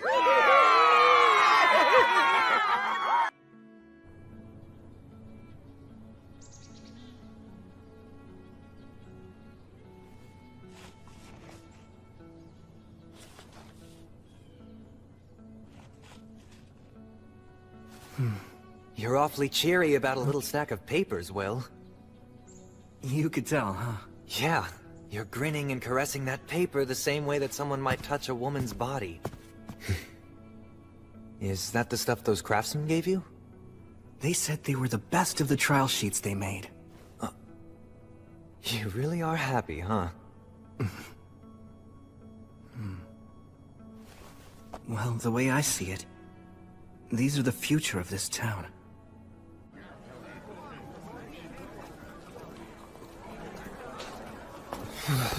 So cold. It's nearly the winter solstice. It's so busy here now. Yeah. 2 years ago, I left the city of the dead and followed the river north, until I found a deserted, half-sunken city. Now, 2 years after rebuilding began, people have given this place the name Torchport, the Port of Light. Hey, Will, what did you mean when you said that paper was this town's future? We have to do more than cut down the local trees and sell the lumber to white sales. Eventually, we'll run out of trees. So, we need to diversify the trade in this town. It'll pay off later on. And that paper of yours will do that? It's the first step, and one worth celebrating. You know, you think like an elf sometimes. Oh. And you're the type that just lives in the moment. This is basically the end of the Earth. I could very well die here tomorrow. So I should do what I want today.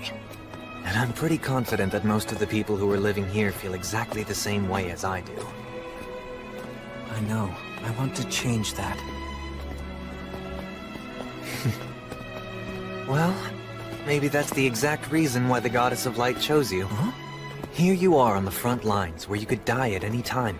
And yet you're talking about planting the seeds that'll grow fruit years from now.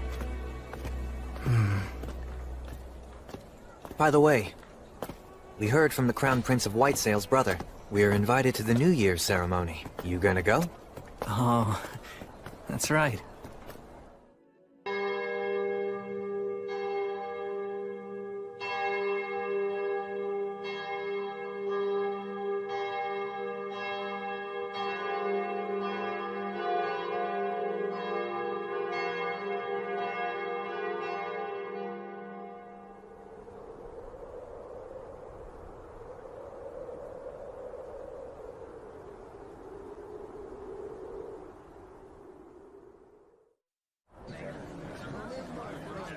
Wow! Pretty! Well, did you enjoy the Winter Solstice Festival? Yeah, it was fun. Although I'm worn out. All that going around, greeting important people with a smile. It isn't as easy as it looks, huh? Luckily, Menel put my outfit together. With that and the help that I got from Bishop Bagley, I managed to pull it off. I wish I got to see Menel in formal clothes. Actually, why didn't he come with you?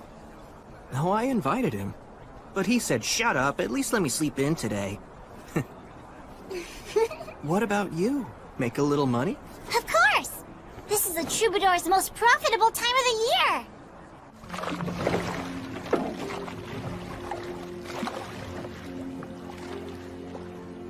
What's the matter?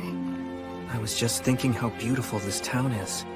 But villages around the Beastwoods are so poor. We have to work a whole lot harder. Will. Oh.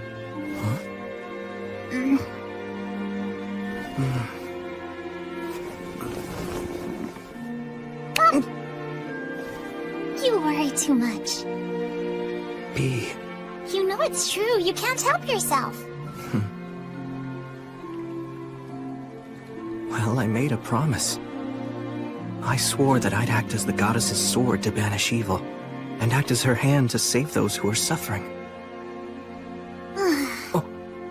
Listen, of course it's very noble of you to pursue kind-hearted goals such as those. But if that's the case, you ought to be trying to please the goddess more. What do you mean? Just think about it. What would you do if a villager brought you food to show his gratitude, but was so thin he could barely stand upright on his own 2 feet? I'd tell him that he should eat it himself. Don't you think the goddess would feel the same about you? Yeah. Thank you, B. To show my appreciation, I'll take you anywhere you want to go. Oh wow, that's an offer I can't turn down! Let's go! B, you sure about this? Yeah, absolutely. There's something I want to see. But unfortunately, it isn't the kind of place a lowly troubadour can get into just by asking nicely. You could sneak in though, right? Because on top of being a warrior priest, you're a great sorcerer. A school tucked away in the woods of a forbidden land where sorcerers study the words of creation. The Academy. Well, let's go then! Wait. Oh! Hold on a sec. This is Maze Alley magic. And there are several signs here too. Warning. Paralysis. Sleep. Blind. Yeah, we can't go in there. Wait, what? But shouldn't you be able to get through it? Come on! Use some of your brute strength! If we tried to force our way in there, it'd end up raining blood. And not metaphorically. It's set up to keep out the uninvited. I see. Well, if even you can't get in, then that's that. Let's head back into town and go... We can't sneak our way in, but... Yes, Will? Let's just go up to the front door. Yeah, that's a great idea!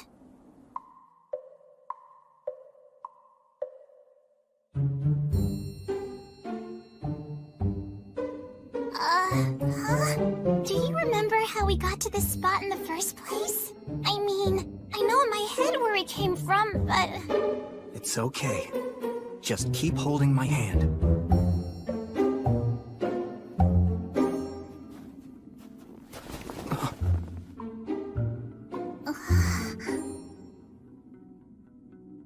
Well, this is just being mean now. So, where do we go? Which is the right path? Ne, fronti crede.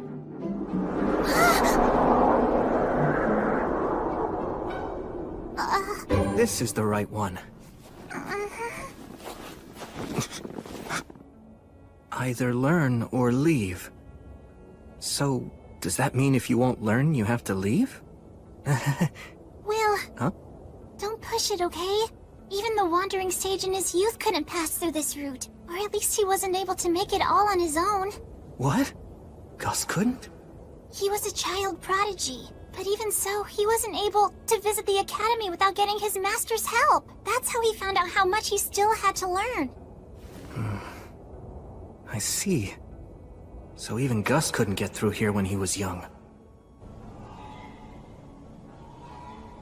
What is this?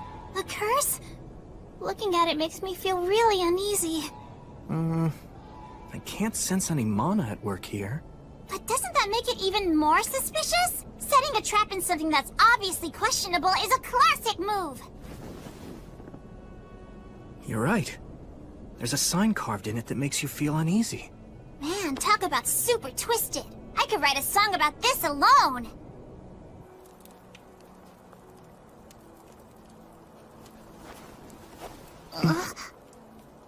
Oh? What's this? Visitors? It's a pleasure to meet you, sir. Allow me to introduce myself. My name is William G. Merryblood. And I'm B. Robina Goodfellow. And you, good sir? Would you kindly tell us what your name is? Oh, I'm just an old man who's got a lot of years built up behind him. I'm the groundskeeper at the academy. I don't really think that my name is worthy of giving to a paladin. More importantly, you must be cold. Why don't you join me and rest here for a bit? Sure, thank you very much. Tell us, kind groundskeeper. Do we still have far to go to get to the academy? That's your destination? Why exactly do you want to visit the academy, young lady? You don't appear to be a new student. There's something I want to see. Oh? Is that so? Well, from what I understand, only sorcerers are allowed to enter the academy. It's a rule. We were hoping to ask if they might make an exception for us. We would only need a quick look. Well, I hope you're able to get permission. For now, toast and eat these. They'll warm you up. Wow! Thanks so much! We're very grateful.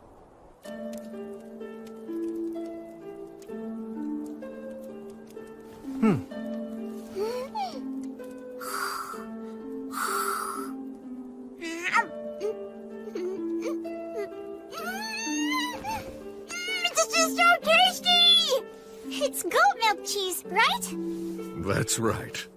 It really is good. Incidentally, I've heard that the faraway paladin knows how to do magic. That's true. I can't deny that I have learned a bit. As the Academy's groundskeeper, I do witness magic from time to time, of course. But nonetheless, I'd be very interested in seeing firsthand just what sort of magic you're able to perform. I see. I think I'm being tested. I'm sorry, but I can't use my magic simply to show off. Please understand. Even if I beg to see it? Please forgive me. Has that always been your stance? Yes. My master taught me that. I want to uphold his ideals as best I can. Well, in that case, might I ask a favor of you? Yes, of course. Last night's snow has left all the trees quite damp, so my fire just keeps on smoldering today. It's rather tough on these old bones of mine. I'd really like to have some dry firewood if I could. Do you think you could prepare some for me? I could have solved this problem easily if I simply spoke the words of drying. But you can just use a fire to dry out the damp wood. That's common enough knowledge. I really appreciate this. It's so nice and warm. Now then, I have a question I'd like to ask the two of you so I can get your opinions on something. If great magic were to exist in this world, what do you think it would be like? Maybe it'd be magic that brings people happiness. Oh? Whether it's the simplest words used to raise a smokescreen, or a highly elaborate and intricate artistic sign. If it was woven with the prayer that's intended to bring someone happiness, I think that's plenty great. What an intriguing opinion. And just why is it that you feel that way? That's easy. It's because that's the way Will always uses his magic. It's a part of the reason why I like him so much. Although I will say he also tends to set aside his own happiness. I'm not too crazy about that part. B. Yes, I see. Splendid.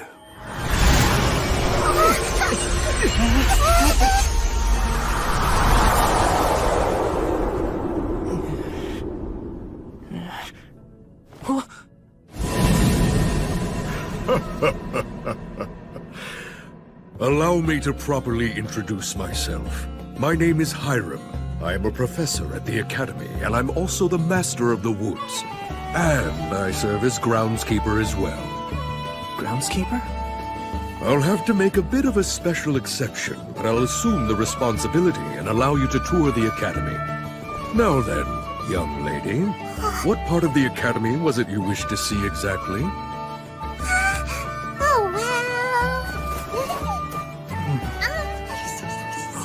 Yes, I see. Of course. In that case, let's go.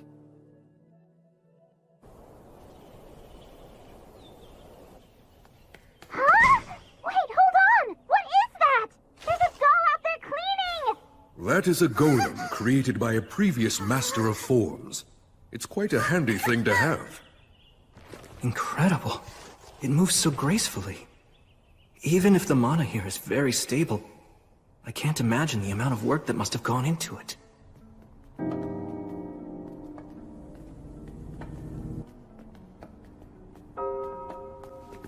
By the way, just how do you determine whether or not someone possesses a talent for magic? The words of those with magical talent have power behind them. Although both our words of creation and the everyday words that we use in simple conversation have the same roots. The words of a child who possesses true talent just naturally make things happen. I know about that. When a kid like that really puts their all into cheering for you, then you can feel an inexplicable rush. Or if someone who hates you says mean things to you, you can actually end up getting hurt. Exactly. It's said that the ones who make ideal sorcerers are often docile, easygoing, patient, and quiet. Those who are fiery by nature cannot help but use intense language, and if one continues to use words in such a manner, they will ultimately bring about their own ruin. Back when I was little, Gus used to tell me stories like that as a warning. It seems it's a lesson that's shared amongst everyone who uses magic. And it's clearly a sentiment that's alive and well here at the Academy. Well, this is it. Here we are. This is what you wish to see. The Academy's library.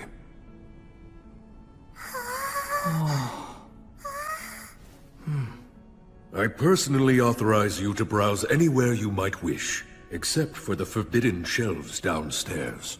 I know my request to come here was unorthodox, but thanks for allowing it. Very well then, I shall be waiting for you out in the courtyard. If you need anything, just call for me.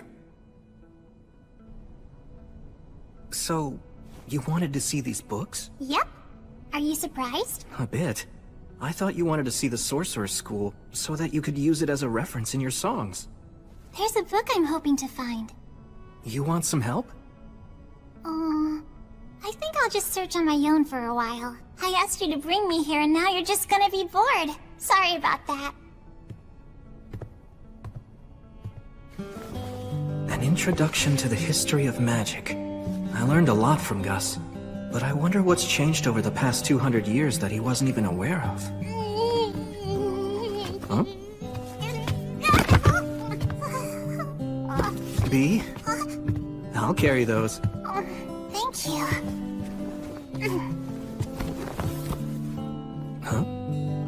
A record of Academy graduates and a collection of local historical records?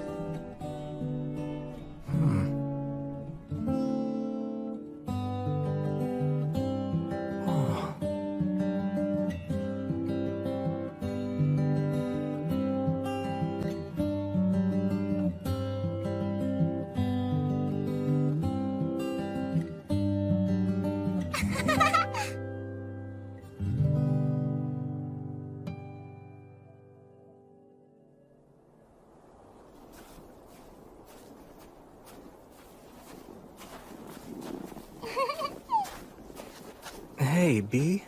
Are you wondering why I was looking for books like those? Back in the past, a long time before I ever became a troubadour, I traveled quite a bit with someone else. She was a lady with dirty blonde hair and eyes the same beautiful blue as the sea. We ended up together only by chance, but we got along pretty well. Later on, I came to learn that she was an amazing sorcerer. Apparently, she was traveling all over the place searching for lost signs in any ruins she could find. But she was so nice that she took on a lot of people's problems along the way. It wasn't like she was famous or anything. But in certain places, she was known as a hero. I was having fun, so I made all kinds of detours to stay with her. When it was time for us to go our separate ways, we waved at each other and said, "See you later." But then, she died not long after we parted. I heard she died fighting to protect a town from a group of specters.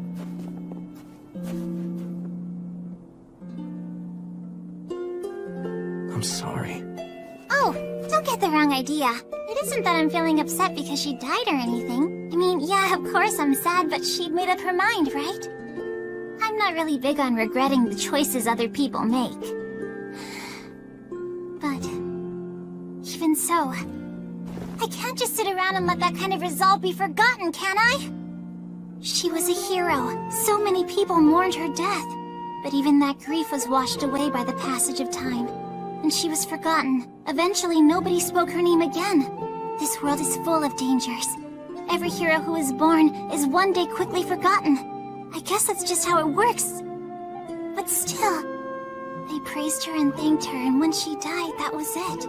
I can't stand that. Someone's determination isn't something to use up and throw away! So I've been singing about her to keep her story alive. And along the way, I realized something. What's that? Those songs about heroes, they create hope. Do they? Those songs tell people that there's someone out there trying to save them with exceptional strength or magic. That there's someone who's fighting for them. That maybe there always has been. That brings a lot of hope to people. It's just the same as the 3 heroes that you're so fond of. And maybe like you too. Hey, look!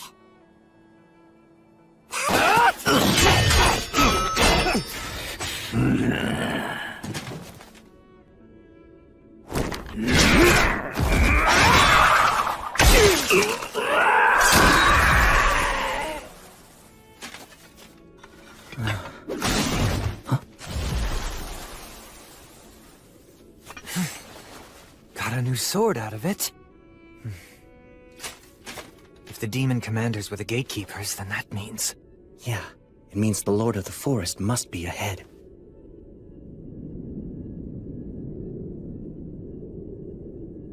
Let's go. Yeah, got it.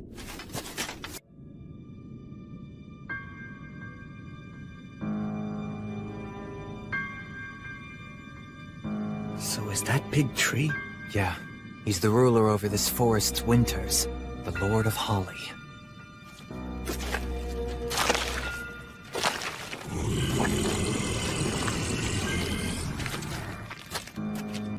Are those words of creation? No, actually. That's a curse. Those are blasphemous words. What's happened to my gatekeepers? What do you think happened? I see. Let me guess. You're the faraway paladin, Sir William. And you are the one called Menaldor of Swift Wings. And you must be General Carnunos. If you two celebrated heroes have come here, we don't need to waste any time. I'll see to it that you die right here and now. A few days ago, on the summer solstice, I saw snowdrops that were blooming out of season. And that's where it all started. Crown Prince Ethel of Whitesails asked me to find out why it was happening, so we came here to look into it. And that's what we found.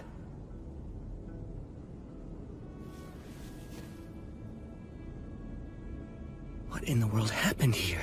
The forest. Huh? The forest has gone completely mad.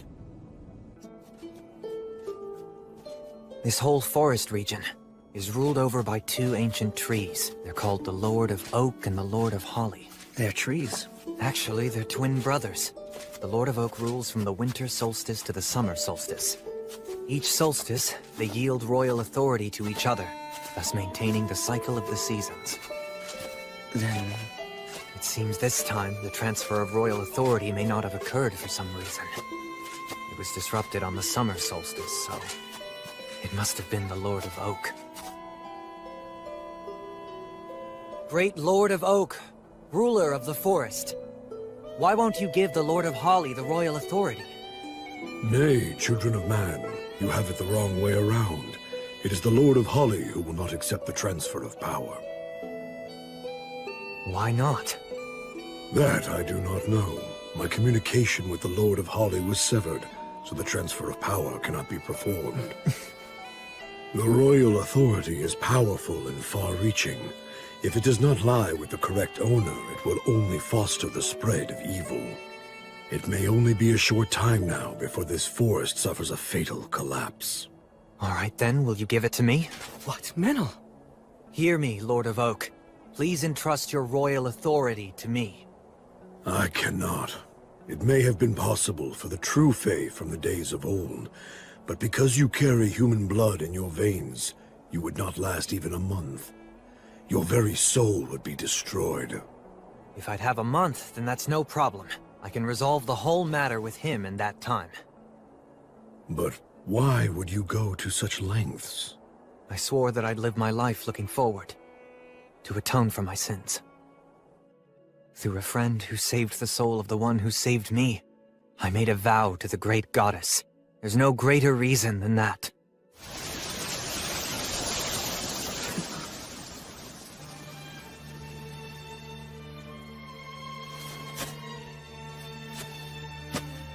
That path leads to a trial, a secret rite known only to this forest. I'm afraid that you, agent of the Goddess of Light, do not have the right to participate in it. Yes, I realize that. I'll wait, however long it takes. Rest assured, I'll be back soon. So don't you worry.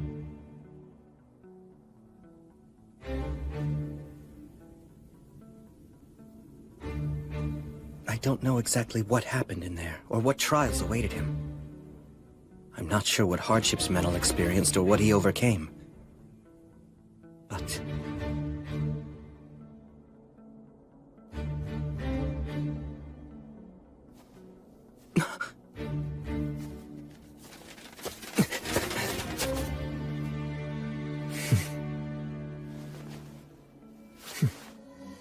was how Menel received the royal authority.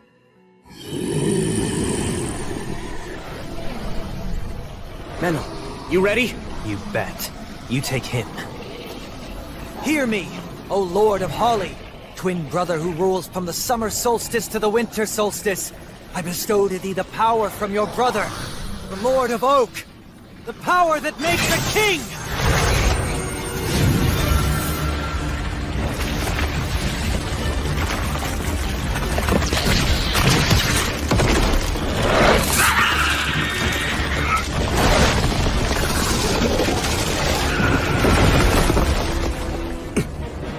You're going to regret that.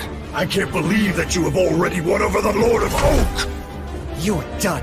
And now for the forest! By Gracefiel's light! By the goddess of the cycle of death and rebirth!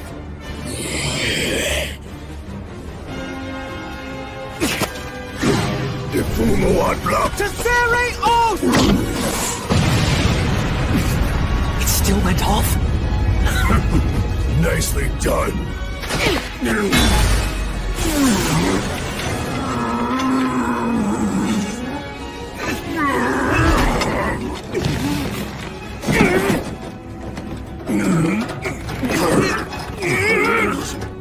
Are you really human?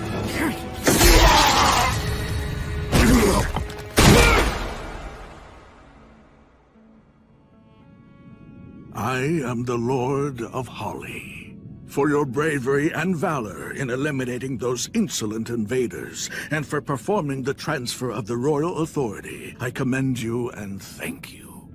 I must restore order to this maddened forest.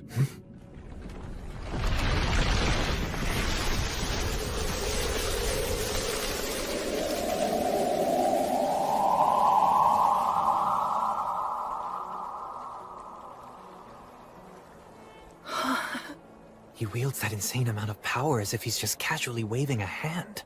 Child of both elf and man, you will be like me one day. Huh? You forged a contract with my brother, the Lord of Oak, after all. Though only briefly, you held the authority to rule the forest. Your human and Fey blood, along with the power within you, is already inclining toward Fey, bringing you closer to being a suitable vessel for a Lord of the Forest. Huh? I had zero intention of doing any of that. That is what it means to entrust the royal authority to another, young Sprout. Worry not. This does not mean that you will transform right away. So long as you do not neglect your training, then it might well be over 100 years before you become a new Lord of the Forest. Can I refuse? It is possible. If you wish it, you may still die as a child of man. Make sure you give it plenty of thought. And you, child of man, disciple of light. Yes, sir. There is something that I must tell you. Do you know of the mountain range to the west whose rocks have turned red? The Rust Mountains? Is that what you mean? I'm afraid that in a future that is not so distant, the fire of Black Calamity will break out in the Rust Mountains. The flames will spread and may even consume this land in its entirety. What are you saying? Those demon beasts came here from the Rust Mountains. That whole land is now a nest of demons. It's a land where the enormous Lord of Hellfire and Miasma sleeps, making his bed from the riches of the mountain people. The Lord of Hellfire and Miasma? Whether you choose to fight it or accept it, be prepared. That day is not far off now. This is both a warning and an act born out of duty. Child of man and young Sprout, I promise you will have a bountiful harvest this autumn. The fire of Black Calamity. I truly asked too much of you this time. Although, I guess I should add again. You got that right. You send us every damn time something happens. Well, keep in mind that the Paladin here is a retainer of mine, after all. And if I send for Sir William, I get a fine hero like you along with him. It's really quite a bargain. I'm not some market stall bonus. Perhaps not, but you are the Paladin's friend. Just as a person might fight for a friend, a knight fights for the people and also for his lord. Am I mistaken? Service, devotion, loyalty.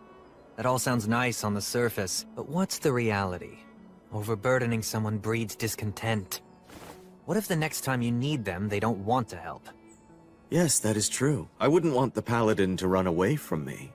So I have to make certain to compensate him very generously to ensure that he sticks around. Exactly. That's just the kind of attitude that you need. It's important. I'm sure that it makes him feel good about demonstrating his loyalty. I'll give you money and whatever goods you may want later on. Leave it to Menel. That aside, Sir William. Yes? What is it, sir? I have a big favor to ask of you. It's about Meneldor here. Would you agree to give him to me? What? He's a very talented fairy user as well as a masterful hunter. Plus, he's a half-elf who doesn't age, and he doesn't mince words with me. So, yes, I want him. I truly do. But, Menel isn't property, Your Highness. Apologies, Your Highness, for making you wait. Thanks for coming, Bagley. Good to see you again, Bishop Bagley. Ha! Victorious yet again, I suppose. My word, hero. After all the flattery for your peerless acts of valor, I thought you'd have become reckless and lost at least once by now. Moving on now. Why don't you give us your report on this incident, Will? The fire of Black Calamity will break out in the Rust Mountains. The flames will spread, and may even consume this land in its entirety. That's what the Lord of Holly warned us of earlier. I thought the matter of the demons and demon beasts had settled down. Now there's the fire of Black Calamity, and the Lord of Hellfire and Miasma. I have other concerns, too. There's also that story you told me about the demon's High King sealed in the City of the Dead. It's simply one issue after another, isn't it?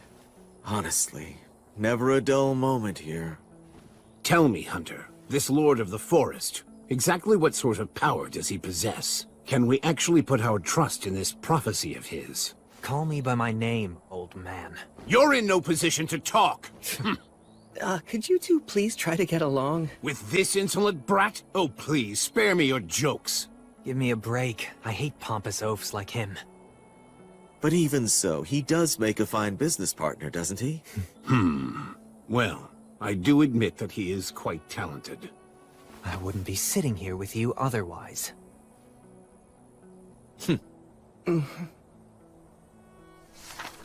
Here, look at this. The Lords of the Forest rule the entire region adjacent to this ley line. A lord can be a spirit dwelling inside a great tree or rock, an aged beast that's acquired intelligence, or one of many other forms. But regardless of their appearance, they've all lived for at least a century or two. Essentially, they're a forest's heart and mind, and they know everything that happens within their domain. If a prophecy is from a Lord of the Forest, then there's most likely solid grounds to support it. It's more like a forecast. In that case, this seems like a matter that we should treat as a high priority. Yes. So now, the Rust Mountains, the dwarf capital that's in ruins, has become a nest of demons, huh? That's perfect! Huh? Because that means we can fight them with our full force! Look, we know exactly where the problem is. A desolate, hostile land with no innocent bystanders. Which means, this case is perfect for me. Yes, that's true. I suppose you're right. Would you handle this matter, Great Paladin? Yes, of course. Oh, for the love of... If a Lord of the Forest promised you that there'd be a bountiful harvest, we can assume that we're safe until autumn at least. First, we should gather information. I'll ask my troubadour friend, and talk to the dwarves living in Torchboard as well. Can I entrust all of this to you? Yes. For the time being, this matter must remain a secret held only between the four of us. Right, not a problem. I'm sure it'll all work out. When you say it like that, it makes me feel like it actually will. Just don't get cocky after all this hero treatment and let your guard down. You want to know about the Rust Mountains? Yeah. I want to learn everything I can about them. A troubadour song doesn't come for free, you know. What's my info worth to ya? Tell you what, if we end up having to go to the Rust Mountains, you'll be the first to know any stories we hear. Is that good enough for you? Okay, that's an offer I can accept. First of all, 200 years ago, the Rust Mountains were known as the Iron Mountains. They served as the home to the Iron Country, which is the nation where the dwarves once lived. They were mountain folk who followed Blaze, the god of fire and technology. It was a powerful country that used to be included as a part of the Union. The Iron Country, huh? But then, it was lost in the Great Uprising 200 years ago. The dwarf leader, the monarch of the mansion on the rock, led his men to stop the demons' advance. Many powerful warriors battled against the demons, but they all died fighting on the mountain. A lot of blood was shed, and many weapons were shattered. And then the mountain became the demon's nest. Then at some point afterward, the area became known as the Rust Mountains. Was that because that's what happens when iron dies? The details have been lost. Not even the songs about the battle have survived. There isn't any real information about it. Why's that? Because all of the dwarf warriors and citizens were basically wiped out. And also, no one will mention the fate of any dwarf who fled the country. It was just too cruel to talk about. Half a year ago, I remember we took in a group of dwarf refugees over at Torch Port. I'll never forget it. They had a look of utter exhaustion in their eyes. It made me realize that just one wrong step, and that easily could have been us instead. Manel, you... Everybody knows what terrible things can befall people who are driven out of their homeland. That's why none of them want to talk about their home, or bring up anything about what happened in that final battle. I can understand that. Anyway, that's really everything I can tell you about it. I'm sorry. No, don't be. You've been really helpful. But you know, Will... Huh? If you were to approach them with the understanding that you have now, they just might be willing to talk. Especially since it's you. Good advice. Thanks so much.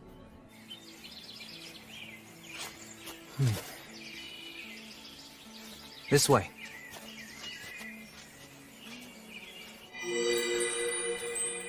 This is the fairy's path. You sure this is the right way? Yeah, I can tell. I mean, I can tell now, at least. Because of the royal authority? Apparently, although it's not like I asked for it. You know, if you and I end up getting separated, then I'm done for. Oh, don't worry. There's no way I'm going to lose you. If you wander off, I'll just drag you back. Really? You can do that too? I was planning to train myself to do this. But hey, whether you get it for free or work for it, power is power. It's really all the same once you make it a part of yourself. This is amazing, though. I mean, you are going to become a Lord of the Forest someday. Well, maybe in 200 or 300 years. It could even be more. It'll probably be somewhere around there.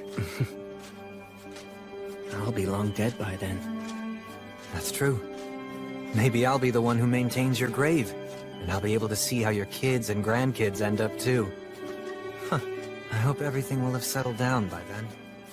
Wait, you've been planning to do that? Yes, that's right, I have. I have all kinds of debts to you that I can never repay. At some point along the way, all half-elves have to make a life-altering decision. To live in perpetuity as an elf alongside the earth and water, almost like the Fae do, or to live a more human life, fleeting like a flickering fire or a gust of wind. That's the fate of those born with both bloodlines. And my choice is to see what becomes of your accomplishments. I might not be able to do anything all that great, though. Oh, come on, you're already enough of a legend. I'm sure you'll keep on making more legends, even with that spaced-out look on your face. I'll be fighting by your side, so somehow I'll have to survive until your life ends. And then, it might be nice to wrap it all up by fading into the forest. Of course, first I'll have to say something totally cool to make myself look good. I bet you'll be a legend.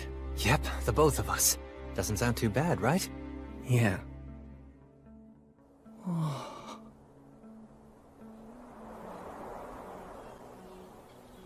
Amazing.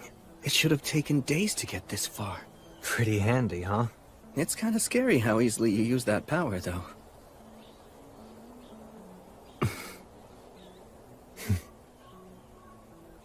Well, we made it. If you notice any... Huh? Hey, Will! Manel! The Rust Mountains, huh? It sounds to me like things have gotten awfully troublesome.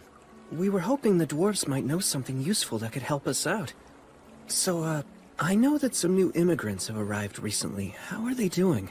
Well, they seem to have settled in nicely for the most part. Well, that's good to hear. A year ago, when I said that our city would support the new dwarf arrivals, it made a lot of the citizens feel wary about the whole situation. Well, after everything that those guys have gone through. Their leader's name is Agnar. Maybe he would be able to tell you something useful. Maybe so. I'll go to see him tomorrow. Listen to me, Will. Today we are going to discuss the spirits. Through the words of the Creator, even before man or the gods came into being, water, fire, wind, and trees came into existence. Every one of them possessed a definite will of their own. And those were spirits? That's correct. And because they had their own will, they chose to divide themselves up into two groups. One aligned themselves with the unstable phenomena that are the lords of the sea and forest, choosing to live long lives. And the other chose the human way of life, opting for definitive lives and deaths as beings with bodies of flesh. Those affiliated with wind, water, and trees consulted with the goddess of the forests, Rhea Sylvia, leading to the birth of the elves. The spirits of earth, stone, and fire longed for human craftsmanship, so they consulted with Blaze, the god of fire and technology. This resulted in the dwarf race. That's the reason why dwarfs are such excellent craftsmen, as well as being superior warriors. Yeah, those guys are the real deal. Tell me more about the dwarves! Please, Blood! I'm not sure there's much more. They can be a rather quiet lot, but they know what the meaning of true courage is. It's constantly on their minds, in fact. What is? Making sure they know what's worth fighting for, even if doing so means throwing away their own lives. When they go into battle, it's like their souls are on fire. They have no fear of death. I have genuine respect for dwarven warriors. The ones that I met and did battle alongside, at least, they were true warriors.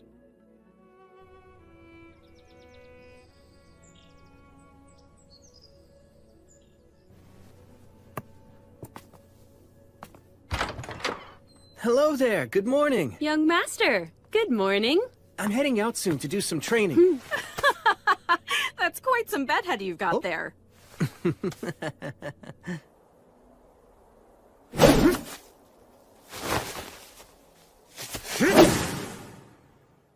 As usual.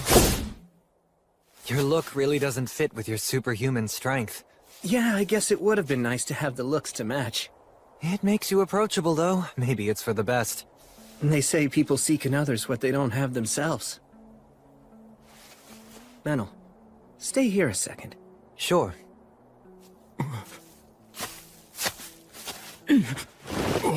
Hey there, good morning.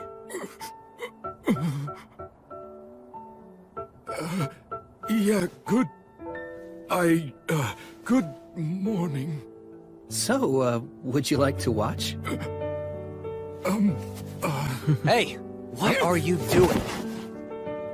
Who are you? I haven't seen you around before. What's your deal? If you're that interested, just watch us. No, that's quite all right. Sorry to intrude. Menel. Sorry. Guess I came on a bit too strong. Sure did. I don't know if he was interested in watching our training or just seeing the paladin everyone talks about. The training, I'd imagine, since the dwarves are a warrior race. He didn't seem like much of a warrior. You think so?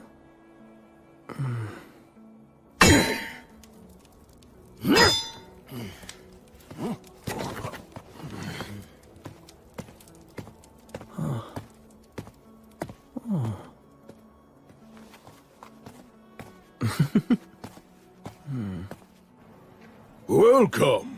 Thank you for coming here to see me. I'm sorry for visiting you on such short notice. Oh no, it's no problem at all. Besides, there's someone that I wanted to introduce you to. He represents the immigrants who've recently arrived in this city. He's actually my granduncle. His name is Grendir. At your service. I serve His Highness, the Crown Prince Ethelbald Southmark. I've been entrusted by him with the duty of governing Beastwoods. My name is William, sir. So you and your people, why did you come here? We came to die. Pardon me. Uncle Grandier, you're only going to upset him by speaking so frankly. We haven't much longer left in this world. Our only wish now is to die with our eyes on our homeland. Uncle Grandier is one of the last survivors from the mountains to the west. Oh, from the Iron Mountains. I gaze at those mountains from this great distance, dreaming of the day when we can reclaim them, and hoping such a thing is even possible. I know that I'd be able to die happy if that dream would only come to pass. While I realize that this may cause you some inconvenience, I would be willing to do any kind of work if you could just allow me to stay in some little corner of the city that... Please just rest at ease. I'll do everything that I can. I promise that I'll protect all of you from injustice. Thank you. Thank you so much. 200 years ago, there was a monarch who ruled in the Iron Country. Short and frail, he wasn't very proficient in the martial arts and preferred to spend his time writing. His name was Arvanger, the last king of the Iron Country. He presided over an age of peace. The land was blessed with prosperity and well-being. But then, a storm came. From the depths of the abyss came an invasion of demons that was led by the High King of the Eternals. When the fires of war encroached upon the Iron Country, an emissary from the demons appeared. It demanded that our people agree to follow the High King. Today's our last day to respond to their demand. If the only difference is who sells us weapons, does it really even matter? Those demons can't be trusted. We must fight them to the death. But if we're dragged into war, our children will die. What are we to do? I will make the decision.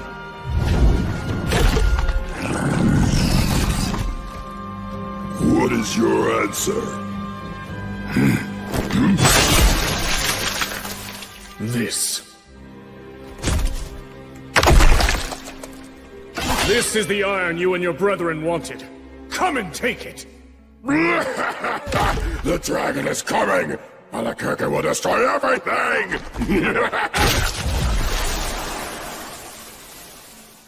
I will not allow it. We will draw the demons of the abyss here and slay them in the bowels of the earth. This chamber will be their tomb! Yeah! Those who are not warriors or are still inexperienced ones, you are to retreat from the Iron Mountains. My people, I will die, and all of the warriors who remain here will likely die as well. But still, we must not let the Iron Country die. It pains me to issue such a selfish order. It tears my heart in two, yet issue it I must. Even if you lose your homeland and drown in regret and disgrace. Go live! That is the battle that I command you to fight after leaving this place. No, you are not running away. You are simply being sent to a different battlefield. Your king and his warriors will protect our name and our pride. We'll die in the mountains where our ancestors sleep. All of you must abandon your pride and stake everything on living. Do not let the flames in our kilns die. Go live. Live and keep fighting that battle until we may reclaim our land. That is my final order. That tale is the legend of the Iron Mountains handed down to us. I wasn't even born at the time when that terrible atrocity occurred. At the time, we'd only recently become royal guards. We didn't even get to fight. The only thing that we could do was obey orders. And we left amid the bitter cold and the treacherous path. My child, my joyful child who was always smiling, encouraged us all to keep going. But even they could not smile any longer, and they passed away. I can no longer even remember how many died. Yet somehow I survived. I made it through that time of chaos and lived 200 years. And now you have returned this land to the hands of man. And not only that, you have even shed tears with me. We can return home. Someday not far off we can fulfill our king's decree. How noble it feels to be able to continue believing such things. Sir William, thank you. Thank you. Arvanger, the king of the Iron Country. And what about the dragon he spoke of? Bastard! Hey, stop it! Stop it, I said! You're causing a disturbance! Hey, take this outside! Shut your hole, damn it! Hey! Hold him still!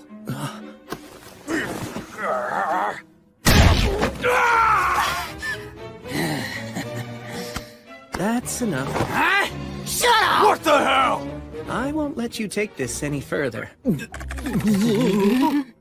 You two have just had a bit too much to drink, right? Sorry for the disturbance! Take this and spare us!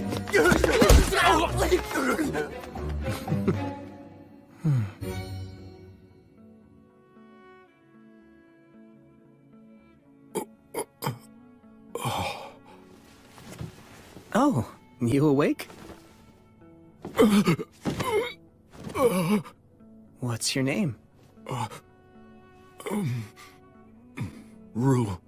Oh, it's Rue, huh? Let me introduce myself. My name's William. It's a pleasure. Well, it looks like you're okay. It's amazing you didn't even get a scratch after taking such a beating. Toughness is the one thing I've got going for me. Hi. Are you the owner? Allow me to apologize for all the commotion earlier. My father's laid up right now, sick in bed. When those men started fighting, there was nothing I could do to stop them. May I examine him? What? I could never ask that of you. I really don't mind. Besides, I can't just sit here doing nothing if I know someone's ill. The goddess would be furious with me. Okay, I'll be back in a little, Rue. Please rest here a while. Right.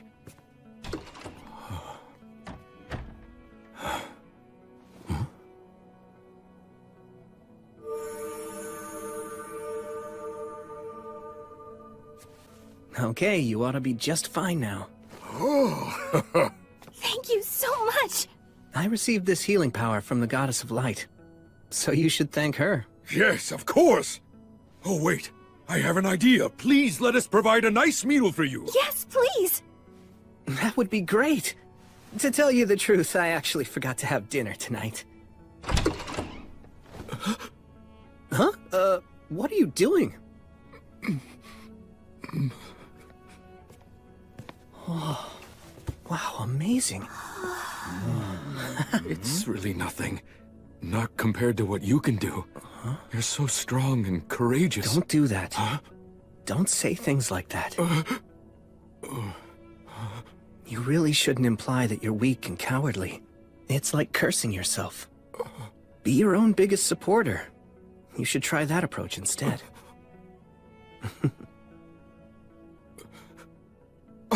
I will!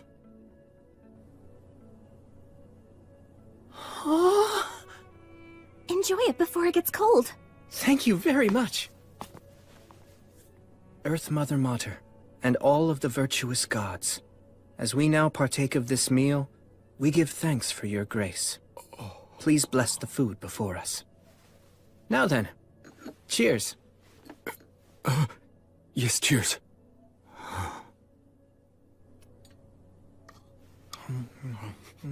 Tasty. Yeah. Tell me, why were you here anyway? Well, you see, I just migrated here, and I guess I kinda wanted to get my bearings. So I was sort of exploring. There's nothing unusual about wanting to look around. Yeah, but all the other people in my clan have been keeping busy. You're talking about Grender? You don't need to worry about that. Actually, I just happened to come from speaking with him in Agnar. You are remarkable. You're just so strong and dependable. I'm afraid I'm nothing like you. Then, why don't you give it a try too? You can get a certain degree of strength by eating well and training. Dependability comes from good choices and habits. I believe that we met for a reason. I'll tell you what. Try considering this idea. Become a Thane. You could work for me if you want, if that's something you're interested in. Wait, really? Do you actually mean that? Just tell me what you want to do. As long as it's what your heart desires, then I want to help you achieve it. To be honest, I might just cause trouble for you, but still. Yes, please. Let me learn from you.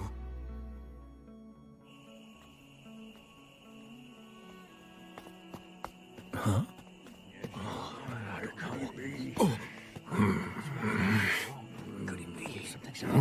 Young master! Where in the world have you been? Before you go somewhere, you must tell us! Regardless, I'm glad you're safe. I'm very sorry. We were so Seems Rue was raised by people who really care about him. Perhaps they even care a bit too much. You get it? Could have been hurt. Huh? Listen to me. Never do something like this again. Pardon me. Hello, everyone. I'm William G. Merryblood. I must apologize. Rue and I met by chance and we got to talking. We hit it off and I didn't realize what time it was. No apologies, please. That's the paladin? He's dreadfully strong. He's more than just strong. He could crush us all, if he wished to do so. My name is Gil Reese.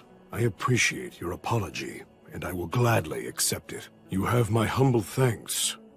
Now then, what brings you here? It's about Rue.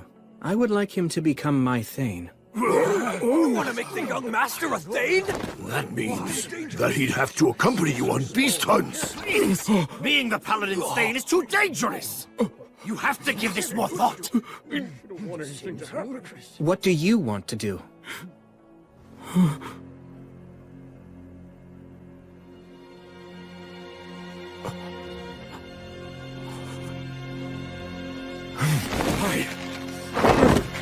What I want is to learn from him! To learn what a warrior is!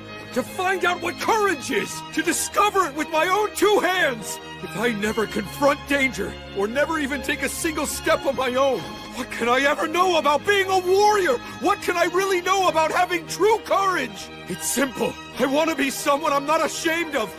For our ancestors! If I know nothing of battle, or of courage, or of conducting myself nobly, can I call myself a dwarf? It's final! I've no intention of ever reversing my decision!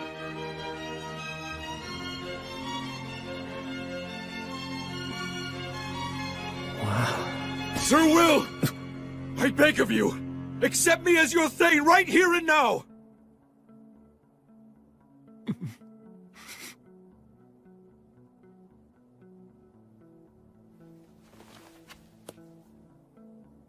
I will guard with my own two hands the loyalty you offer.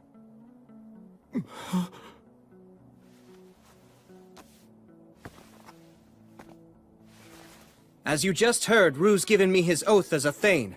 And so, as the knight that he now serves, I will gladly listen to what you have to say.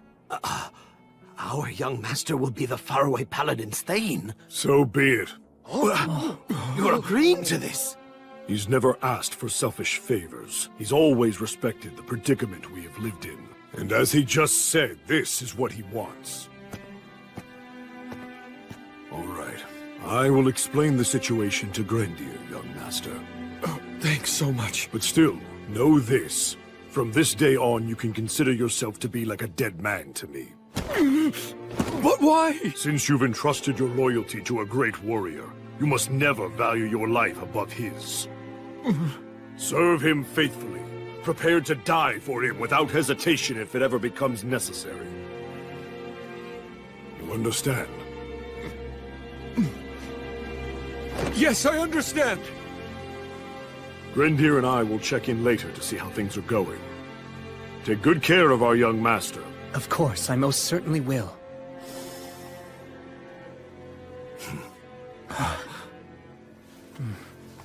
I'm looking forward to this. Yeah, same. Let's talk about your pay now. There's a lot involved in being a Thane, but I'll provide your equipment, and I'll pay you.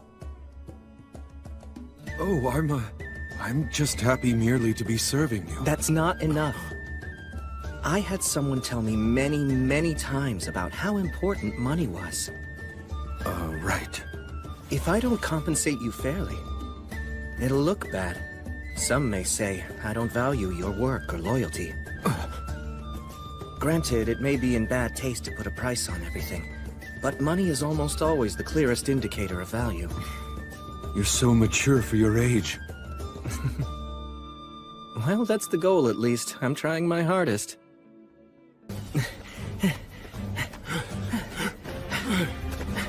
Are you doing all right? I'm just fine! Great, we'll do one more lap then. Okay!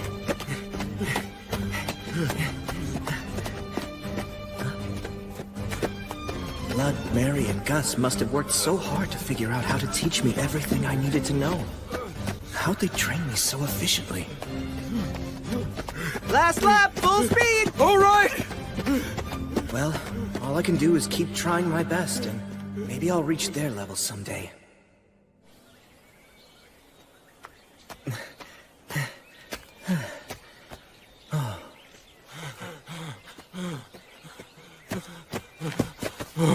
Good hustle. Do some light walking to catch your breath, and then we'll start strength training. Right. Strong muscles are the most essential foundation of combat. My master said you can solve most problems with brute force, and you need muscles for that. I see.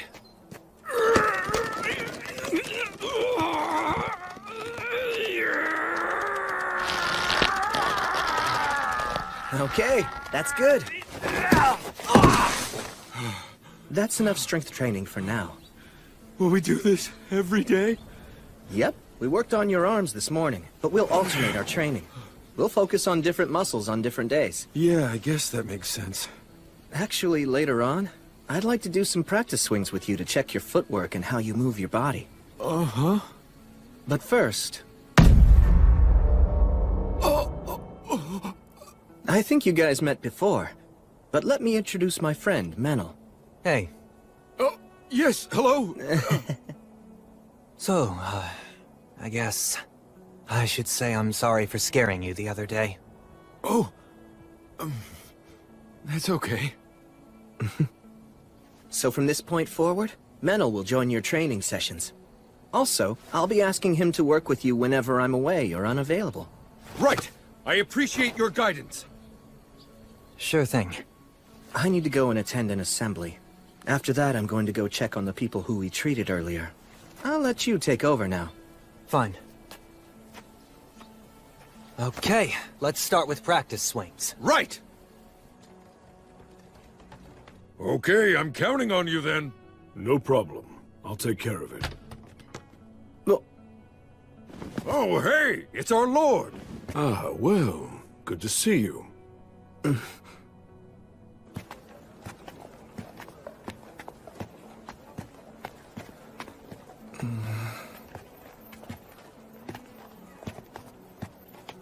So, Gelreese, what were you doing at the tavern? They'd received a booking for a big celebration that's scheduled to happen 10 days from now, and they asked me to supply the meat for all the guests. Oh, so you hunt for a living, do you? No, actually, I work as a mercenary. But thanks to that, I have some experience in handling crossbows and traps. So hunting is just like a side job? Something like that.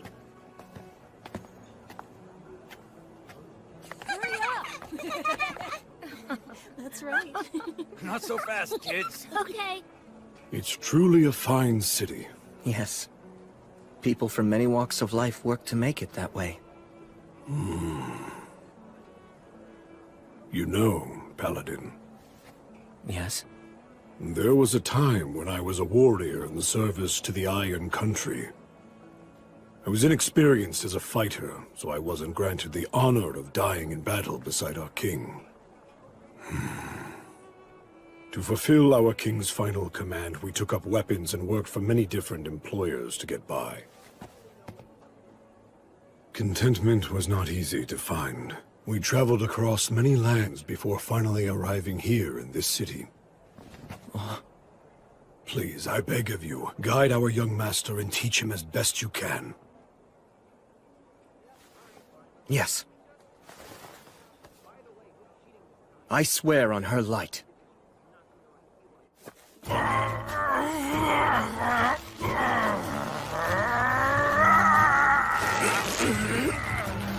Tell me, is this your full strength, Rue? Surely you've got more in you than this! This is your best! We're done. I'm afraid you've lost. Getting used to pain is just another part of training. How did you do that incredible move? You mean that last one? Hey there, Menel. Come over here. As your test subject? He'll understand it easier if he can watch it. I'm sorry to trouble you. Damn it. All right, fine. But you'd better make it a clean throw, you hear me? Hold on. This should get Bishop Bagley to start an investigation. The fire of Black Calamity will break out in the Rust Mountains. The dragon is coming! Albuquerque will destroy everything! You give me no choice. Although to test this dragon's power, I must use it! Tough scales. And an enormous body. The inborn ability to use words of creation. The dragon Valakirka. The dragon's power is second only to the gods. Back when I fought what was the mere echo of a god, I was nearly killed at one point. Things were bad enough with just an echo. And now, an echo and a dragon. I don't like this. It scares me.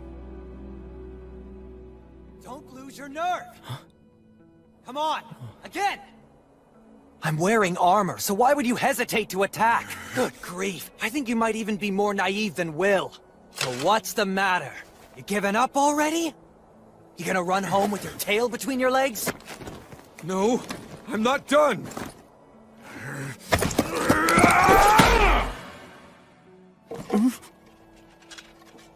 Right on my head and I barely felt it.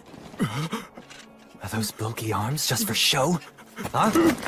Oh yeah, you're clearly scared now, aren't you? Are you gonna start crying and run away, are you? I won't run! Then strike again! And put some force into it, you weakling!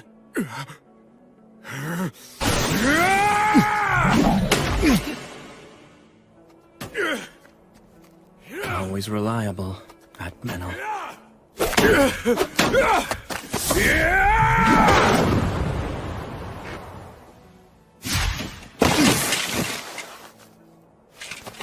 Ha! You actually put some spirit into that one. Keep it up. Thank you very much! Incredible. Rue gets stronger with each sparring session. Hey, Blood. Was this what you were feeling? Back when you were training me?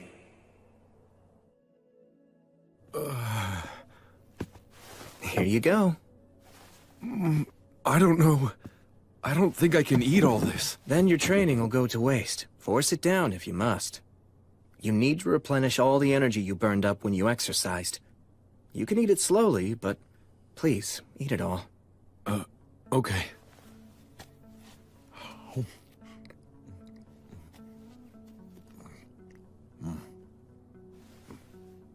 So, I just wanted to say thank you once again.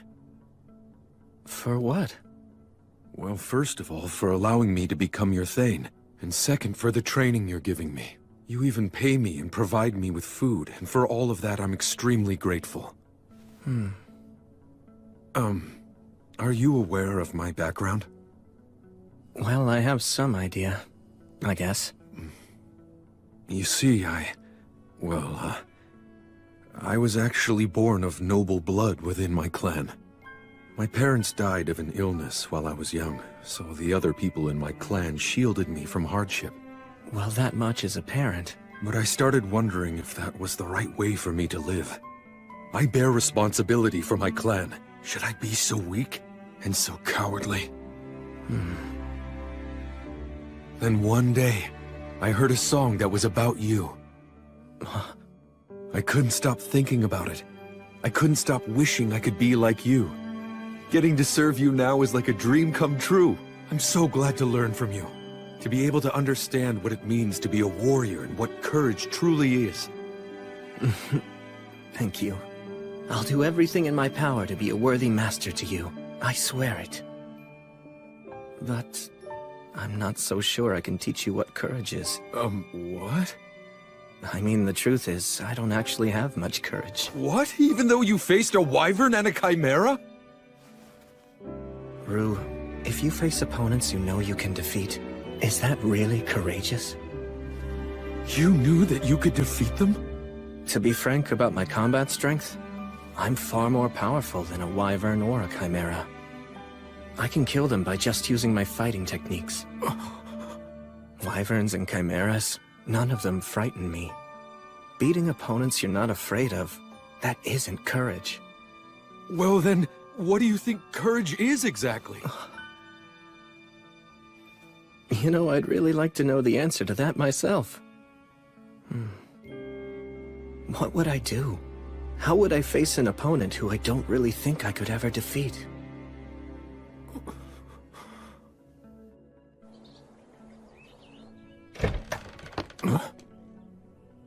I have returned.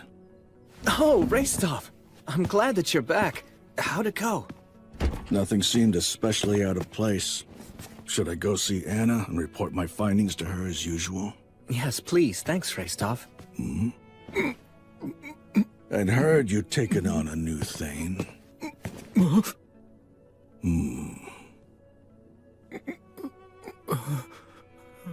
You're too hunched over. Your shoulders are too far forward. It makes you look weak. Pull in your chin, straighten your back, clench your teeth together. Don't let your eyes dart around. Look someone in the eyes or look at their mouth when you're talking to them. Right! That's good. Or at least it's a little better. My name is Raistov. What do they call you? Rue! I see. And what do you think of William? I respect him! Then make sure you don't do anything to damage his reputation as your master. Keep your eyes facing forward, and always stand up straight. Right! When you speak, do so with confidence, and choose your words carefully. If you can't do that, stay silent. Got it? Yes! Was that okay? Of course. I was actually planning to ask you for your input. Good then. You said your name was Rue? Well, be prepared. I'll be butting into your training. Right! Oh, that's right. Hey, Raistov. What is it? Let me ask you, what do you think courage is? I don't know what's been going through your head, but as long as you keep thinking like that, you'll never know. I guess you're right. I kept an eye on the Rust Mountains for a while, but throughout the summer and fall, they were as peaceful as could be. Just as the Lord of Holly promised, the forest was plentiful, which made everyone happy. When the time was right, the city even held a festival for the wheat harvest. The third winter that I'd spent in Torchport was drawing ever closer.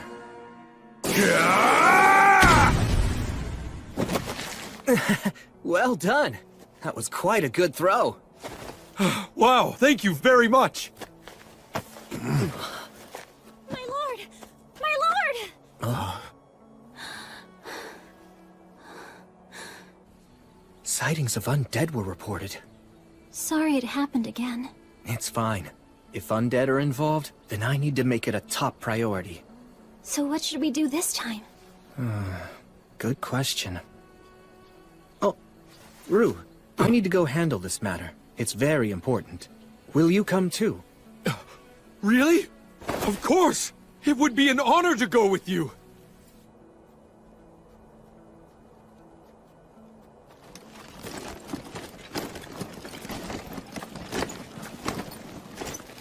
one more thing. I've heard that dwarves can see in the dark, but don't rely just on your sight. Yes, understood.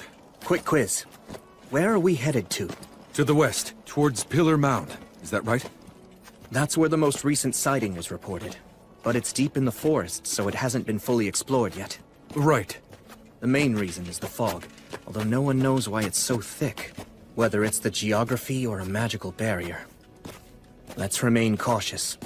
Yes, sir.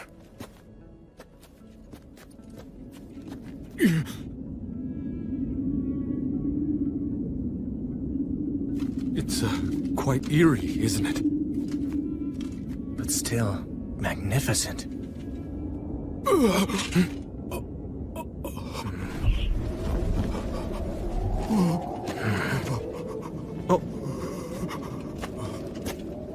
Sir Will!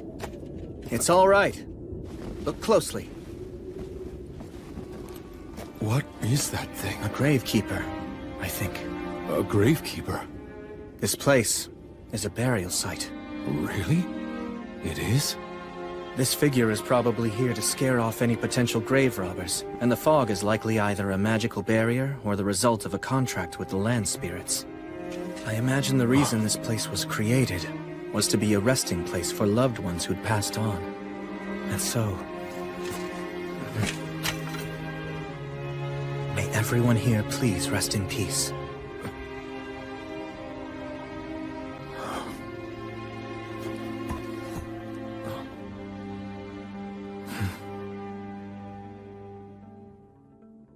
So, if the undead were spotted here, where'd they go?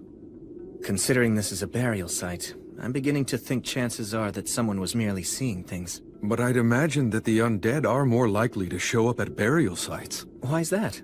They all received proper burials. Huh? Those who've been killed and then hidden, or bodies left out in the open are the ones who tend to receive the god of the undead's blessing.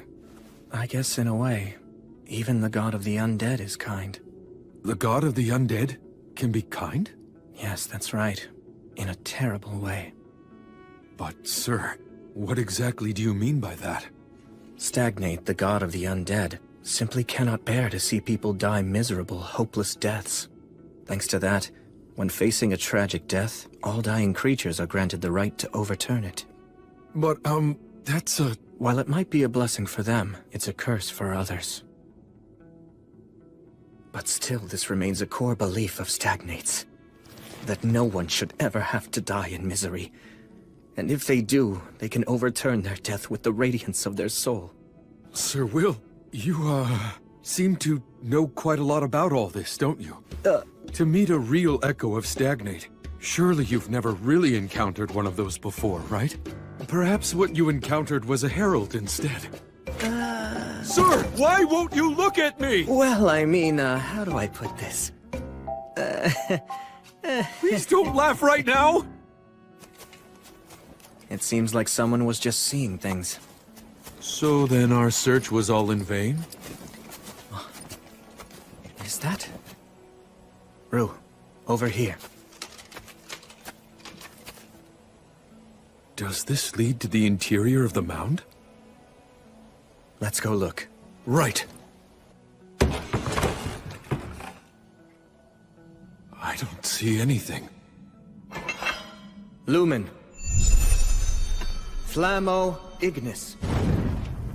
Here, carry this one, Rue. Understood. How come we need two types of light, though? When you're going up against an opponent with no night vision, what's your first target? Okay. Let's go.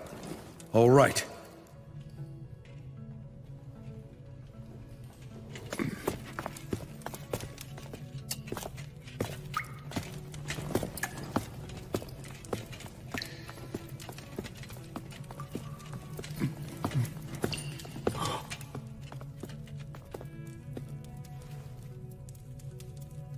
Does this lead to the innermost chamber, then? Yes, it's through here.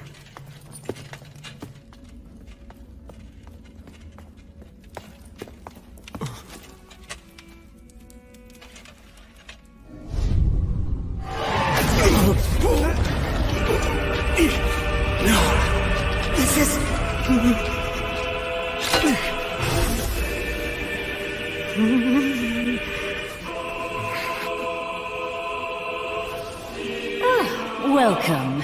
This is my home for now. Has it really been 2 years, Warrior of the Light? Stagnate, it's you.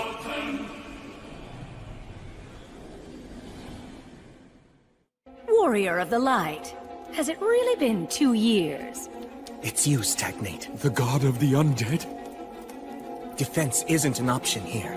So we have Now to— hold on just a minute. If you two intend to fight me, you will win. The form that you see here today isn't an echo after all. a herald. Very astute. The last time we faced, you gave me an utter thrashing. Thanks to that, it's unlikely I'll be able to send an echo to this world for quite some time, no matter how hard I try. Heralds. Messengers of the gods that convey their will. I had no choice but to send a herald this time around. You doing some fishing? Again, you're very astute. You're just as sharp as you ever were, I see. They knew that if they tossed enough rumors of the undead around here as bait, there was a good chance that I'd bite. How despicable. Regular fishing is despicable as well, at least from the fish's point of view. But then, that's just how gods are. It seems that you're not here seeking revenge for our last encounter. First, an apology. Apology? The echo that you faced last time behaved shamefully in its dying moments, and for that, I am deeply ashamed. Newborn echoes tend to be very emotional and irrational. They act impulsively, and in general are rather infantile. Still, that's no excuse. The god of the undead is apologizing? You know, young dwarf, that powerful warrior you're with actually managed to kill me. All that stabbing and being stabbed, what a fiery night it was. I wasn't aware that gods had such a fondness for jokes. Look, just tell me what you want. You're no fun. I mean, really, would it kill you to humor me a little while we chat? This god can speak the words. That's what makes them so dangerous. Brave warrior who defeated me. Paladin of the Light. This is my revelation.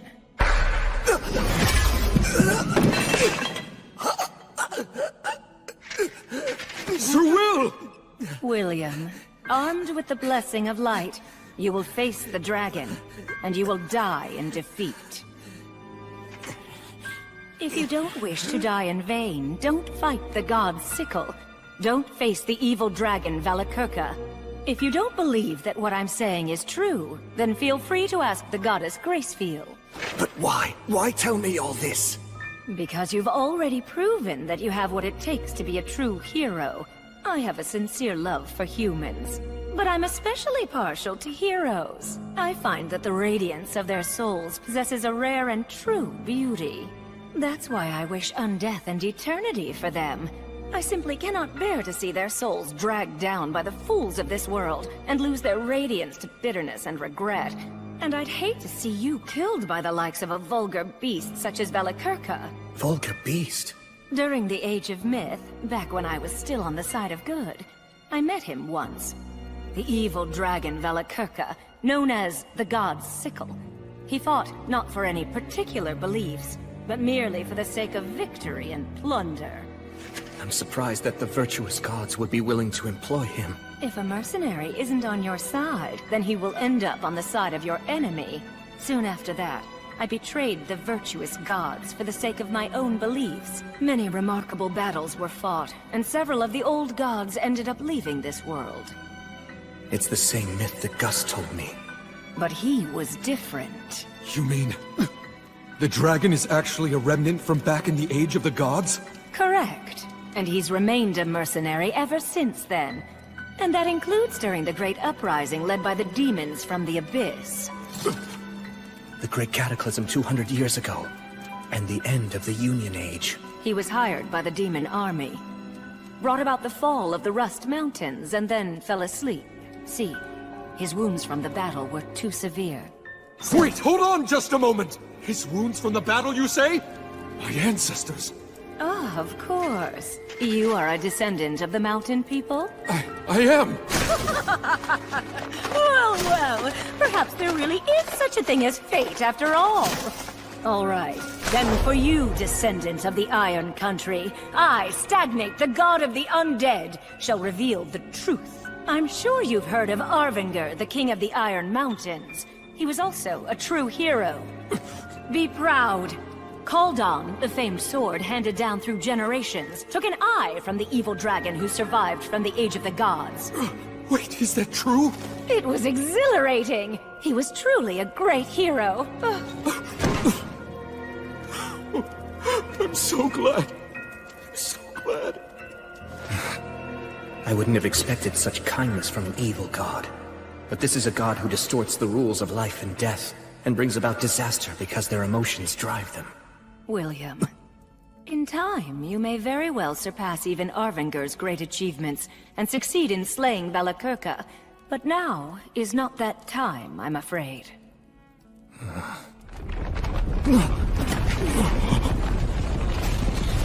The dragon's sleep grows ever more shallow.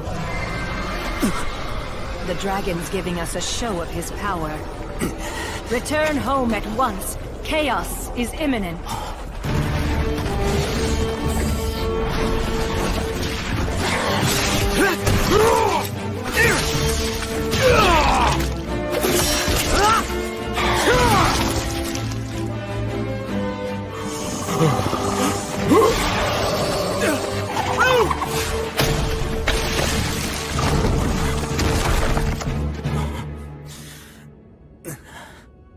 This is the cry of the dragon. It also goes by the name, the Dragon Roar. The overwhelming might of a ruler, which strikes fear into every living thing.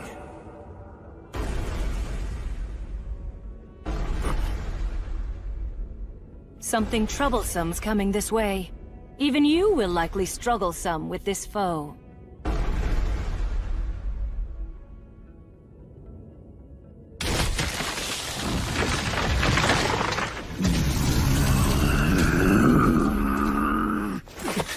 Giant? That's a forest giant.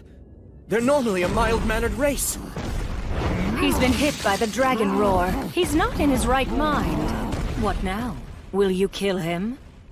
Of course not. You can solve most any problem with just brute force, but that isn't the only way to solve things. So will!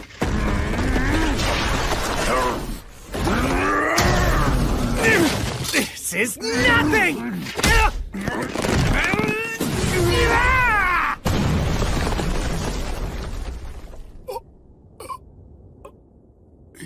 Just... Through a giant. Yes. Shine the light of reason upon the fog of confusion.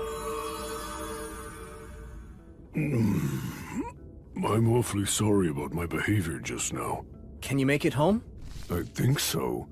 Oguni Zoiku, e sokse uraka. Uhusama. Otenum, Roshiatagaro. Let's see. Nogarado, Reo Yanaba, O Sedo. Yeah, it really is scary, but Oko Wendabum wentem benere kurana. Onawushum, Nezimanim ho shabe oko pascha. Oh. I am Gungar of the Jotun. Ogiho ye soyo William, no ho ne ruhuso.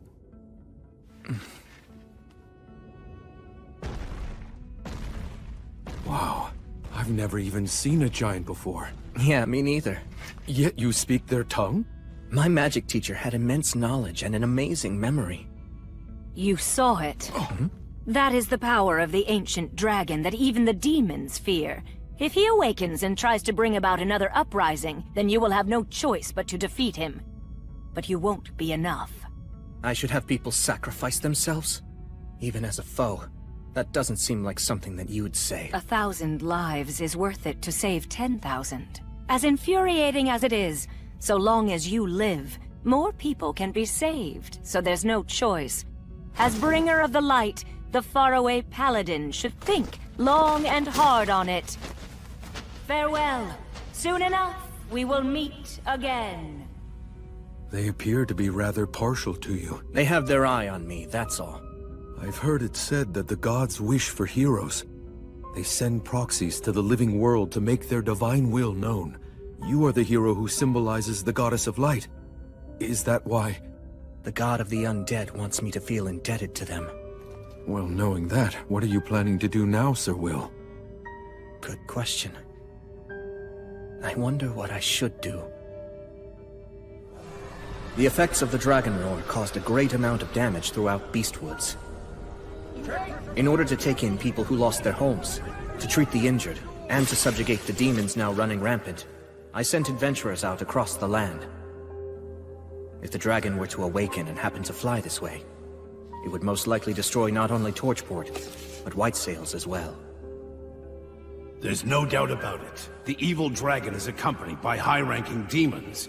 I sincerely doubt that you can defeat them on your own. Of course. There's nothing shameful about running away. I'm sure you wrote that under the assumption that I'd be the one going. That right, Bishop?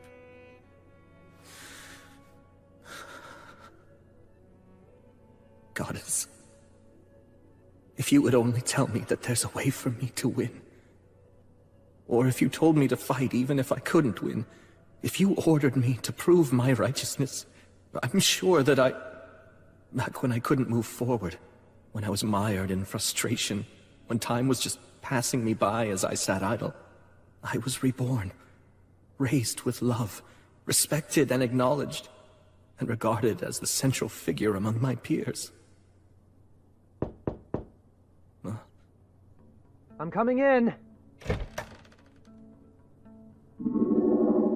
Wrestling with yourself again, huh? Yeah. So that's why you didn't notice. Take a look outside. We've got a bit of trouble. Huh?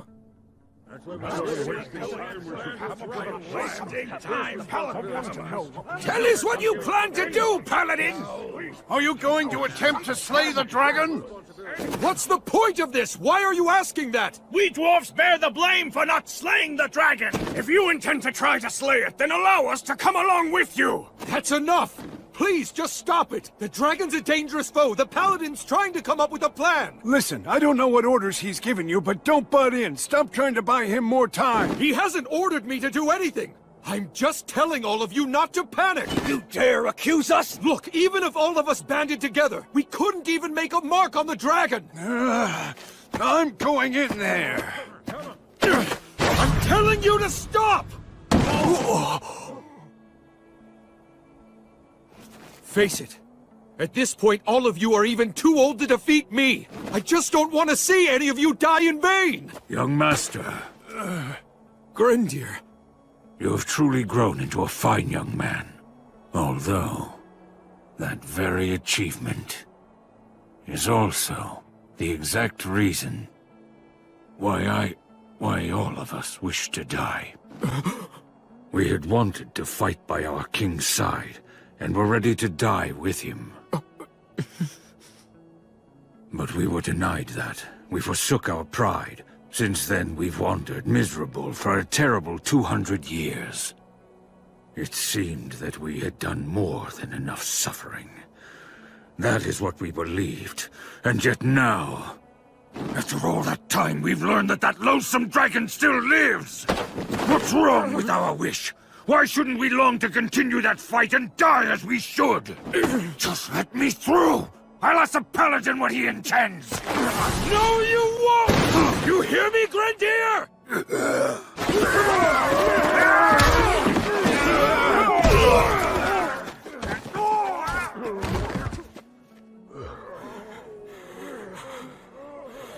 You want to know what's so wrong with your wish, Grendir?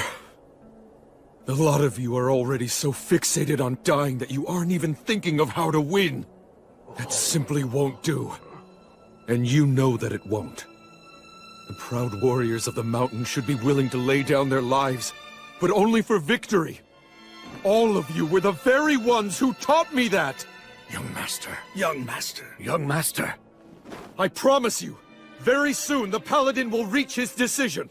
When he does, I will stay by his side. I will work to win back the honor of the dwarves. I swear on the name of Arvanger, the last king of the Iron Country, as his grandson, I, Vindolfur, swear, I'll take back the mountains that belong to my ancestors! He's pretty valiant, wouldn't you say? Yeah. He can't afford to lose. No, he can't. You usually don't weigh the pros and cons, or even consider whether or not you can actually win before you go into a battle. So don't you start doing it now.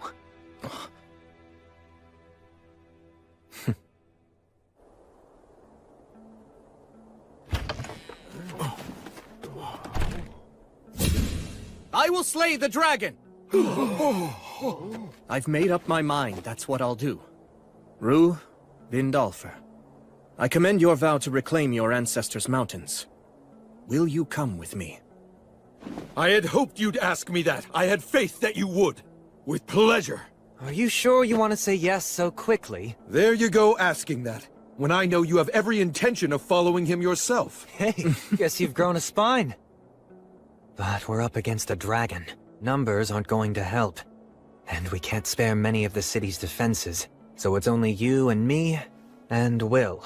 We'll also need a guide who knew the mountains 200 years ago. I will. No! I will go. This is no job for one who wants to die.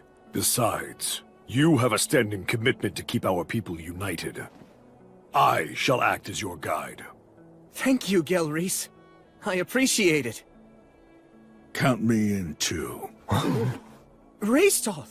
I came over here to see just what this big crowd was all about. It seems you're as sharp as ever. So that makes us 5 men picking a fight with demons and an evil dragon. Do we stand any chance? I doubt it. There isn't a surefire method for killing a dragon. We're at a disadvantage.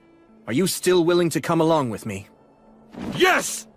That is right where glory and honor lie. That's what a warrior's true worth is. I'm already used to having to go along with your crazy ideas. Then let's go slay a dragon and take back the mountains!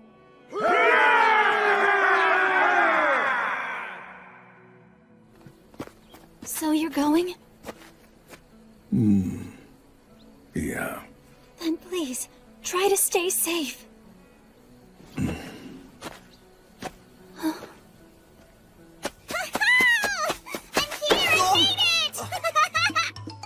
Bee! You're going to slay a dragon, right? Yeah. Well, then I get to write a song about it just like I promised I would, right? Yes, of course! Woohoo! I get to write a new dragon-slaying saga! It's a troubadour's dream! First, I'll spread a prequel song around. That'll help, right, Will? Yes, absolutely. Thank you. But don't give me a sad ending, you hear? I'll try my best not to, believe me. Yeah, make sure you do. Nobody likes tragic twists anymore. Hmm? Huh? Don't leave me behind like that. Sorry about that. Anyway, I managed to secure the supplies that I figured you were going to need. You're saying you already knew that I'd be going? Of course, although I was still anxious that I might not reach you before you left.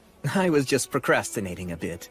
I'll write in your song that you were just waiting for the right time. That sounds cooler, right?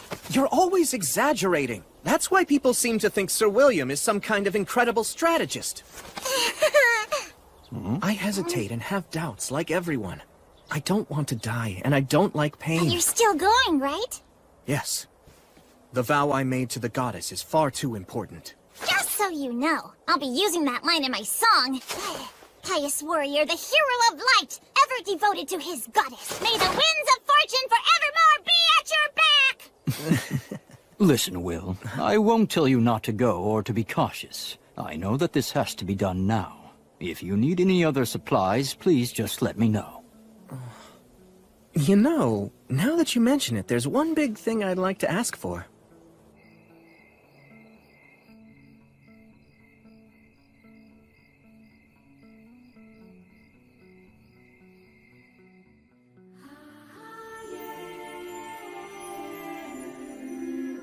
So, you're going? I must admit, I do not wish to see you die.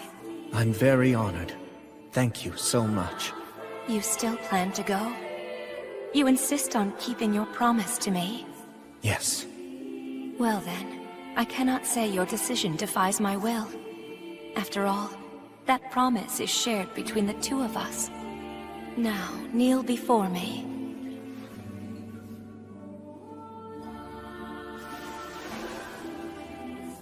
William, I command you. Do not be afraid. I am right there beside you at all times. Always remember that I am your goddess, and as such I will strengthen you, render aid unto you, and protect you. Go, as my knight, go slay the dragon, and fulfill your promise.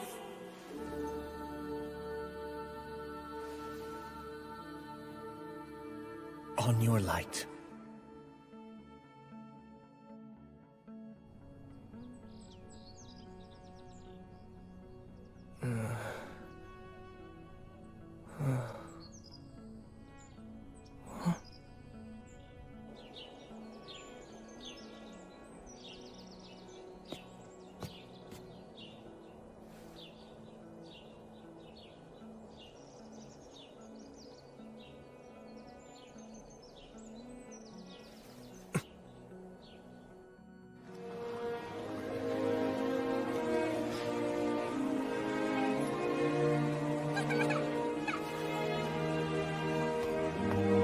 Will, it's all set. I've made all the arrangements you asked for. I appreciate your help. Well then, you take care now. Right. I wish you well, young master. Our spirits are with you on your journey. Right, thanks.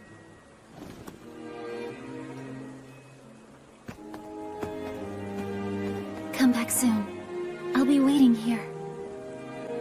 Come on, can't you even be a little sociable at a time like this? Well, you know, just think of the stories I'll bring back. All right, here we go! Yeah! Time for the heroes to depart!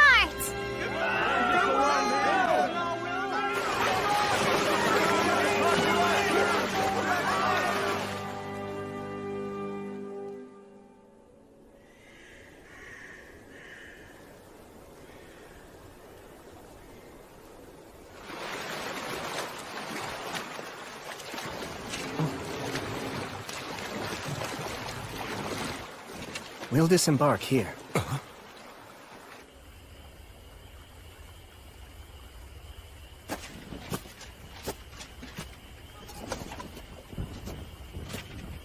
Okay, we can take it from here on out.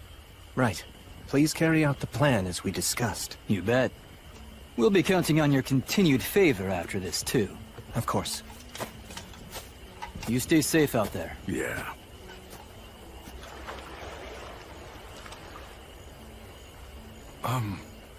Who were they? Also, what's the reason for us getting off the boat here? Should we not have gone at least a little farther? We've had a great start to our voyage downriver so far, but the demons will be on the move too. Marcus and his group will act as our body doubles to confuse them. Meanwhile, we'll head upriver. When did you arrange all this? I had Tonio put everything together for us. Marcus and his group also helped. So that's what you were up to. I checked with the dwarves too. Once we enter the tributary upriver, we'll be able to reach the mountains from the other side. So while the demons are lying in wait at the front door, we'll kick down the back door and move in. Sylphs, oh Sylphs, please hear me. Put the wind at our backs. Send us on our way.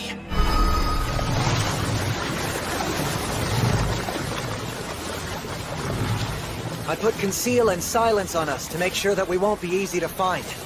Moving at this speed, we should be there by morning.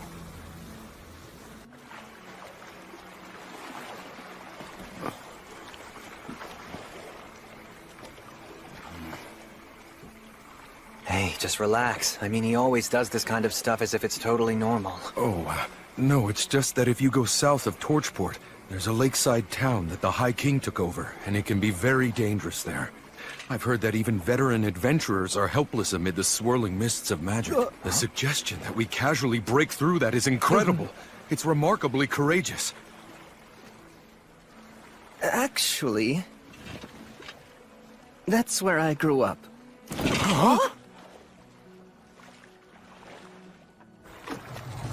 The three heroes still lived there? And they were among the ranks of the undead? Come on. The god of the undead stuff's real? Ugh, give me a break. I mean, I don't think we'll be attacked or anything. Some friend. Damn it, I can't believe that you never told me. I'm sorry. Oh, that's right. You did cry when you heard that song about the three heroes. I didn't cry.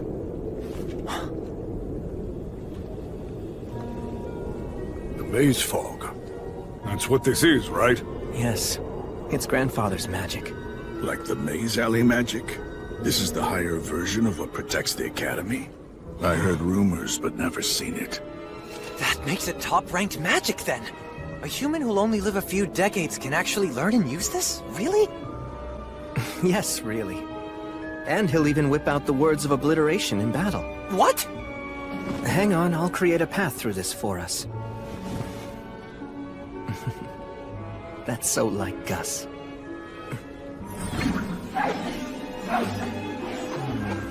This word goes here, and knowing Gus, this will be set up here. And this right here is a trap.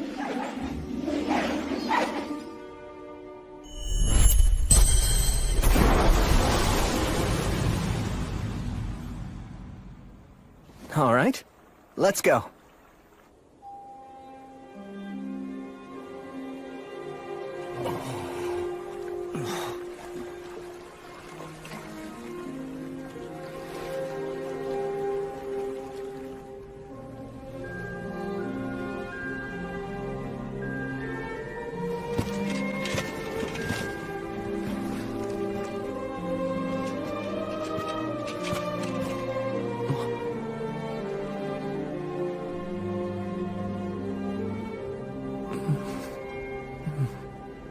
Hey! Huh? Go on ahead. Thanks so much.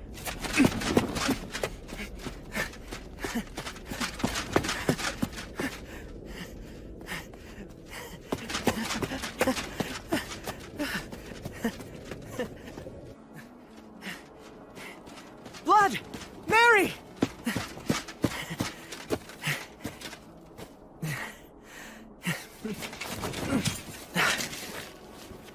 I've come home. And I brought my friends and companions. I'll be back later, okay?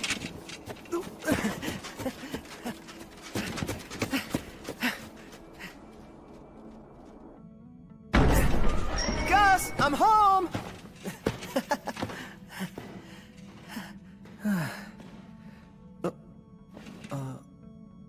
Gus?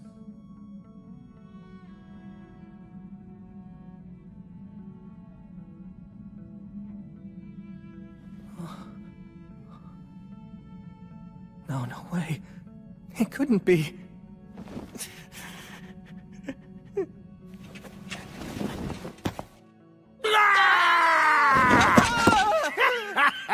Carelessness is the greatest enemy.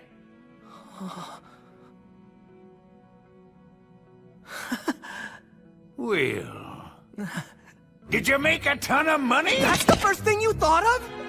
How about something like, hey, you're still alive? I knew that the boy Blood Mary and I raised together would never die so easily. I wasn't worried about that.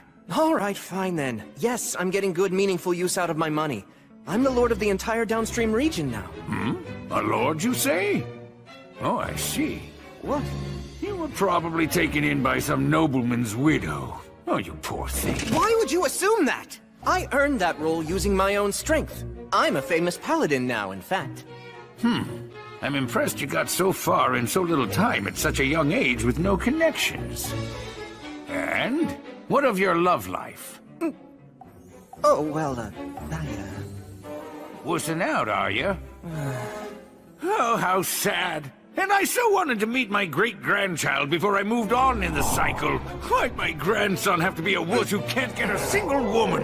Hey, I'm not a wuss! Aren't there any opportunities when you're out adventuring? Like you save a bandit and find out she's a strong-willed girl in disguise? Or you help a peddler girl who's running from some guards? What's that look for? Done both. But they were all guys.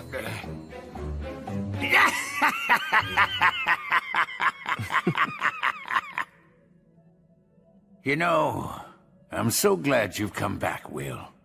Welcome home.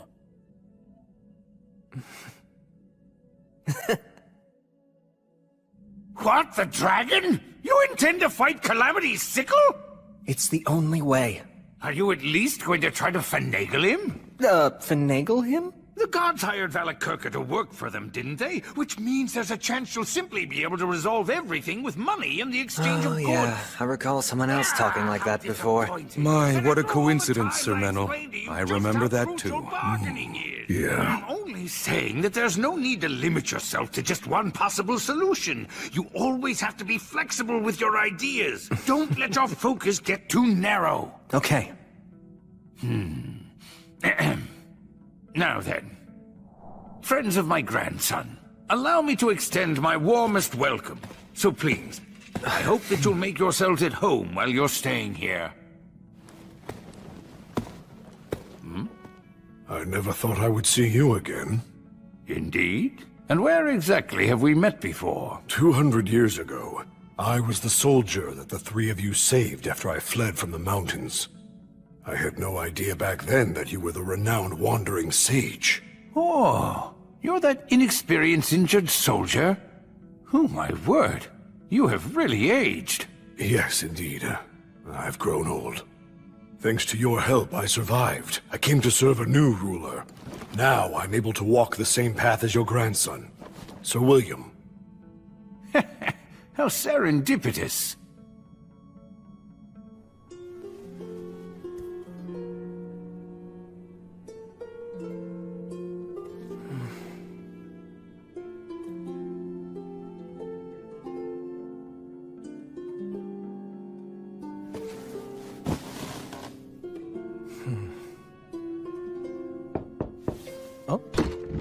Hey, I'm coming in. Was this your room? Yeah. You know, that Gus guy is really something else. I thought for sure you'd say he's more lowbrow than you expected. I mean, he is, but it's more like when he showed me the way here, I felt like he could see everything about me. Yeah, amazing, huh? I'm proud to call him my grandpa. That's cool. Also, he asked me, "Oh, are you the bandit girl?" What did he mean by that?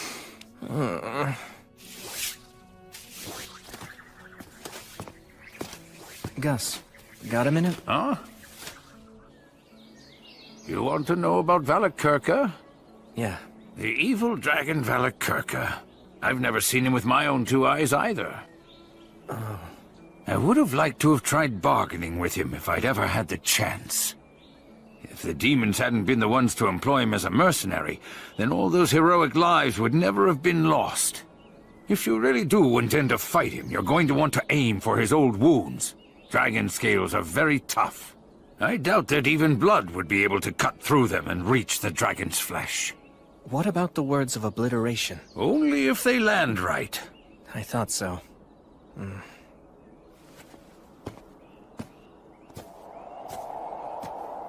Do you know the reason why the true dragons of old could fly so rapidly, even though they were of such enormous size? Because words are able to race quickly through the air. Exactly. The dragons of old reside within myths. As such, they are far closer to the words than those of us who live today are. Which means if it comes down to a battle of magic, you'll lose. He has the advantage in magic, huh? His constitution, along with the physical strength and hardiness it provides him, are no joke. You're disadvantaged in close combat, too. To phrase it like Blood might, he has got you beat in muscle. The typical strategy used to beat a dragon is an ambush. However, Valakirka is likely using the demons as an early warning system. I'm really starting to see why the god of the undead tried to stop me. Stagnate did, huh? Did a herald come to you? Yeah, in the form of a crow. Huh. Sounds like you've got an admirer. I hate to agree, but... Stagnate thinks the way all gods think. You can't keep up, and talk about being overly friendly for a god, and impertinent to boot. Although, I have to admit that I am still somewhat grateful. Stagnate gave me the chance to live as one of the undead and keep raising you. and allowed Blood and Mary to die happy as well.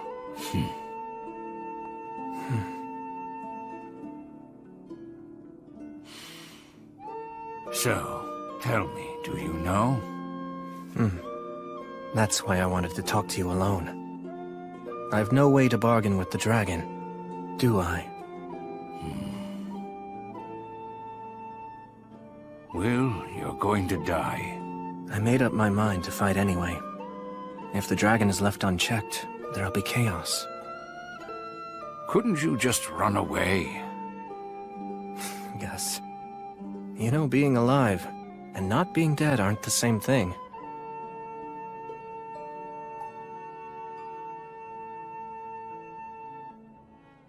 Well, I guess there's nothing more I can say. Oh, yeah. There's something I've been wanting to ask. I heard the story of how the three of you killed the wyvern. Oh? Well, there was a boy and a half-elf girl that you lent some money to, remember? Oh, that brings back memories. Of course I remember that. They were promoted and became nobility. The old half-elf lady is still waiting for you to this day. Mind if I collect the debt she owes in your place? Oh, well. Getting one's money is important after all. You can't do that if you're dead. And when you borrow something, you have to make sure to return it. It's fine by me then. If that's the case and you're gonna go through the trouble of collecting that debt for me, I can't just sit around and let you die. Oh. The equipment used by the compatriots who battled the High King is still kept here in the city. Why not refurbish it for your own use? For you and your companions?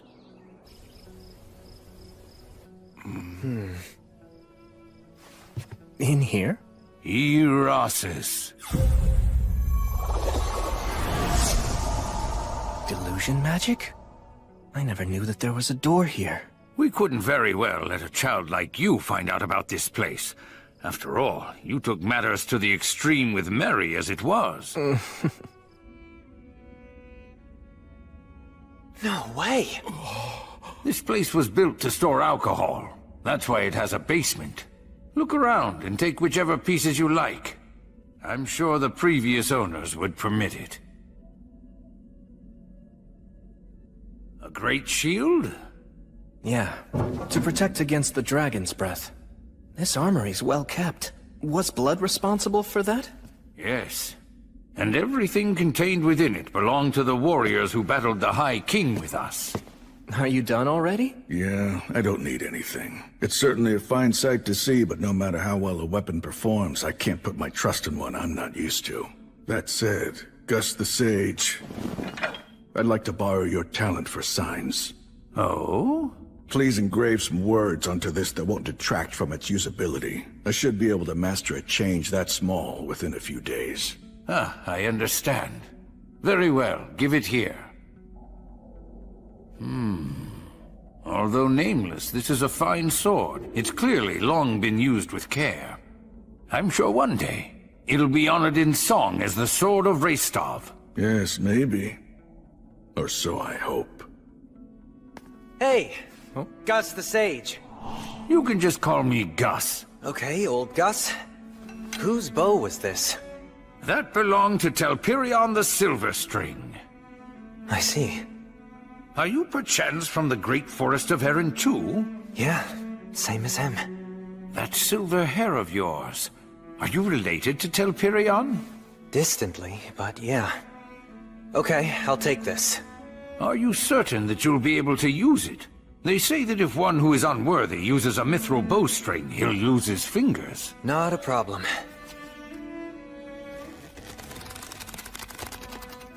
See?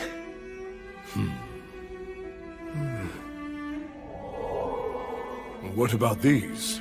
That is the full armor set of Bavor the Blade Breaker. It appears to be dwarf armor. Indeed. Bavor was actually a wandering dwarf warrior. He was a participant in our battle against the High King. Said it was revenge for the Iron Mountains. I see. Well, then I shall take this along with me. And I'll take this. It takes remarkable strength to swing that like you just did. Can you tell me about the person who used this before? That weapon belonged to Ewing the Fierce. He always wore a smile on his face. He didn't very much care for fighting. If the world had been at peace, perhaps he would have taken a different path and become a fine farmer. That's right. Ewing, Bavor, Telperion, all of them gave their lives in order to defeat the High King. All the weapons and armor pieces within this depot, every single one of them was so important to someone. And each has its own story to tell. Wherever their owners are now, I pray that they find guidance and repose. Hey. Huh? Once we return from taking care of the demons and the dragon, is it okay if I bring a troubadour girl I know back here? She's a halfling and she's a tad rambunctious. Oh, yes, of course. Do as you please. I'll tell her all the stories she wants. Okay, thanks. Is this girl by any chance? She's just a good friend.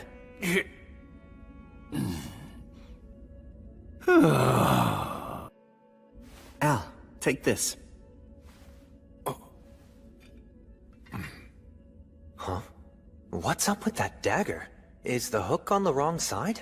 Yes, you're right. The design's unusual. It's a right-handed stiletto. The halberd is strong, but it's unwieldy. Whose was it? Who did this dagger belong to? It was my father's. I can't take this! I mean, it's a memento, right? Yes, but still. I feel like it's better off in your hands. It's right somehow. It's okay. He gave me plenty. He gave me many valuable things.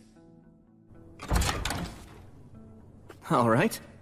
Let's finish this before the others come back with the food. You could have just let me take care of all this myself. It'll go faster if we work together. Besides, you're royalty, aren't you? Well, only a name. Honestly, I've often wondered why I couldn't have been born to another family who ran something simple, like a workshop. Although if you'd been born to a family like that, you'd probably say to yourself, maybe I'm actually a prince descended from the royalty of some fallen nation, and it's my duty and destiny to rebuild my kingdom. I wish I could tell that version of myself that trying to rebuild a kingdom isn't as great as it sounds. Even so, you'll still do it, right? Yes, I will. In truth, all of my people long for their homeland. If putting my life on the line will inspire them, I'm happy to do it. I think that would be truly wonderful. But I feel like I've dragged you into my own problems. You haven't. I always knew that I'd have to fight too. If I abandoned this place now, I'd never be able to face my parents or Gus again. Besides, I want to do something I'm proud of. When I return to the Goddess of Light's side one day, I want to be able to tell her I lived my life the best I could, and show off a little, you know? So I won't run. I'll fight the dragon. It's because of you that I made that decision. So thank you. I ought to be the one who's thanking you. I swear on your father's dagger, no matter how this may end, I won't regret anything. I'm counting on you, and I trust in you. All right. You guys!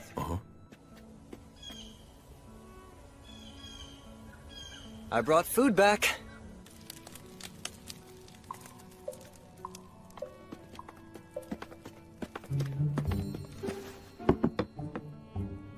Hey, it's fine you didn't catch fish. Just a fluke. Yeah.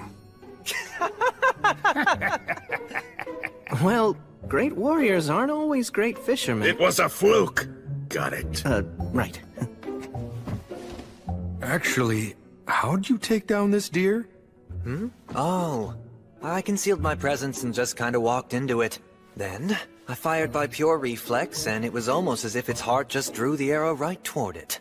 You have the blessing of the God of Spirits. He merely got lucky, that's all. And luck simply wasn't on our side.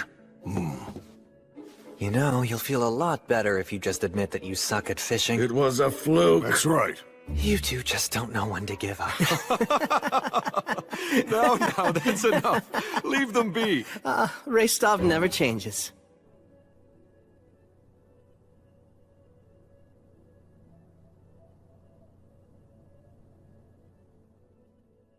Will, are you afraid of me? No way! Of course not. Listen close. Humans have flesh that feels warm to the touch, and they breathe air in and out. You should get used to how humans look. I'm sure that one day you're going to make other friends, and they probably aren't going to look like the three of us do. It'll be fine, really. I'm not afraid of you at all, Mary. I won't be afraid of other people I meet either. I'm so glad. My mind's at ease now. Will, there very well may come a day when you'll feel regretful. Huh? Valor is the strength to destroy injustice, but at the same time, it is a curse. A curse? Because you know you're strong, there are times when you can't give up, even if it means your own death. I'm only teaching you to fight because it's something I want to do. I'll understand if you hate me for it. Hate you? There's no way! Blood, I can never hate you! That's so.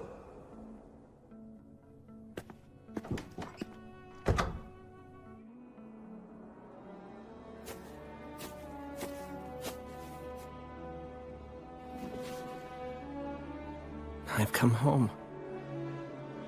Mary, I actually made some friends.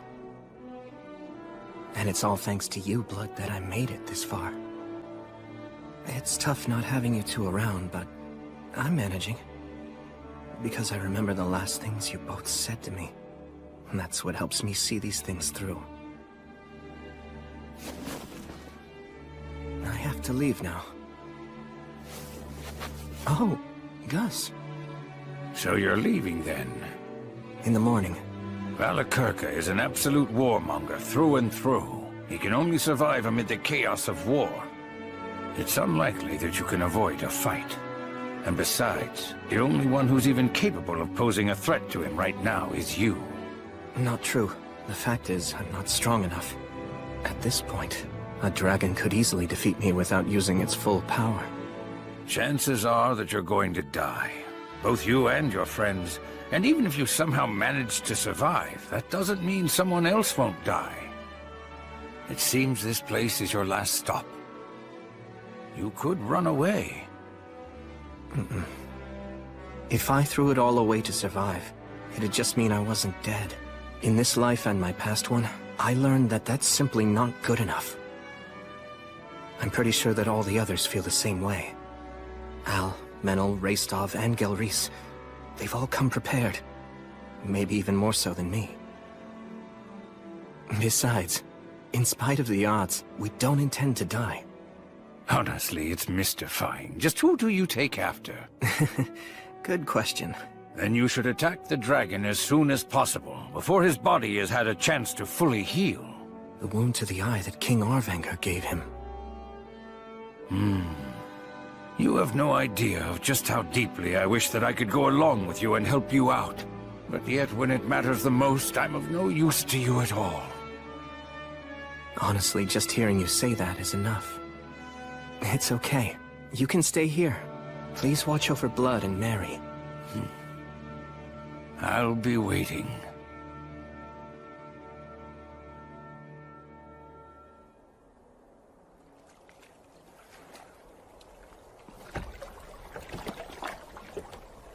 Let's go.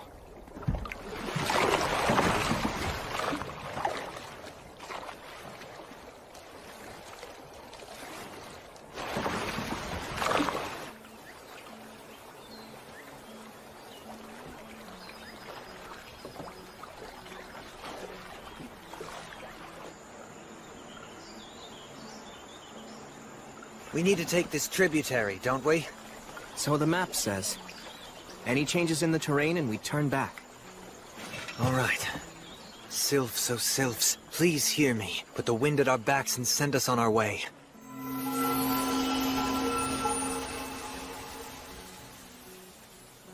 So tell me, any guesses as to what we'll find up ahead? I'm afraid I know nothing beyond the Great Collapse. Right, okay then. However, I do know that before the Great Collapse, there was an elven forest to the west of the Iron Country. It was called Lothdor. Hold on, Lothdor? As in Land of Flowers? You know the Elven language. Somewhat. Gus taught me enough of it to get by. Lothdor, huh? I've heard of it before. Pass beyond the Iron Country, where dwarfs dwell within caves. Cross the shining rainbow bridge, and there is where you shall find Lothdor. Lyres of silver and flutes of gold sing the song of Remirath. What was that? A travel song from my homeland. That brings back memories. Although in truth, the Iron Country didn't have a very good relationship with the elves of Lothdor. Oh, because of the logging? You know the history well. It's just that something similar happened in my homeland. Skirmishes between our people grew violent on occasion. Sometimes we hated each other. Regardless of that, they still remained our neighbors. They excelled at song and the spirit arts. Yet they were also a proud and ill-tempered people. Despite our differences, we had a certain respect for them. And in their own way, they had respect for us too. And during the Great Collapse? I only know they withdrew into the forest and kept resisting. They absolutely would not give up no matter what. Perhaps they managed to survive. Elves live long lives after all. And maybe...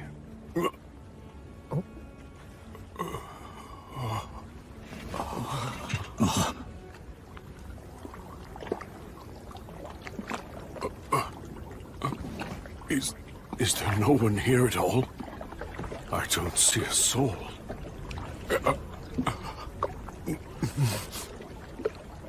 How regrettable. Looks like in 200 years, the flow of the river has changed. You know, this landscape looks rather familiar. Words of taboo. Yeah. If the elves really did sequester themselves in the forest, then there wouldn't be anything that anyone could do to discover them. So demons cursed the forest with rot. We must destroy them. You said it. We can't let them live. But first... Yeah.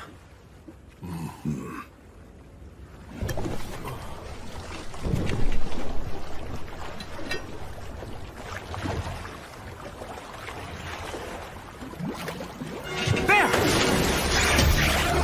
It's a serpent! Stop blocking! More are coming!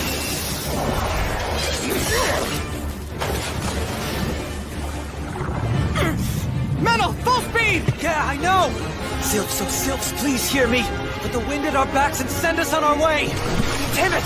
The response is too slow! Keep up the incantation! Raystov and Gelreese, take the port side! Al, you back up Metal!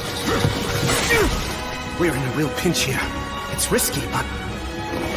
Fast start! Well!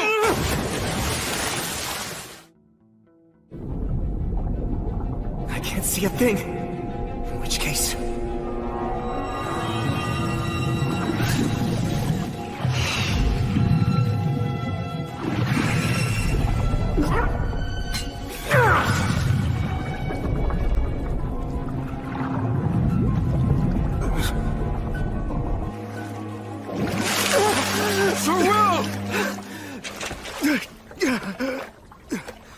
You all right?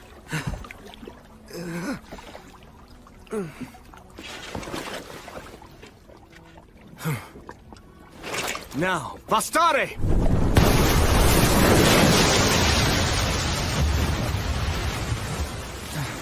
It's done. Man, you are merciless. I have to be. Menel, let's go. But move carefully. Yeah. I saw that the water turned clear all of a sudden back there. That was a prayer of cleansing. Isn't a prayer of cleansing only strong enough for the amount of water in a bottle or a small pond? That's Will for you. He's all in. Of course. He seems so calm, right? But he uses some straight-up barbarian tactics to brute force things. I'm used to it by now. That's just mean. The river has swallowed up the whole forest. The change in the terrain here is a real problem. Gelreese, do you see anything that looks familiar to you? Afraid not. Not in all this mess. Oh, hey, what about that?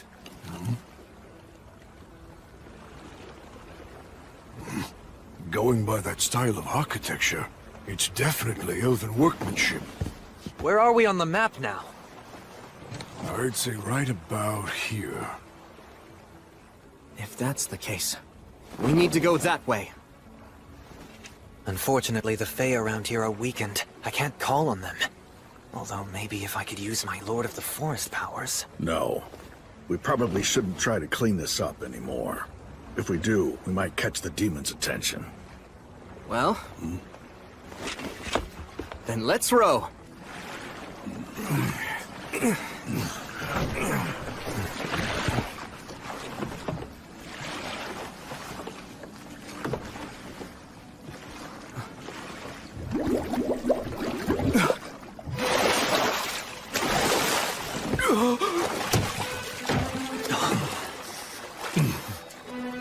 Enemies?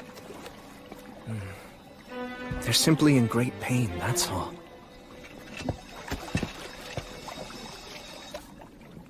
It's okay. Everything is all right. After this, none of you will curse anyone anymore. You won't haunt or torment.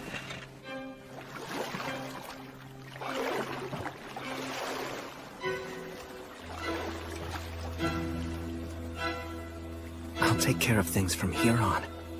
All of you can rest now. Hear me, Gracefield, goddess of light. Grant them peace and guidance.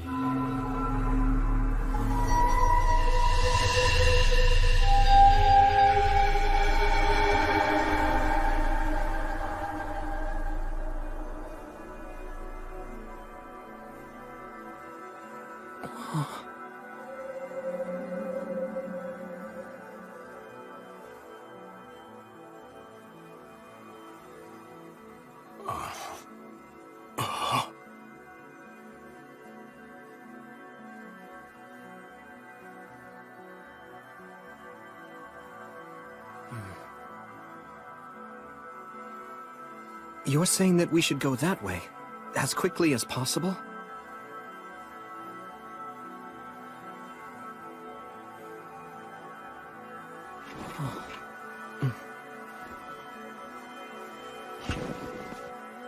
Then please, grant us the blessing of your light.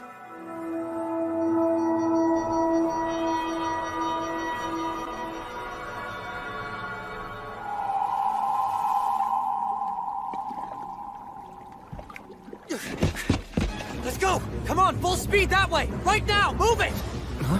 You can't ever trust an elf's sense of time. Sylphs, hear me. With the wind at our backs, send us on our way! You know the saying, when an elf says, wait a second, he means see you in a year? Well, it's actually true. So when someone with such a lousy sense of time says, as quickly as possible, that means... Oh, damn it, I knew it! Maidens of water, give your blessing, and race with us over the surface! Row! Hurry!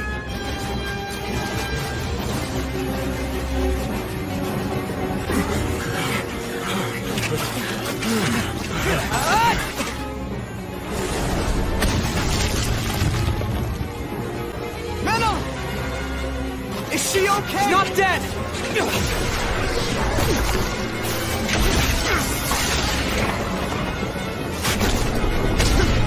Damn it!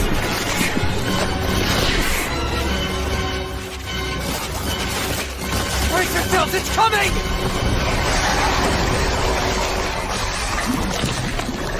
Hydra. Sagita Flamium! Fire hurts it! Right! Al, Gelreese, and Raystov, stay in front! Menel, take her and swap with me! Right! I'll stay in the rear. From there, I'll burn its head. The rest of you, stay in front! Right! Got it! Ready to go!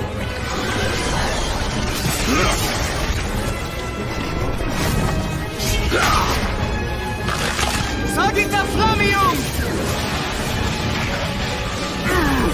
Go now, young master! It's over. Well, looks like I'm not needed here anymore. Fine, I don't want to waste my arrows.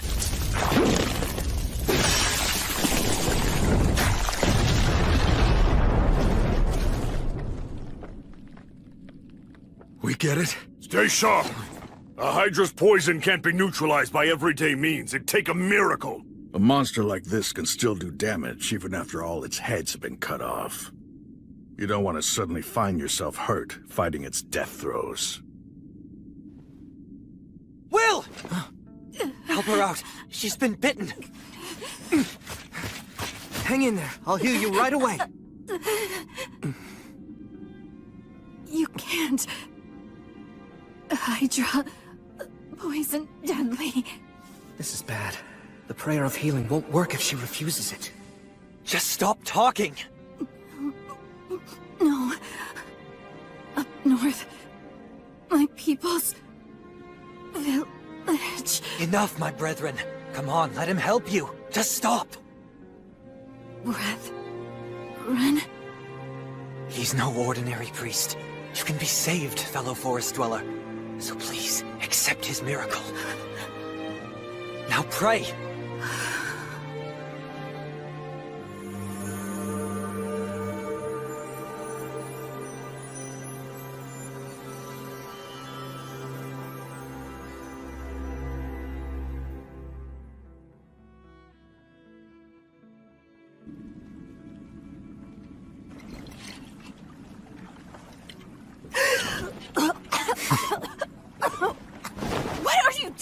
I was simply waking you up with an intense kiss. How's your head? Feel like puking? Any other symptoms we should know about, fellow forest dweller?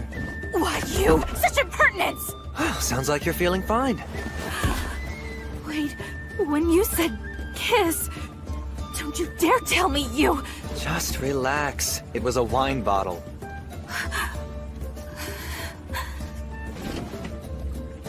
Erenra rumen komen tiarmo. Sorry for startling you. I wasn't taught a lot of manners. I am Meneldor of Isil. And I am called Dinalind of Remirath. I was named after the swift-winged eagle who appears beneath the silver moon. May our fateful meeting be singularly blessed. You are clearly a young lady who embodies the enchanting silence of the shining stars. So you can speak with propriety. Frankly speaking, elf etiquette really isn't my thing, and I think we should leave it at that. My deepest apologies. May I assume that you are the leader of this group? It's a pleasure to meet you. My name is Dinalind. And I am William G. Merryblood. You saved my life earlier. From the bottom of my heart, you have my most profound thanks. Slay the dragon? Just you five? Seriously? You think we'd come this far into the middle of nowhere for nothing? I could believe that you'd do so, perhaps. But I'm sure that William wouldn't. He seems quite honest and sincere. I realize it's crazy. But even so, we still have to do it. I see. You are very brave. Why were you taking on a Hydra in a place like that anyway?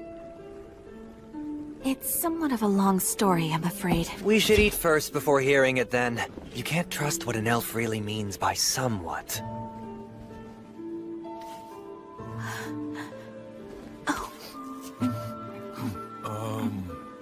Is that okay?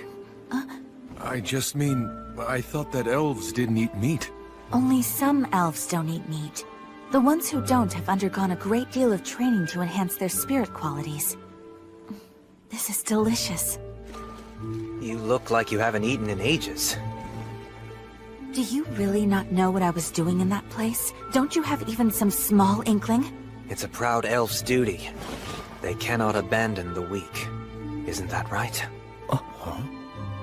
Yes. They keep their numbers low that way. Even when there's not enough food, and not everyone can eat, elves would never dream of casting the sick or elderly aside. The young, healthy ones who can fight end up voluntarily leaving their own communities instead. That's exactly right. To banish those who are weak would be unthinkable. You're truly an elf through and through. What's that mean? You're mocking me? It's a compliment. Good grief. Elves never change, I see.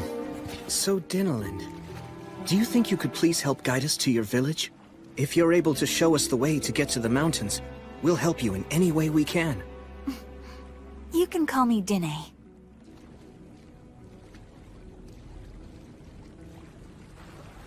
This all looks pretty bad. There's more than only the demon's words of taboo at work here. That's true.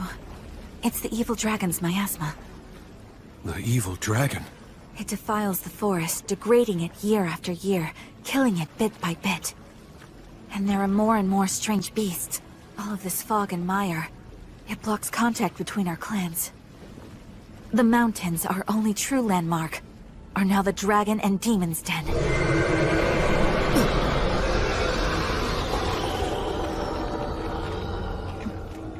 That sums it all up.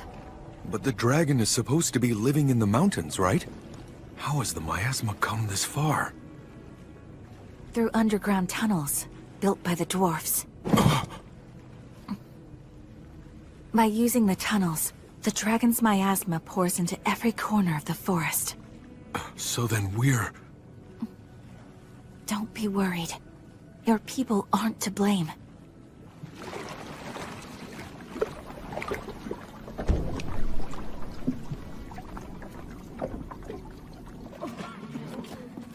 The powers of the Fae have weakened throughout this entire region. Because of that, the water, air, and food here have all been poisoned. Lothdor. The days when it was a beautiful land of flowers are long gone. So now, at best, it's the land of the half-dead. As a result, we never imagined heroes would come from the outside world to try to slay the dragon. Yet you came. Welcome to Lothdor. I warmly welcome you, you brave heroes. Please, allow me to heal those of you who are critically ill. Can we grant access to human strangers who've appeared out of nowhere? Can we really allow them to see our compatriots in their current weakened state? But these people... This offer has come from a warrior with most impressive weapons. Let me cure your cough. Wait, it should not be I. O Goddess of Light, hear me, Gracefeel.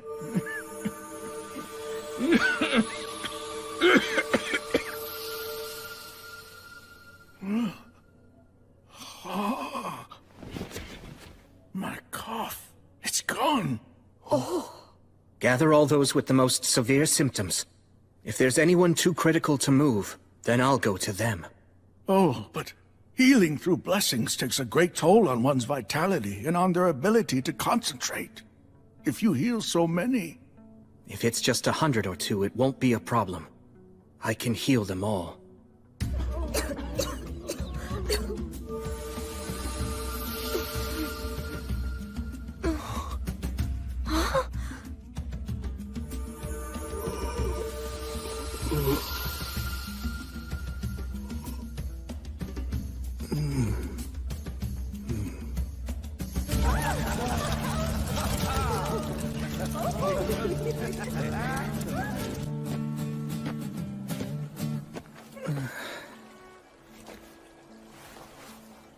Goddess of Light.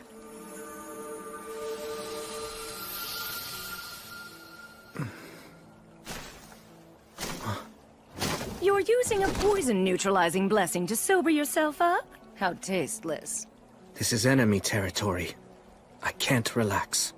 Is your journey going well so far? It is for now, at least. A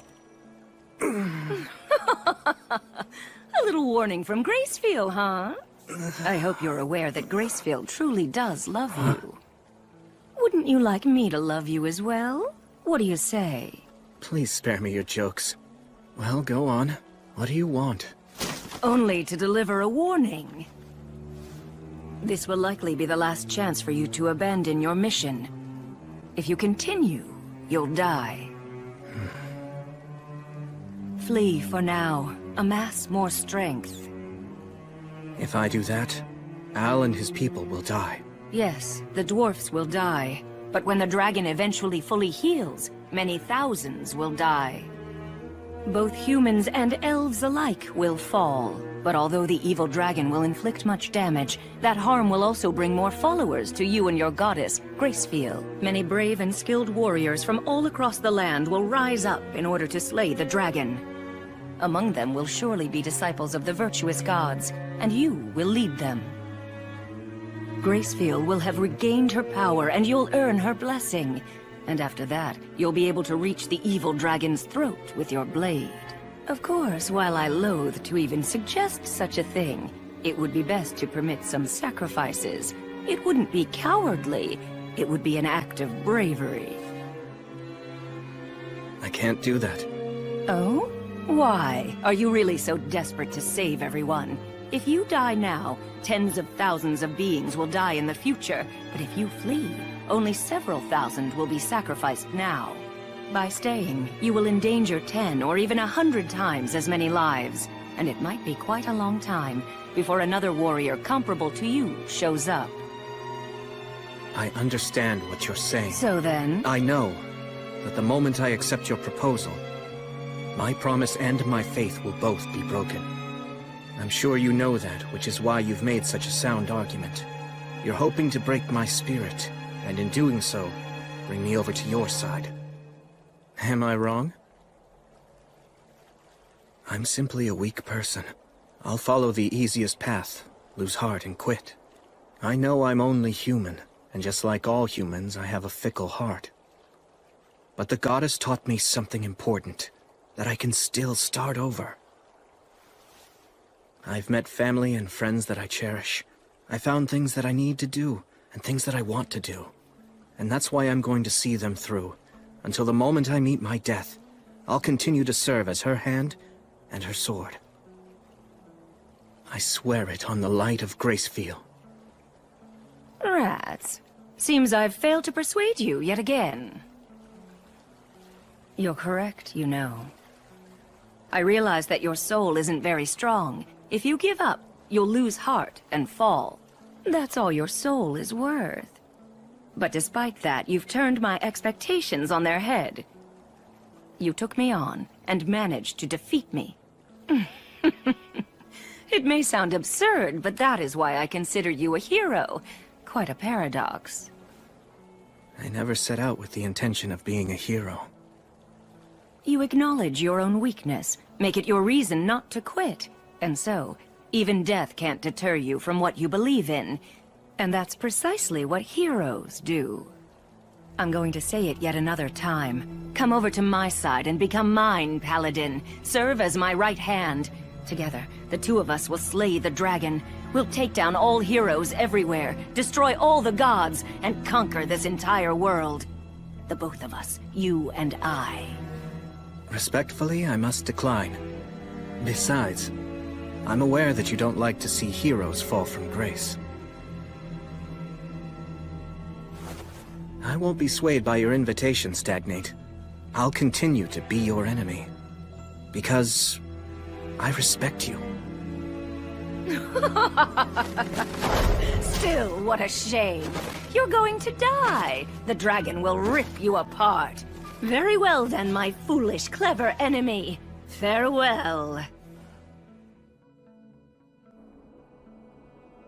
Come on, just let me go already. I can't! I told you that I can't let you go! I see it's true that the elves of Isel have no principles! Like a let's keep it all a secret Remirath elf can talk? Oh, just a lover squabble. Wait a minute. What exactly did you just say? Listen, we have no time to waste on something like love affairs. I guess that is true. Not at a time like this. Even I have that much of a clue. But another time? Then I'd say sure. I mean, she is pretty. Look, so what if I drop a slick compliment or two whenever I see her? That's just good manners. I guess I just don't get it. You really are just Ectocaco Niragamose! Is that so? Well, I'd say that you're an Onomaknag. Excuse me? The Lord of the Forest here. That's right. I should be able to heal him at least some. Oh, right. With the new abilities you have. No, absolutely not! Okay, look. You know, Menel really can be trusted. I do put trust in what you two have to say. There's no telling just how many elves you saved last night, and for that I am grateful to you. Then why do you say no? Where the Lord of the Forest is, it's Demon Beast territory. To put it plainly, it isn't our land. Okay, then... What, we should just depend on you? You think we have the right to ask you to get involved in yet another battle when you're about to enter a different one? We should beg you to help us because we can't handle it by ourselves?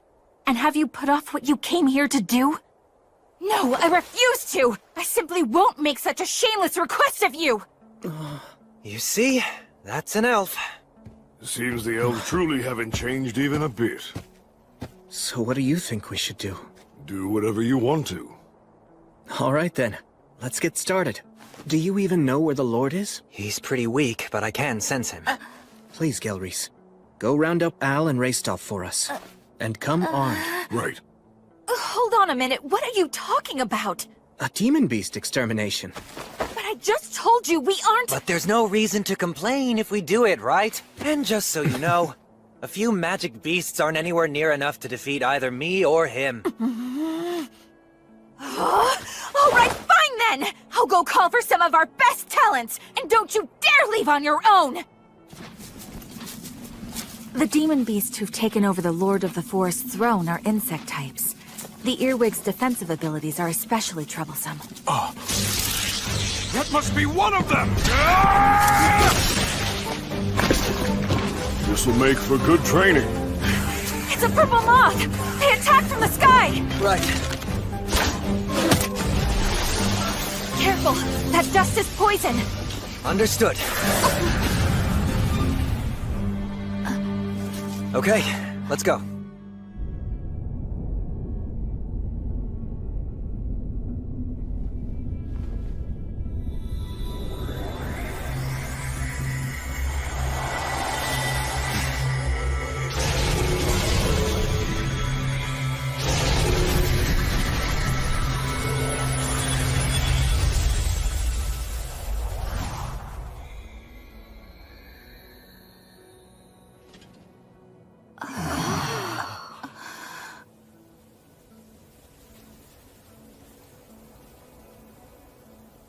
Nicely done there.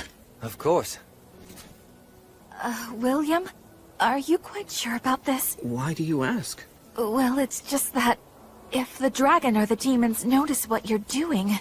Yes, that would be bad. Well then... But still, if we ignore this and move on, then that would be worse. Al, Raystov, Gelreese, I'm sorry for getting you all involved in my problem. You don't need to worry about that. After all, the truth of the matter is, if it weren't for you, then we never would have been able to make it this far. The young master is absolutely right. Agreed. Nothing new there. I'm more worried about you. You're planning to charge straight in, right? Yes. What? Charge straight in? Could you please show me to the nearest underground tunnel entrance? One that leads to the Rust Mountains where the dragon is right now. If the enemy is going to find us, better sooner than later. I beg you, please. Very well then. I'll send someone back to inform the villagers. The rest of us will come along. We'll face the dragon with you. We can act as decoys or shields at least. I'm sorry. You're just too weak. We can't afford to take anyone who'll slow us down.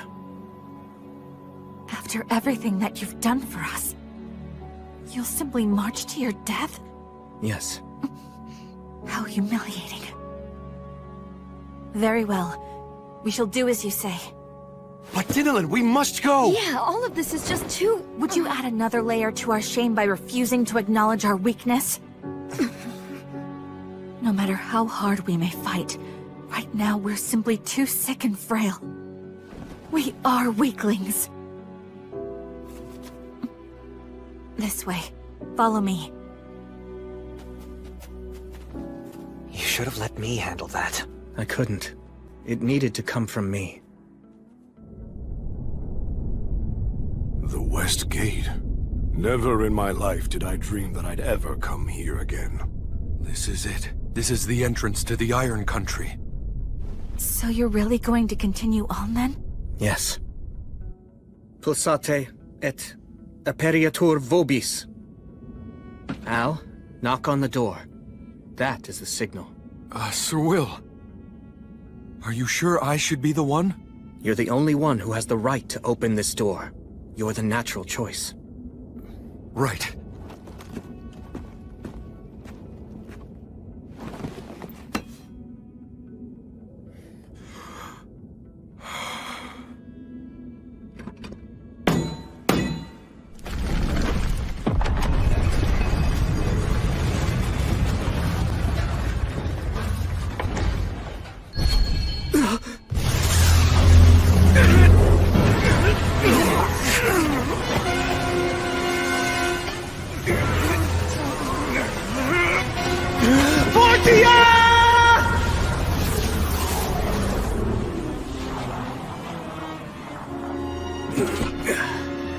It seems that they did notice us.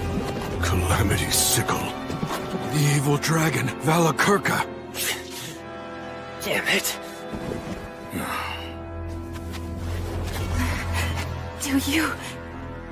Do you really intend to go up against this? Yes.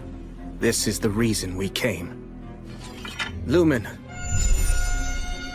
We came here to reclaim the mountains. To reclaim peace. So we're going in. Wait! We won't forget our debt to you. We, the Elves of Lothdor, do hereby swear to our ancestral god Rheasilia. One day, we will return the favor that you've done for us. I shall pray for all of you, that the blessing of the virtuous gods and the spirits of courage will be with you as you go.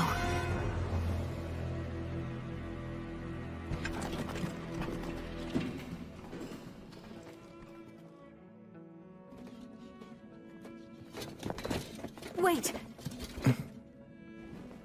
We won't forget our debt to you. We, the Elves of Lothdor, do hereby swear to our ancestral god Rheasilia. One day, we will return the favor that you've done for us. I shall pray for all of you, that the blessing of the virtuous gods and the spirits of courage will be with you as you go.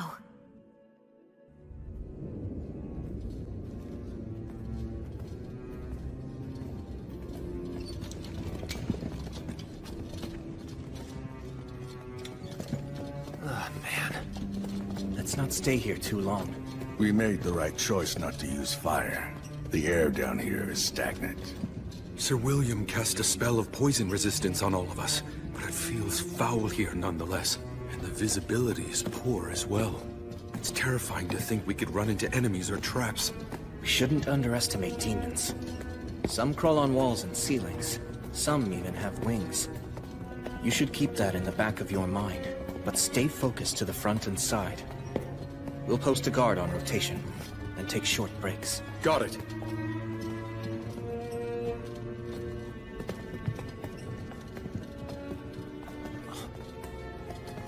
Hold it! A trap. I'll disarm it. Do you know where we are in these tunnels now? We should be close to approaching a hall of stone. The tunnels diverge drastically from that point. We're all good now. Come on. Okay. I'm surprised. Yeah. We haven't been attacked by demons, not even once. So, that means that we were wrong about the dragon and the demons? They aren't working together? We can't say that for certain yet. Maybe they're all assembled in the Hall of Stone up ahead. And they're just waiting there to ambush us. But if it turns out there's no ambush, it could mean that Al is right. Wait!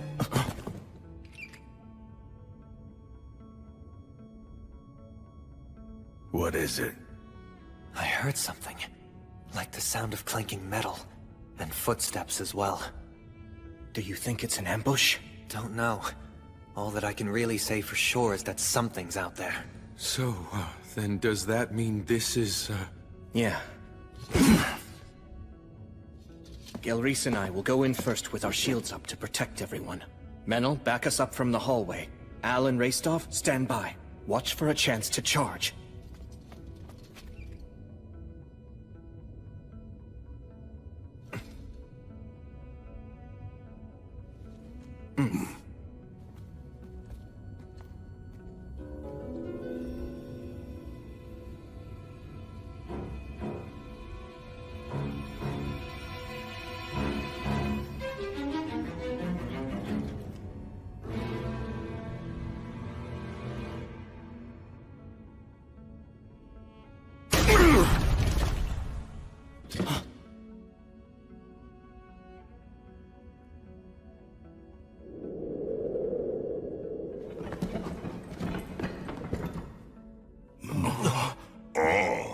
A couple dwarves.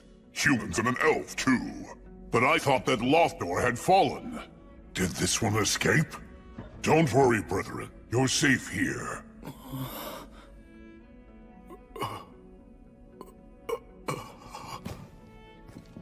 So, how goes the battle? You must have had quite a rough time. You're all here. Oh, wait. I know you. You're Gelreese. I thought that you got out. What, did you get out and then come back? That is just so like you. You've sure got guts, though. You'll add the strength of 100 to our ranks. Fight alongside us.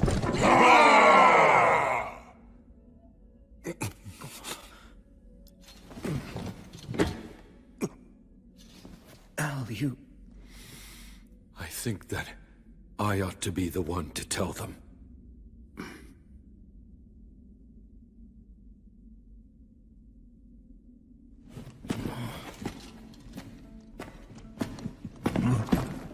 Is this King Arvinger? No, he's not the king. The king should still be in the throne room. My name is Vindolfer. I carry in me the blood of Arvinger, the last king of the Iron Country. The last? He's not the last. We're still here. The Iron Country has not yet fallen. This is a fine escapade. You have prepared well. I can tell that you've continued to repair and improve it. That's right. It is the pinnacle of our engineering. We will not allow the demons to enter here. I see. But still...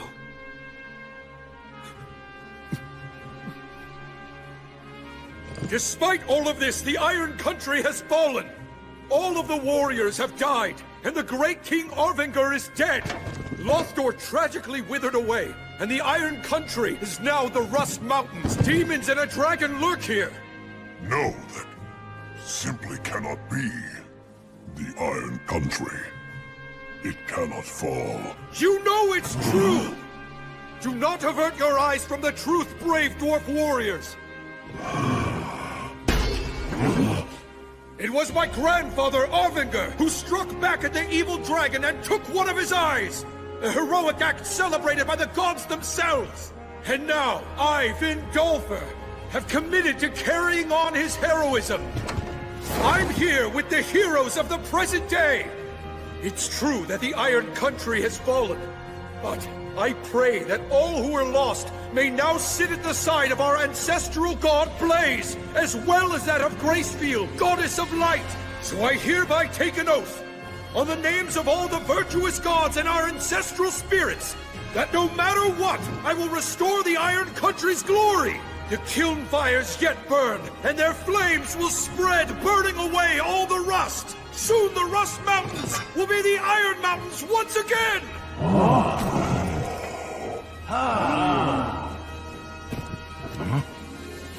And so, I beg of you, please rest now. You all have done more than enough.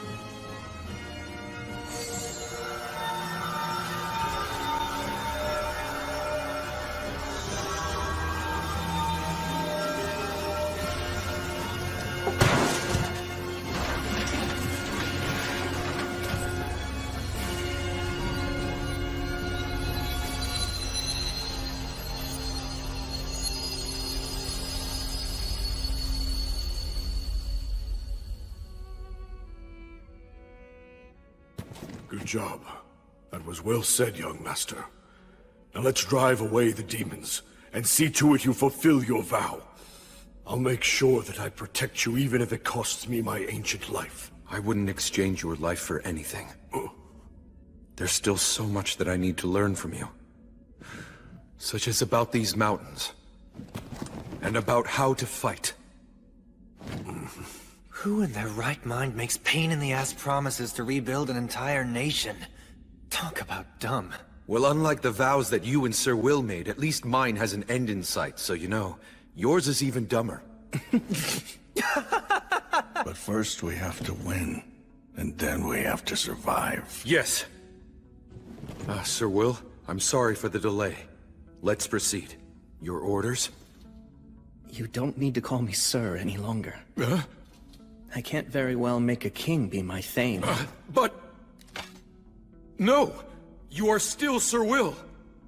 The peerless knight I admire. I respect you deeply. I see.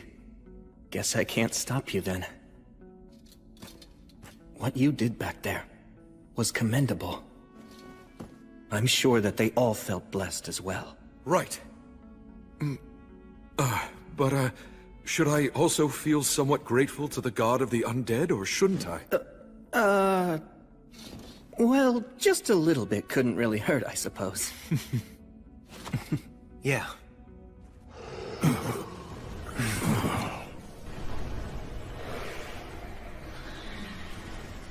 I know this had to be done, but it looks like we've lost too much time.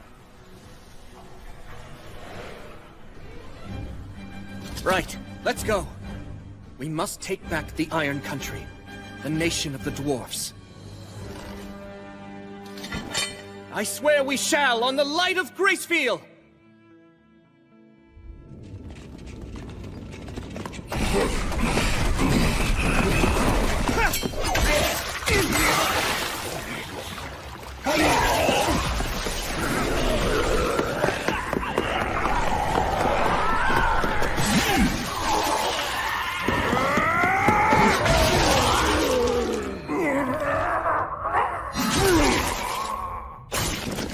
Take a right at the next junction!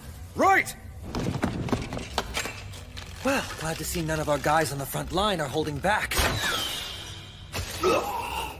Will, you good? Yeah. We're not getting much pressure from demons behind us. I can handle it myself! Covering our backs on your own, huh? I see you're as brilliant as ever. Nice job. I'm really not, though. After all, I'm not alone. We're nearing the Hall of Light. The dragon's likely in the great cavern beyond it. I imagine demons will be waiting to intercept us in the hall. It's the throne room where the great King Ovinger delivered his final speech to our people.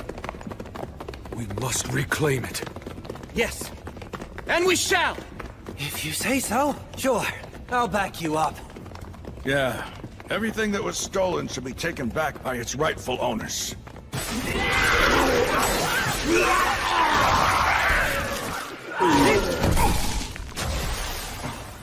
Is that...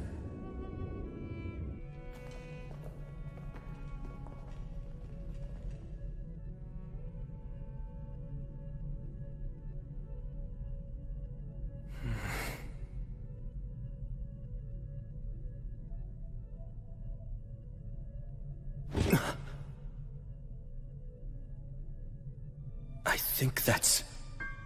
the General. Scarabaeus.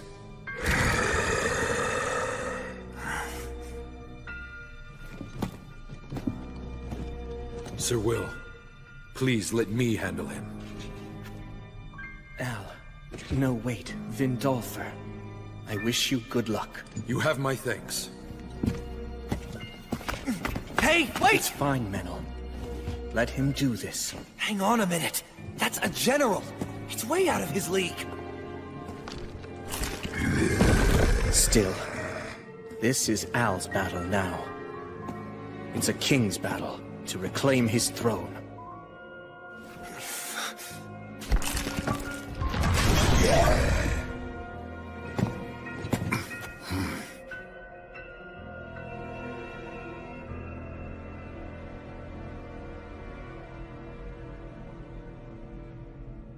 I don't like the look on its face. It is very strong. So you're just gonna let him die for some warrior's hang-up? You're not the only one who was his teacher, you know. Yes, but it's his choice. Even if we wanted to interfere, I doubt we'd have the chance. I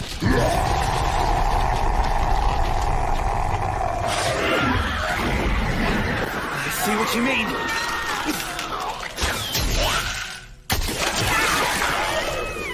Hey, Al! If you can't handle it, just stay alive till we win! Don't die, okay? Right! Thank you for your kind offer, Sir Menel. But still, I'll win. I will defeat him! I swear on her light, and on his flames! that this denizen of the mountains will defeat you! Alaka Kazdo! Kazdo Emira!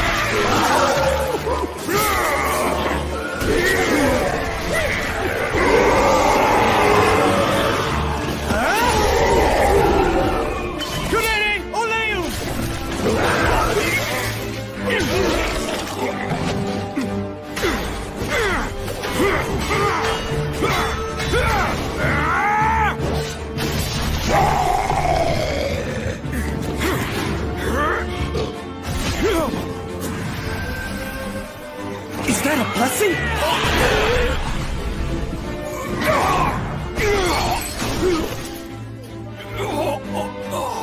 I want to use words that erase magic, but... Damn it!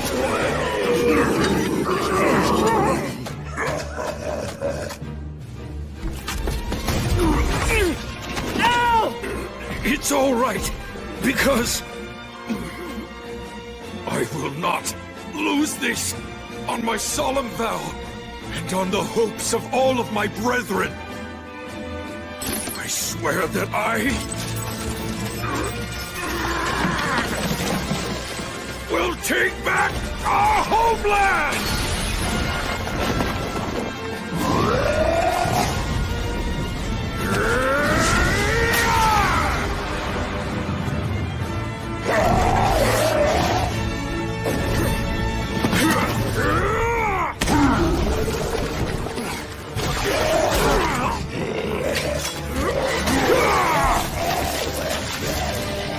I'm going to take back everything you stole from us!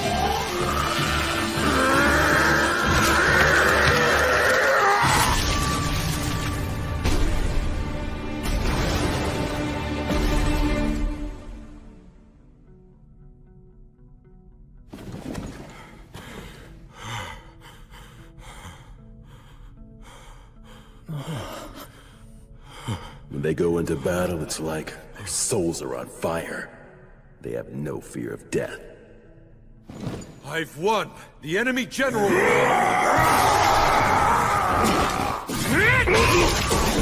It's not over yet, Al! Keep it up a little longer! Of course!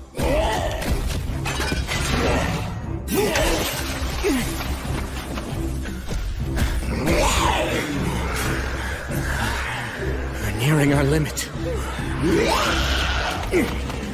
But this is their last commander! Dice there!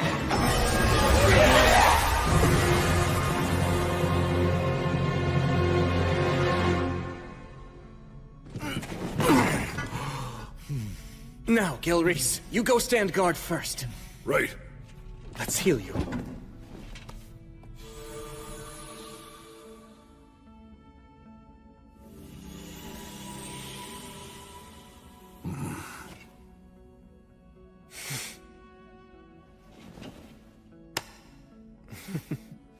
Man, I really thought that we were all dead meat there. The 5 of us charging into the demon's base was definitely a reckless move. Oh, that was well done. You did great, my man.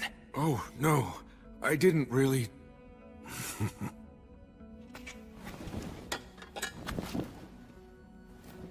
You did it. You took it all back. The mountains and the crown. Not quite. It's not done. I still haven't managed to take everything back yet, after all. Yeah, guess you're right. Although, as soon as I manage to finish things here, I would like you to be the one to put that crown on my head. Huh? Hold on, isn't that something that only high-ranking clergymen can do? You mean like you? Oh.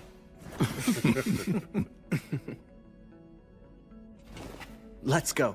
Wait. Look at that. Scarabaeus' body is gone. But his head is still right there. Demons are supposed to turn to dust when they die. But even after he was beheaded... Let's track him down!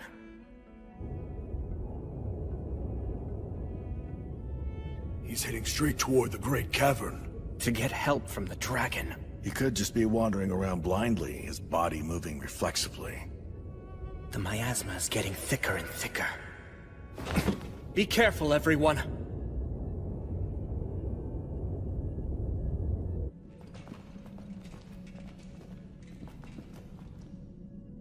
This is the Great Cavern. Look around, find him.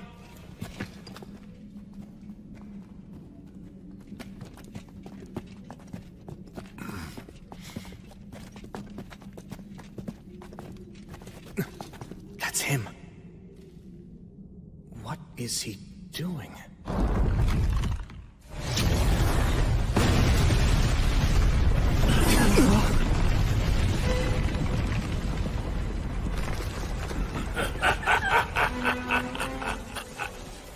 What a pathetic little weakling.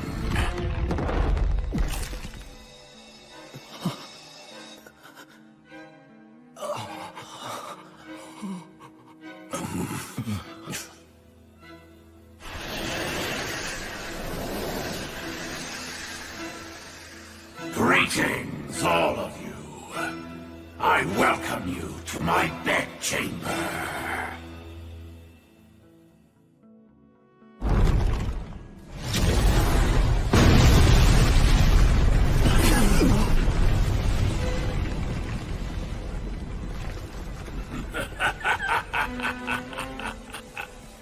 What a pathetic little weakling.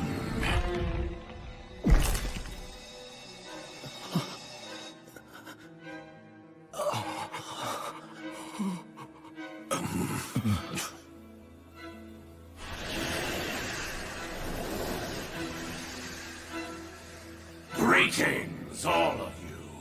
I welcome you to my bedchamber.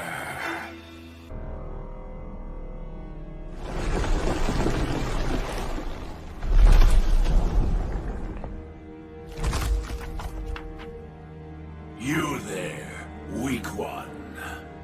The one who is destined to die here. I ask you, what is your name?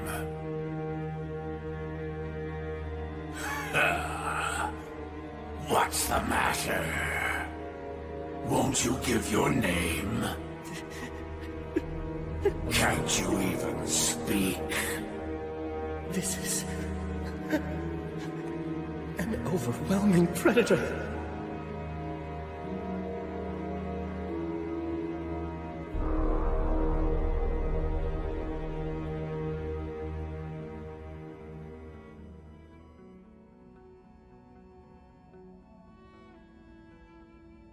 You may try to deny unpleasant feelings such as fear and anxiety, but doing so won't make them go away.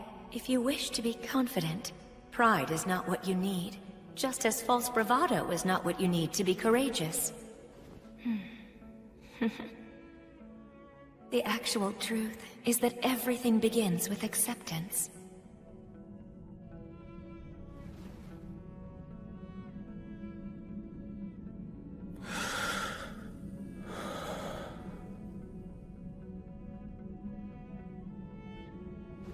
If you're going to ask someone's name, shouldn't you give your own first?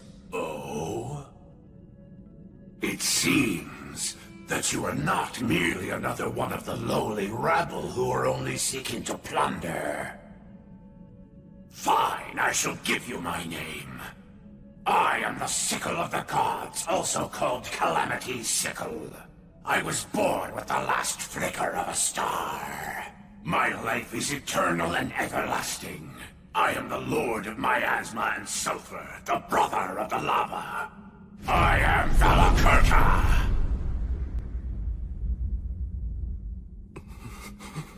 Now, answer my question. Who are you, small one? My grandfather was the Wandering Sage. The name my father bore was War Ogre of the Star of Leo. My mother's the beloved daughter of Mater. I'm known as the Light of the Hinterlands, the faraway paladin. Disciple of Gracefield, the goddess of flux. I am William G. Merryblood. It is an honor to meet you, Dragon of the Age of Gods.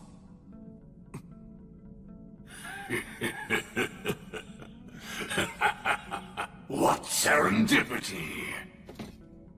Such nostalgic names. Nostalgic? Had they been the ones who called upon me and established an agreement before the demons did, then perhaps we might have fought alongside each other instead of being adversaries. I sense a trace of the god of the undead scent on you, yet you proclaim yourself a disciple of the goddess of light. Yes, I see. Well, that explains the age disparity. Now then, I believe that concludes our introductions and inquiries. Yes.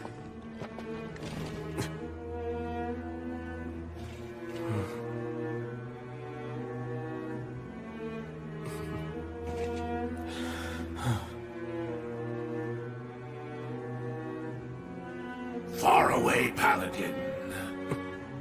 Do you wish to take me on as your servant? Why does that surprise you so? You and your companions destroyed the demons. You're a danger even to me, and that is inconvenient. Since that's the case, it's only natural that I would seek something new to depend upon for protection. Of course, I do have some ulterior motives as well. I'll have to ask for appropriate compensation.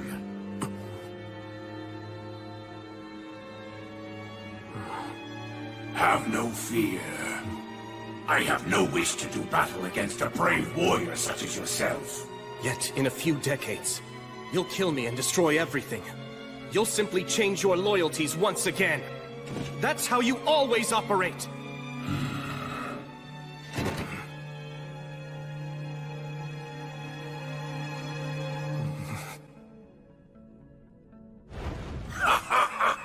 Splendid, splendid. You're completely correct.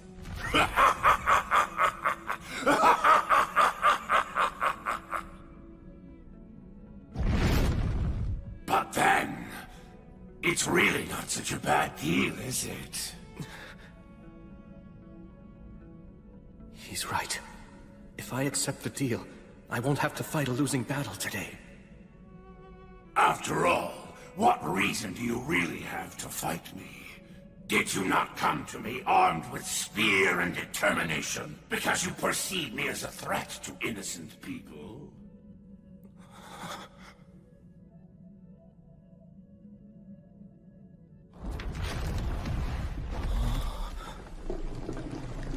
Look at me. Now I am no threat at all. I've bowed my head to you.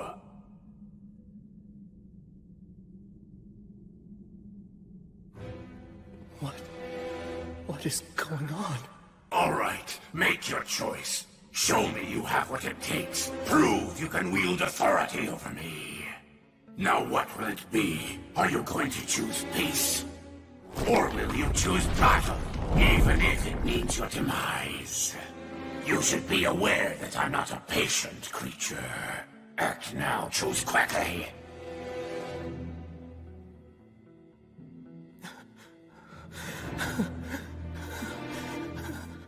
What is this? Should I refuse? No, if I do that, what should I do? What choice should I make?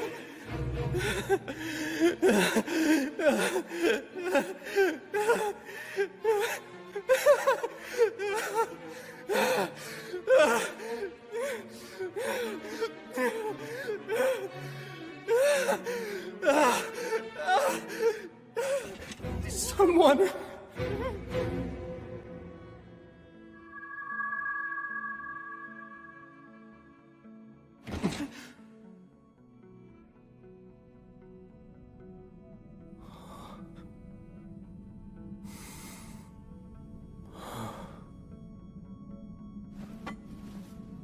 That's right. I've already been saved by her. If courage is something that can take a physical form, then I have it in my heart now. Menel, Raistov, Al, Gilreese. The outcome of this conversation will decide everything. Be ready!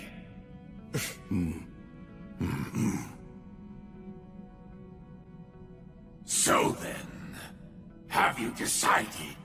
The time is upon you. You must choose, faraway Paladin. Will it be peace or death? I won't choose. It's you who must decide, Valakirka. Oh? And just what is this choice? To mend your ways, or not?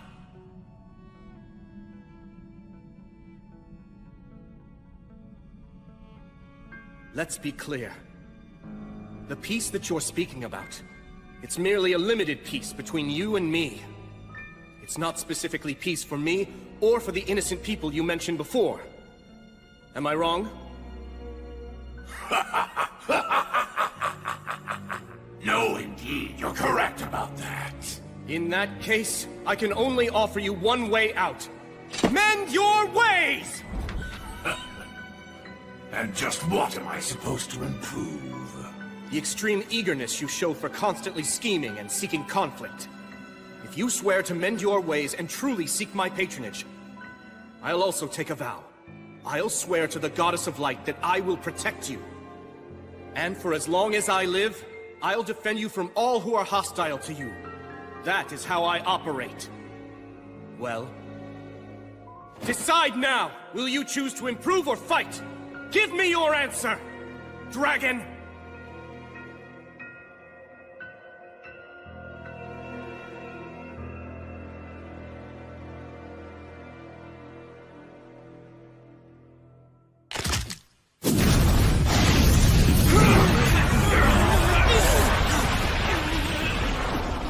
Well done. You have successfully answered the dragon's riddle. Good job, faraway Paladin. You are no reckless boy showing off his own strength for a lark. Nor are you cunning for the sake of protecting your own life. You walk the path that you consider to be righteous, and you do so with valor and wisdom. How marvelous. You are in every way the successor to those heroes of old. I hereby acknowledge you as the true hero that you are.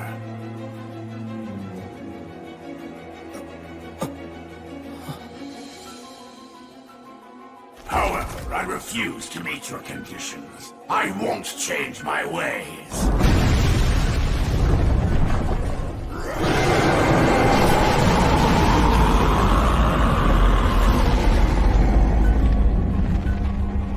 I am the great Valakirka. I am the sickle of the gods, also called Calamity's sickle. I am the lord of miasma and sulfur and brother of the lava. I am alive because miasma poisons and kills, and because lava is boiling hot. War, disasters, feats of valor, treasure, death, sacrificial maidens, and heroes. What would a dragon be without any of these? I am Valakirka. I'm the oldest and most powerful of dragons, feared even by the gods. I am Valakirka!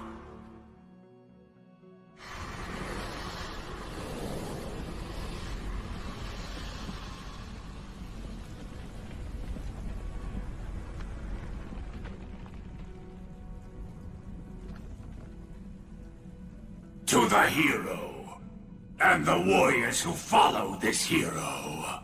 I could kill all of you right here and now, and add another page to my already terrifying history. Or I could be slain by you, and my defeat could become a song about an act of valor until the end of time. If you're prepared for the dragon's flames to burn your body and soul and erase you from the cycle of death and rebirth, then I shall allow you to bring your challenge against me. This is the great dragon of the Age of Gods. He's definitely an opponent I can respect. The faraway paladin, I, William G. Merryblood, will fight you!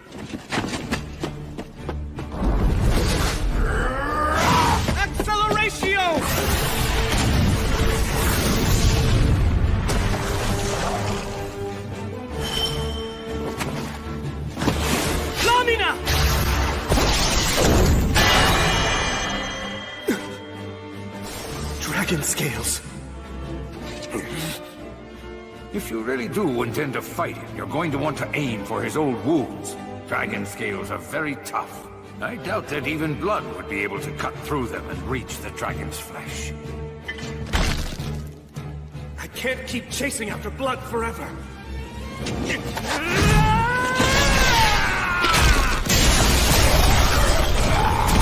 Acceleratio!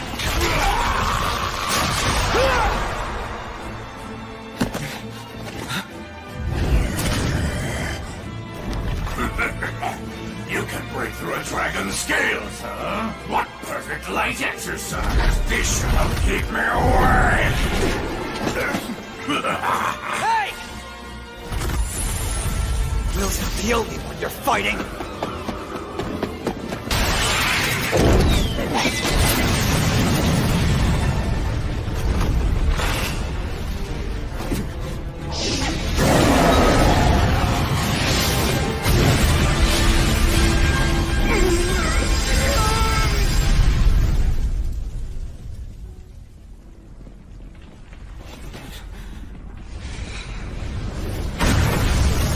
Yes, I see.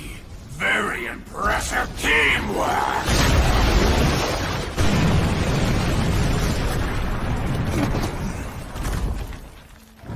Flammo Ignis!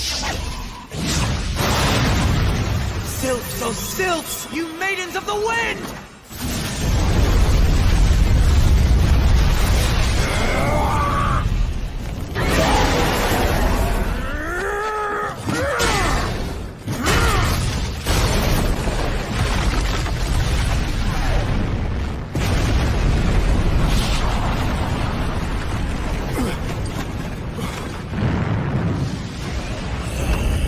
Right now! Legator! Notice! Obligatio!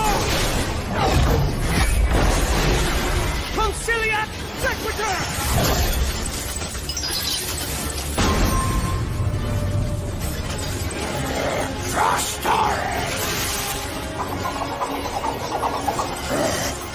This is a triple cast. Gus's specialty.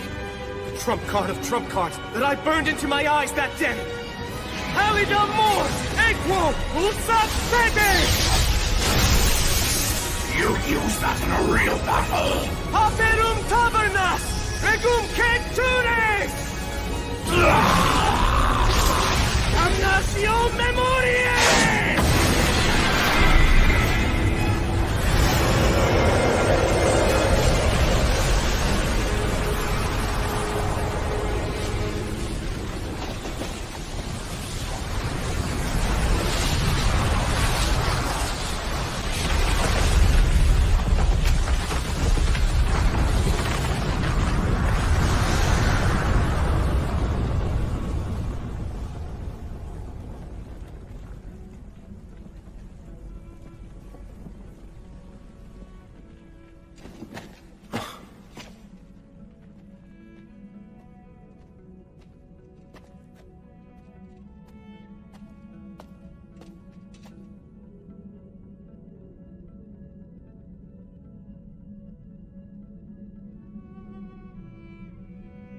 Did we win? Looks like it. The moment of victory is surprisingly disappointing.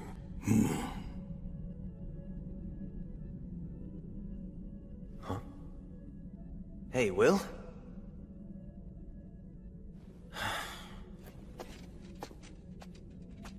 The dragon's destroyed.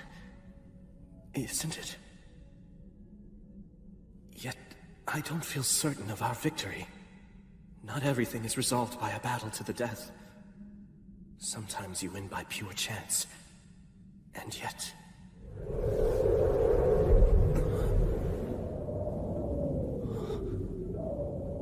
Is that wind? It's not over!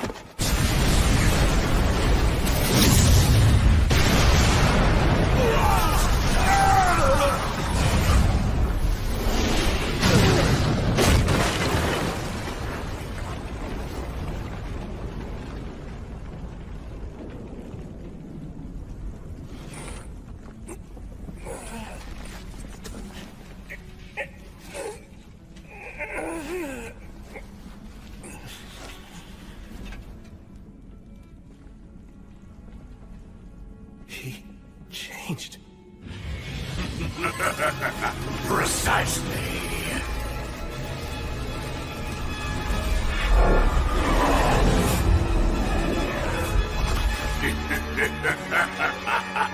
Words of transformation. Words that are so risky that humans can't even use them. Actually, that raises another point.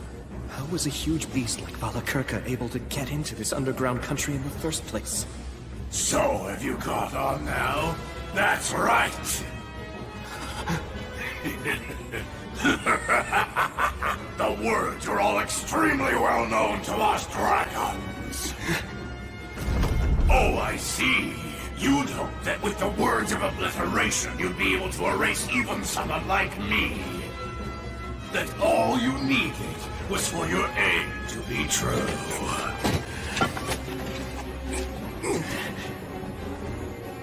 He even knows how to counter the ultimate destructive magic. No, the result would likely be the same no matter what magic I chose. This dragon has fought every kind of word on every kind of battlefield, and he's been able to defeat every last one of them. Of course he has. This is a dragon.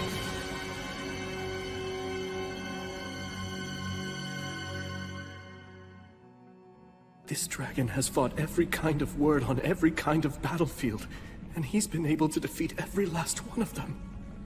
Of course he has. This is a dragon. Well now, faraway paladin. You fought bravely, and for that I commend you. Out of respect for the spirited fight that you've managed to put up thus far, I have an offer. Do you have any interest in serving me? I see that you're wise to my intentions, but I'm prepared to give you a justification. Should you refuse to accept my proposal, I'll burn your companions' flesh and bones, and even their very souls, till they're nothing but ashes. Thus threatened, you can say that you had no choice but to capitulate to the dragon to save your companions' lives. Well, it serves as a good excuse, doesn't it? I have seen many humans with that very same look in their eyes. Even if I were to threaten to burn you to ashes, I know that you won't bend or falter. I can see that you're still trying to ensure that your companions don't suffer such a fate, while you continue to search to find a way out of this predicament. But no matter how hard you might try, all of your efforts are completely in vain. Am I wrong? Although, there actually is one single way for you to avoid giving it to me.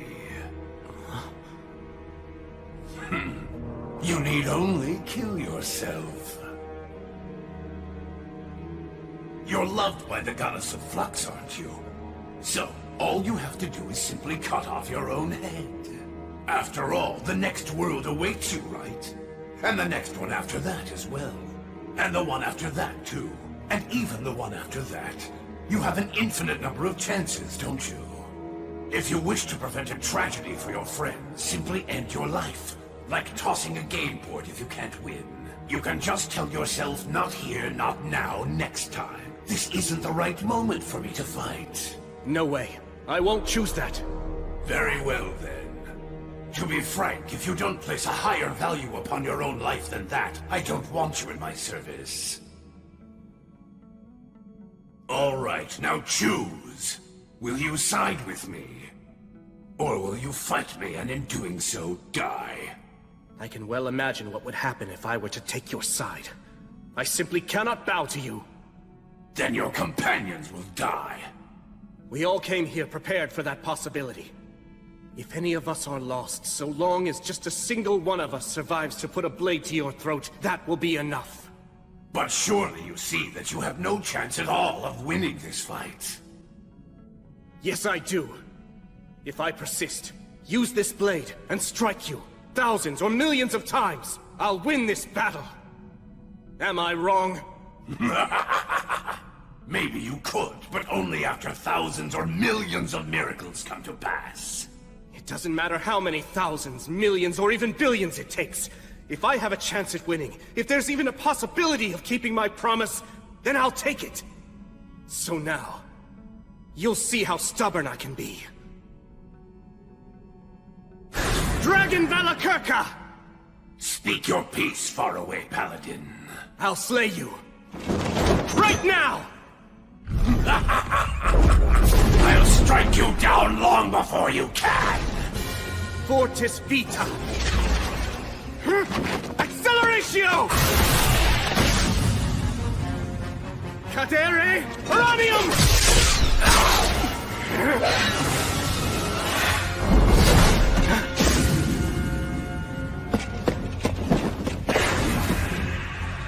I need to try to keep them out of this. Verba Balanto! Tony Cruz!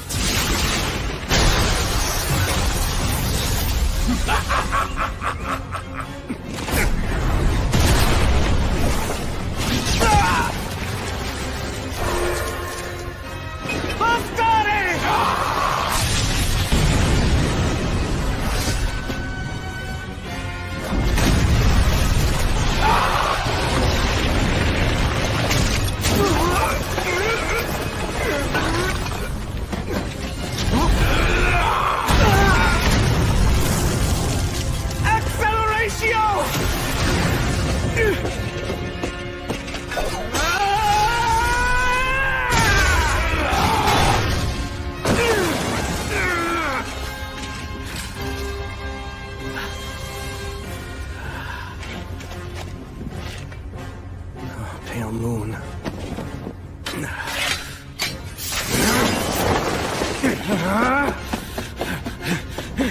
Valakirka's wounded all over, too. If I can just manage to stab him somewhere with Overeater and extract his life force. Truly a shame.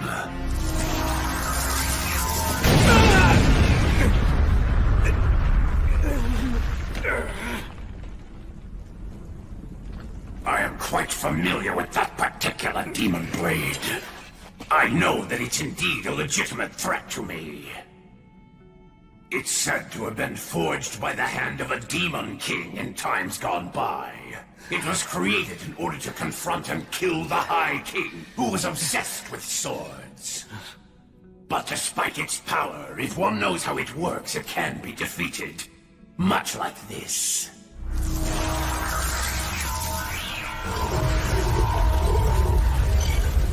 I guess he has no intention of fighting at close range anymore. While I admit that this battle has been an entertaining experience, I have to confess that I never dreamed a mere human could make a fight as difficult as you've managed to make this one. Faraway Paladin, William G. Merryblood. My mana, it's already... And I commend you for being able to wound me as many times as you have. Were we merely taking this opportunity to test each other's skills, I might have been tempted to place a wreath of victory on your head for putting up such a tenacious fight against a dragon. Your strength genuinely rivals that of the heroes from the Age of the Gods. You are, without a doubt, a true man of power. A hero of the present age. However, this is no mere test of skill. It's a battle to the death. I won't make you suffer. At the very least, I'll allow you to die quickly. I swore an oath. I made a vow to the goddess!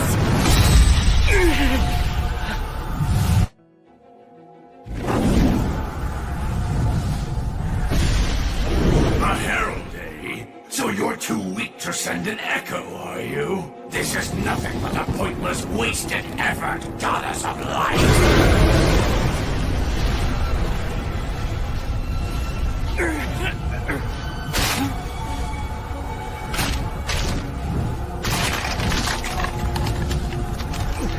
Goddess! So you value your hero's life that much, do you? But be that as it may, the intervention of a mere herald from one single god isn't enough to change anything about the outcome.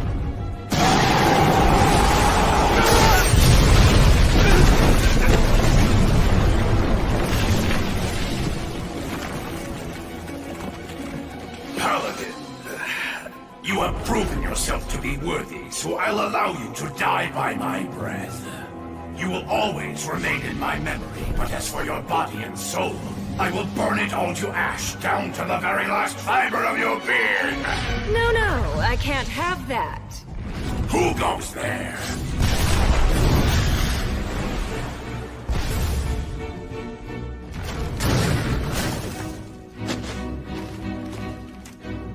This hero is my prey. I've chosen him as my enemy. After having watched him fight, I'm absolutely certain about that. And I won't have him defeated by someone else right in front of me. The god of the undead here? Stagnate? Well now, evil dragon Velikirka. I believe you said that the intervention of a mere herald from one single god isn't enough to change anything. And you're right. I told him that too. That's the same prediction that I gave him. I said that heroes are insufficient, even with the goddess of light helping. That's true. There's no chance of slaying a dragon like Calamity's sickle. But you know, now that I come to think about it, I didn't consider what could happen if such an intervention actually involved two gods. I wonder what would change. Would a hero have a chance of winning? I believe they'd have at least some chance, Velikirka. Well, it seems that you're as talkative as ever, god of the undead. You and I are two of a kind. A detestable kind, that is. I feel as if we have similar tastes. But my taste is nowhere near as bad as yours. A life, a soul, only has value if it burns out in a final blaze of glory. What's the point of living forever anyway, you worldly fool? That itself is poor taste. Beautiful things should last forever. That's only natural. But you just destroy. My, what a lady killer you are, Paladin. Even in the age of the gods, I never saw the like. Just imagine, two goddesses rushing to your side when you're in peril. Wait, goddess? In the grand scheme of things, does it matter whether I'm a god or a goddess? After all, to someone who's a god, gender is only decorative. Right? Oh, come now, don't be so angry, Gracefield. I mean, where's the harm in enjoying a little perk like this? What's that? Why now? Is that what you're asking me? Well, after watching such a furious battle unfold before me, I'd regret not intervening much more. You did your fear in a fight involving the great and powerful Velikirka just for a petty reason like that? Why, you pathetic hero-obsessed hedonist! Yes, precisely. This strange paladin, this hero who's standing before you, I think he's worth going mad for. Now then, this battle hasn't reached its conclusion just yet. So tell me, do you still have the will to keep fighting, William G. Merryblood? Come now, my foolish yet clever enemy, Paladin of the Light. Uphold your vow. Hold your conviction steadfastly in your heart. You said before that you'd fight until the moment you fell over dead. Surely that wasn't a lie, was it? Guess I have no choice. I can't get out of this, huh? Velikirka! What is it? Remember what I said? I'm very stubborn. Indeed, you are incredibly stubborn. Was it this persistence of yours that made the gods finally take action? I admit, you're truly a hero. Very well then. It seems that the gods have given you their utmost blessings and protection, allowing a mere man to stand as an equal to a dragon. And burning even a hero who's lauded by the gods is what makes me a dragon! So now, you merciful goddesses who oversee the soul, lovely maidens who have lost the protection of war, what safeguards are you planning to give to this hero? That is, how will you kill me? I won't give him any. As I said before, this man is my enemy, and he's declared that he always will be.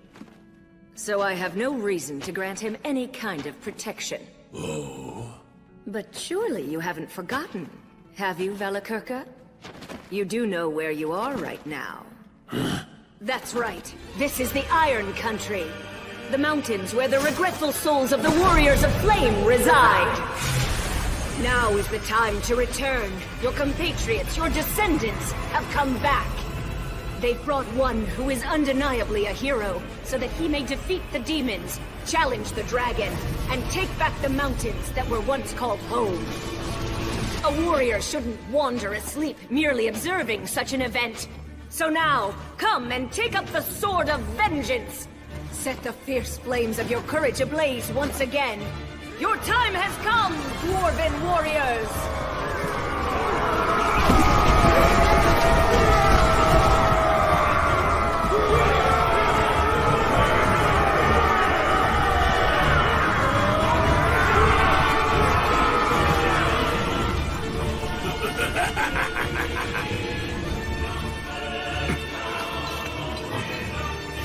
You guys haven't all become undead, have you?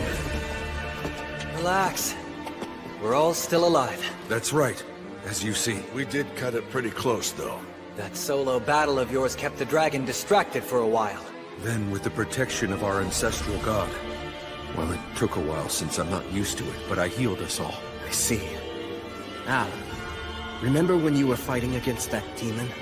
You were in the divine protection of Blaze, the god of fire. Indeed. So, what is all this? They're our allies. Reinforcements we can rely on.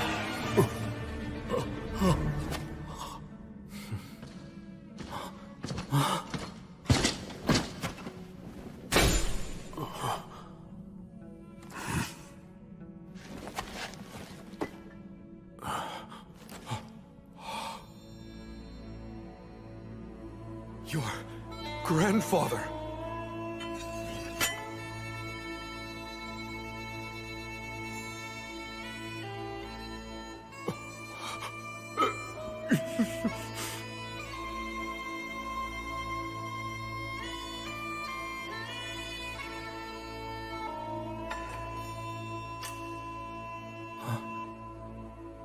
Hold on. Shouldn't you give that to Al?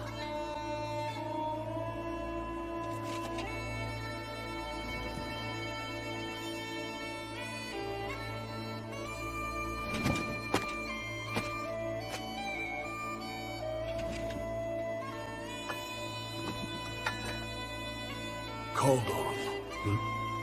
An enchanted sword handed down among the dwarves since the age of the gods. This blade took one of Valakirka's eyes.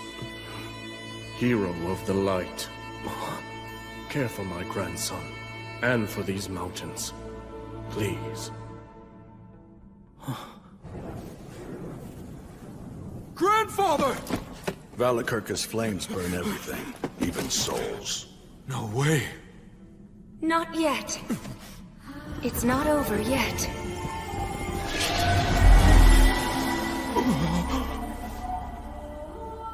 Goddess, you... Hear me, all of you who cannot preserve your souls. You who've been burned by the dragon's breath and cannot return to the cycle of rebirth. You who were born into this world, lived well, and enjoyed life to the fullest. I bestow upon you this final blessing. If, even in death, even after your souls have perished, you still wish to pursue what is good and right, I shall guide you. Standing before you are the heroes of the present day. Gather within them!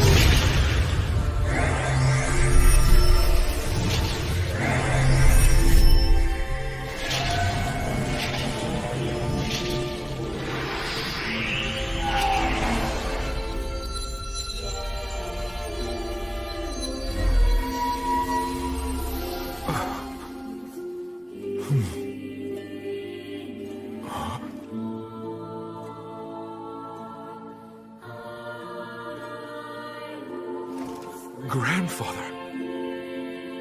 Even now, I won't apologize. But, my grandson, look after our country and people. I beg you.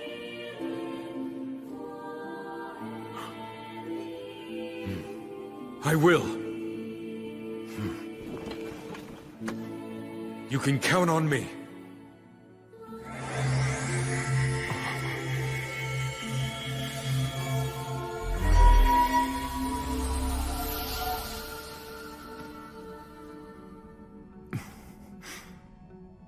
Sheesh. I guess that nothing's changed. She never could let me have all the fun.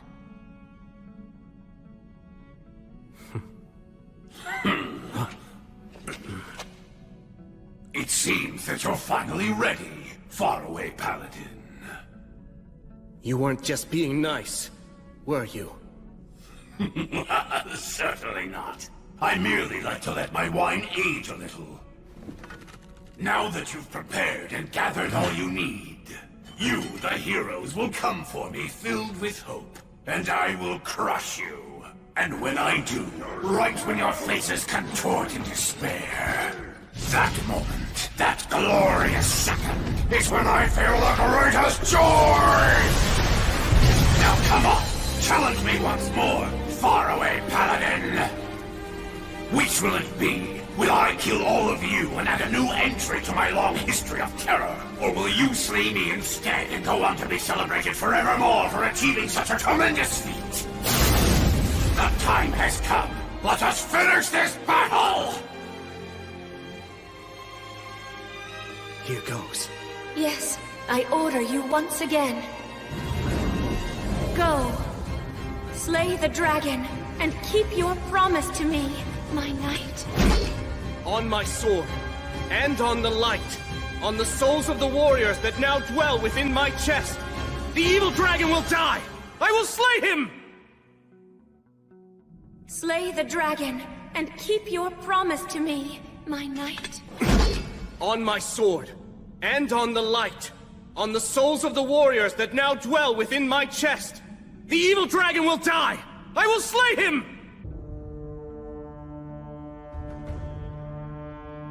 Burn, flames of courage! It's time for retribution! Evil ends now! Bellator! Bellator! Fortis! Fortuna! Aduan!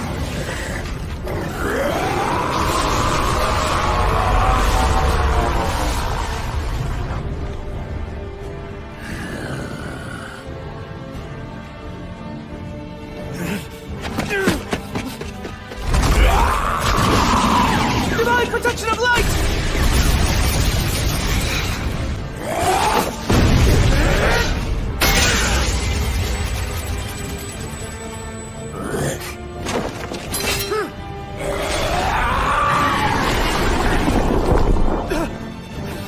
I'll crush you! Will, no! Sir Will!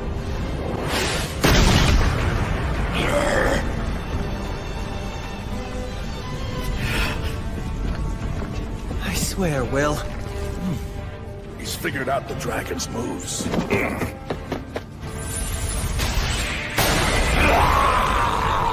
That comes with a bonus, Hydra Venom.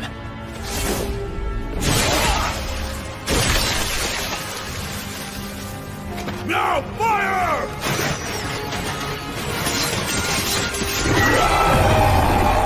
Charge in!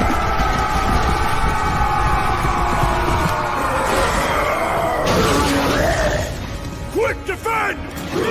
Now burn brightly! Flames of courage!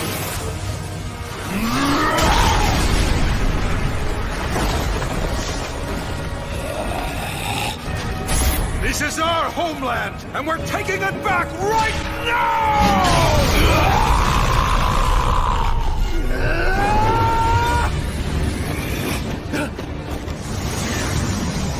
I didn't want to have to do this, since it will also harm my treasure. If he breathes on us, we're done!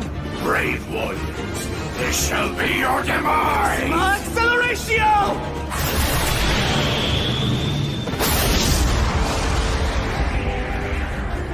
Solis Ortus!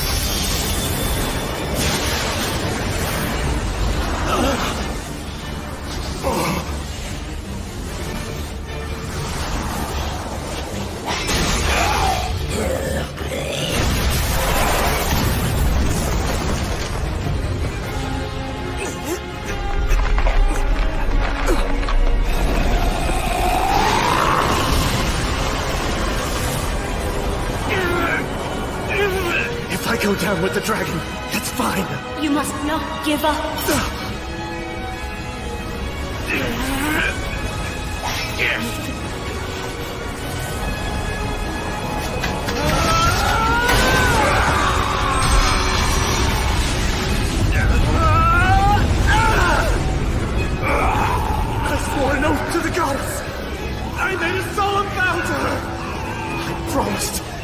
give up on life to the very end!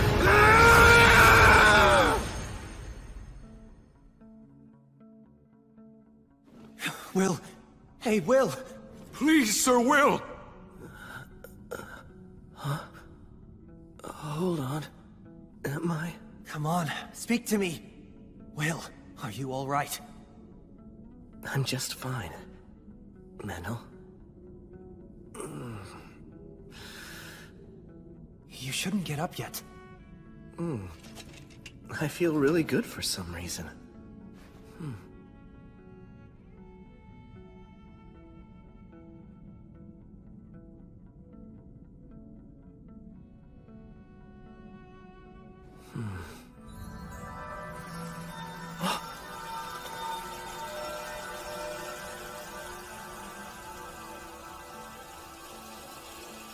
You guys saved us. Thank you all very much. We appreciate your help.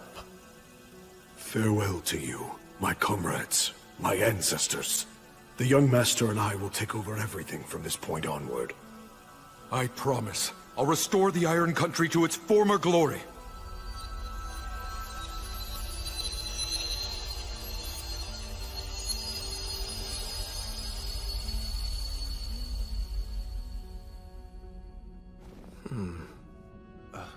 What's wrong? My body. Something feels strange. Yeah, I'm sure it does. Do you know how many times that dragon turned you to charcoal? You need to rest, Will. Oh no, I don't mean like that. What? Huh? What's this? You absorbed the dragon's life force through that demon blade. It's obvious. The dragon's breath burned your body and soul until they were red hot. It tempered you, and then his blood hardened you, just like forged metal. What? To put it plainly, Valakirka's dragon factor has interwoven itself deeply into your body and soul. Ordinary blades will no longer be able to cut you, and weak words will feel as if they're nothing more than a light breeze on your skin. Oh, However, your new condition increases your animal nature. Don't let this power make you arrogant. Make every effort to keep the dragon factor quiet. If you don't, then it will only bring you to ruin. And to be honest, I do not wish to see you die such a pitiful death. Stagnate, you...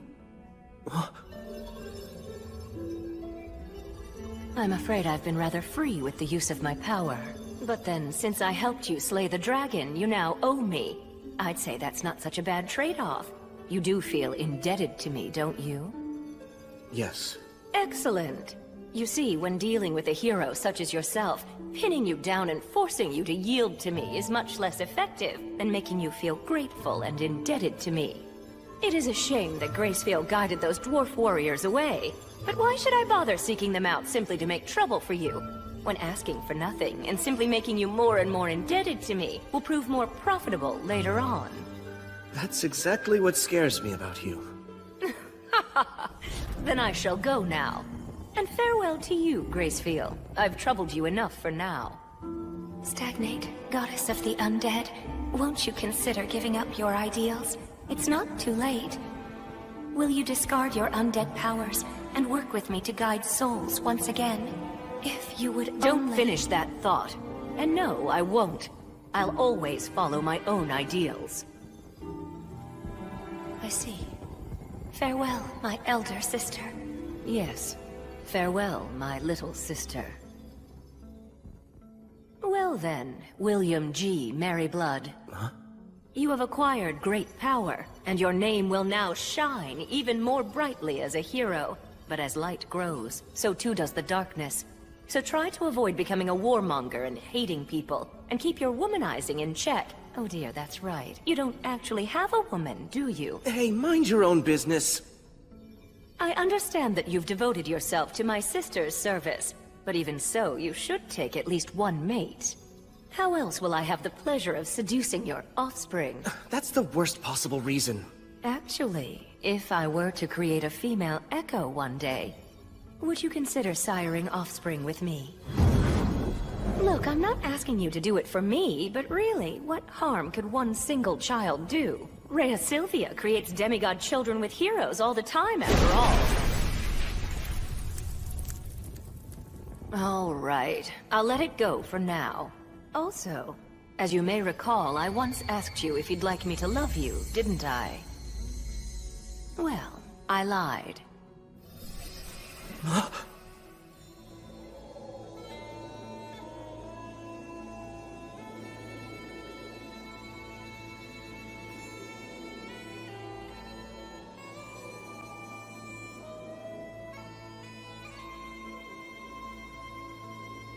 Because the fact is, I already love you, William G. Merryblood.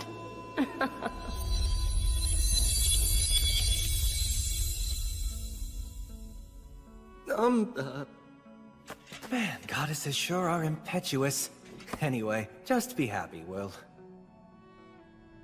My knight, and all of you heroes, you've done well in your goal of slaying the evil dragon. Splendid work. I still can't believe we won. I shall reward your efforts. If there's anything you want, you need only speak it. A wish? If I may, please, Goddess of Light, this area is full of the dragon's miasma. Can it be expelled from the mountains and Lothor? Now that the evil dragon is gone, this request can be granted, at least to an extent. Well, if that's the case, then please, I beg you to purify our homeland. Yeah, I'd like to ask for that as well. Gotta think of Dina and her people. And I shall also make the same request of you for the sake of my fallen compatriots. I'm fine with that too. Just being able to fight the dragon was enough for me. Add my name too. I request your purification and blessing. Very well. I have heard your wishes.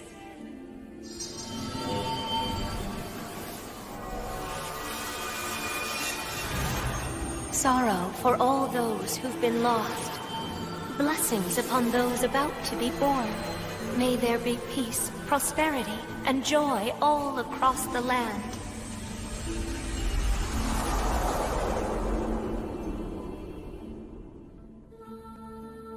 Now, you heroes who've slain the dragon, you brave souls who've reclaimed and restored this land, henceforth, may the blessing of the light be with you.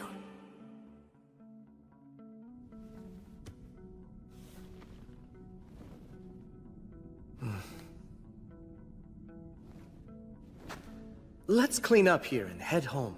Right. But you should get some rest, Sir Will. We can handle the rest. Oh no, I can't— Listen, just rest, damn it. Seriously, you're way too reckless, you know that? That's for sure. I didn't expect for you to take a swing right then. Though I will say it was a brilliant stroke. I don't think I'll ever forget that flash. It was as bright as sunlight. We must celebrate this win at home. Sounds good. We can invite the people of Lothor and have them play music for us too. That sounds wonderful! We can have food and drink as well! You know, I bet that Tonio and Bee have the whole thing prepared already. We can celebrate all we want. Yeah, I'm really starting to look forward to this.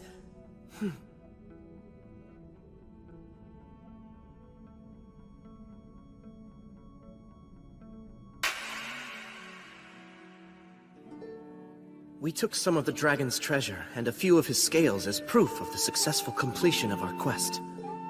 Shortly after, we headed out for town.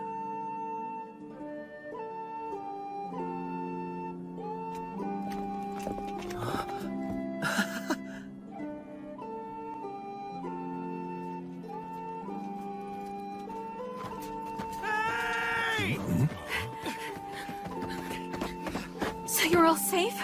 Well, yeah. I mean, can't you tell? I heard the dragon's roar and then all was silent. Soon after, a strange fire spread across the land and the entire area was cleansed. Sincerely, I'm so glad.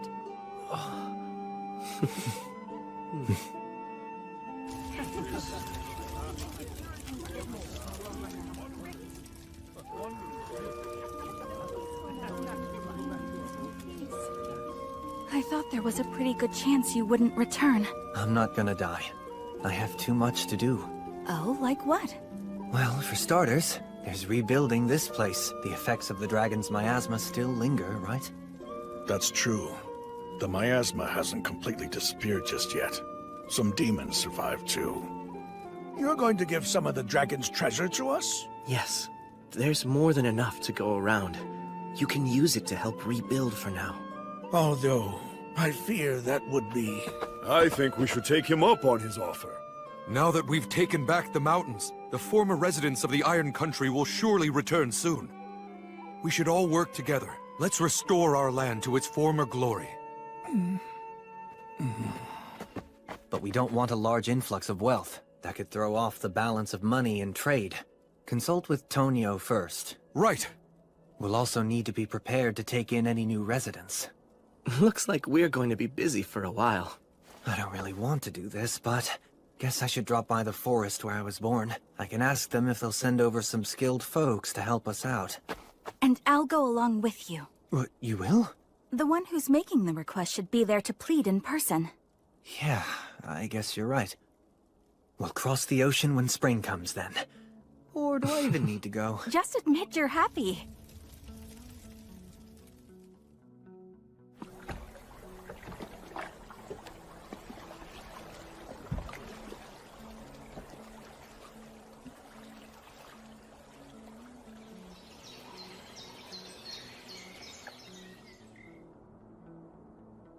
Hey, Gus! Hello, Wandering Sage! Oh, you're all here. You mean you didn't die?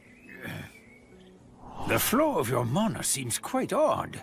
A dragon factor? You nailed it.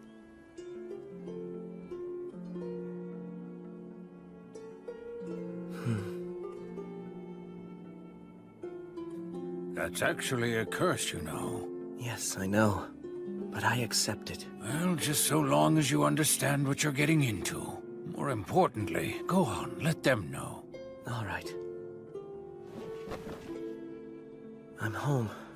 I made it back from defeating the dragon. The two of you saved me yet again. Thank you.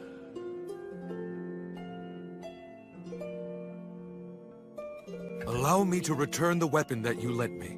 No need. Just keep it. I have no use for it. Oh, but, isn't it a memento of your beloved comrade? My, how kind. You're really quite sincere. It's precisely because it belonged to my comrade that I simply can't bring myself to let it rot away in storage. Well then, I gratefully accept it. I'm absolutely certain that there could be no greater honor for the weapon than to serve the new king of the dwarves. I'll return called on. No, Sir Will. That sword should belong to you. No, I couldn't. It's been treasured by the dwarfs for generations. And they entrusted it to you. Fighting fierce battles is a hero's destiny. Please, just make good use of that sword. I'll take good care of it, on loan. And then one day, I'll return it to your homeland. Right. Although, what you said makes it sound like even more difficult enemies are going to be coming my way. Hello? Well, you know. Try to live strong. I'll help you out when I can. That's not reassuring, at all. Jeez.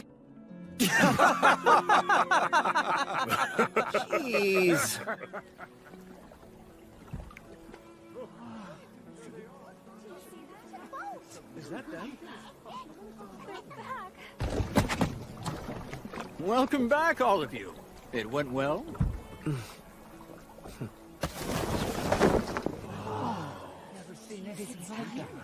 Incredible. We've slain the demons in the mountains, and as for the evil dragon Valakirka, we slayed him too! Congratulations! Bee! And everyone's okay? That's so awesome! What's that? Is that a dragon horde? Let me go see! I'm gonna write a song about it! Whoa, what's that? New equipment? Cool! Where did you get it?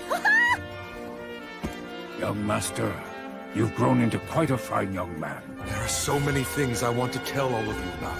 About our Iron Country home. About its courageous warriors. And also about our great king.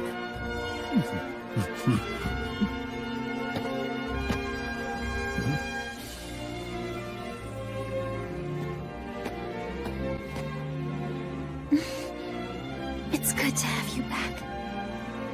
Indeed. All right, everyone. Our lord and his companions must be tired. They've only just gotten back from defeating a dragon, after all. We have to give them some time to get a little rest now. And then tomorrow we'll kick off the party.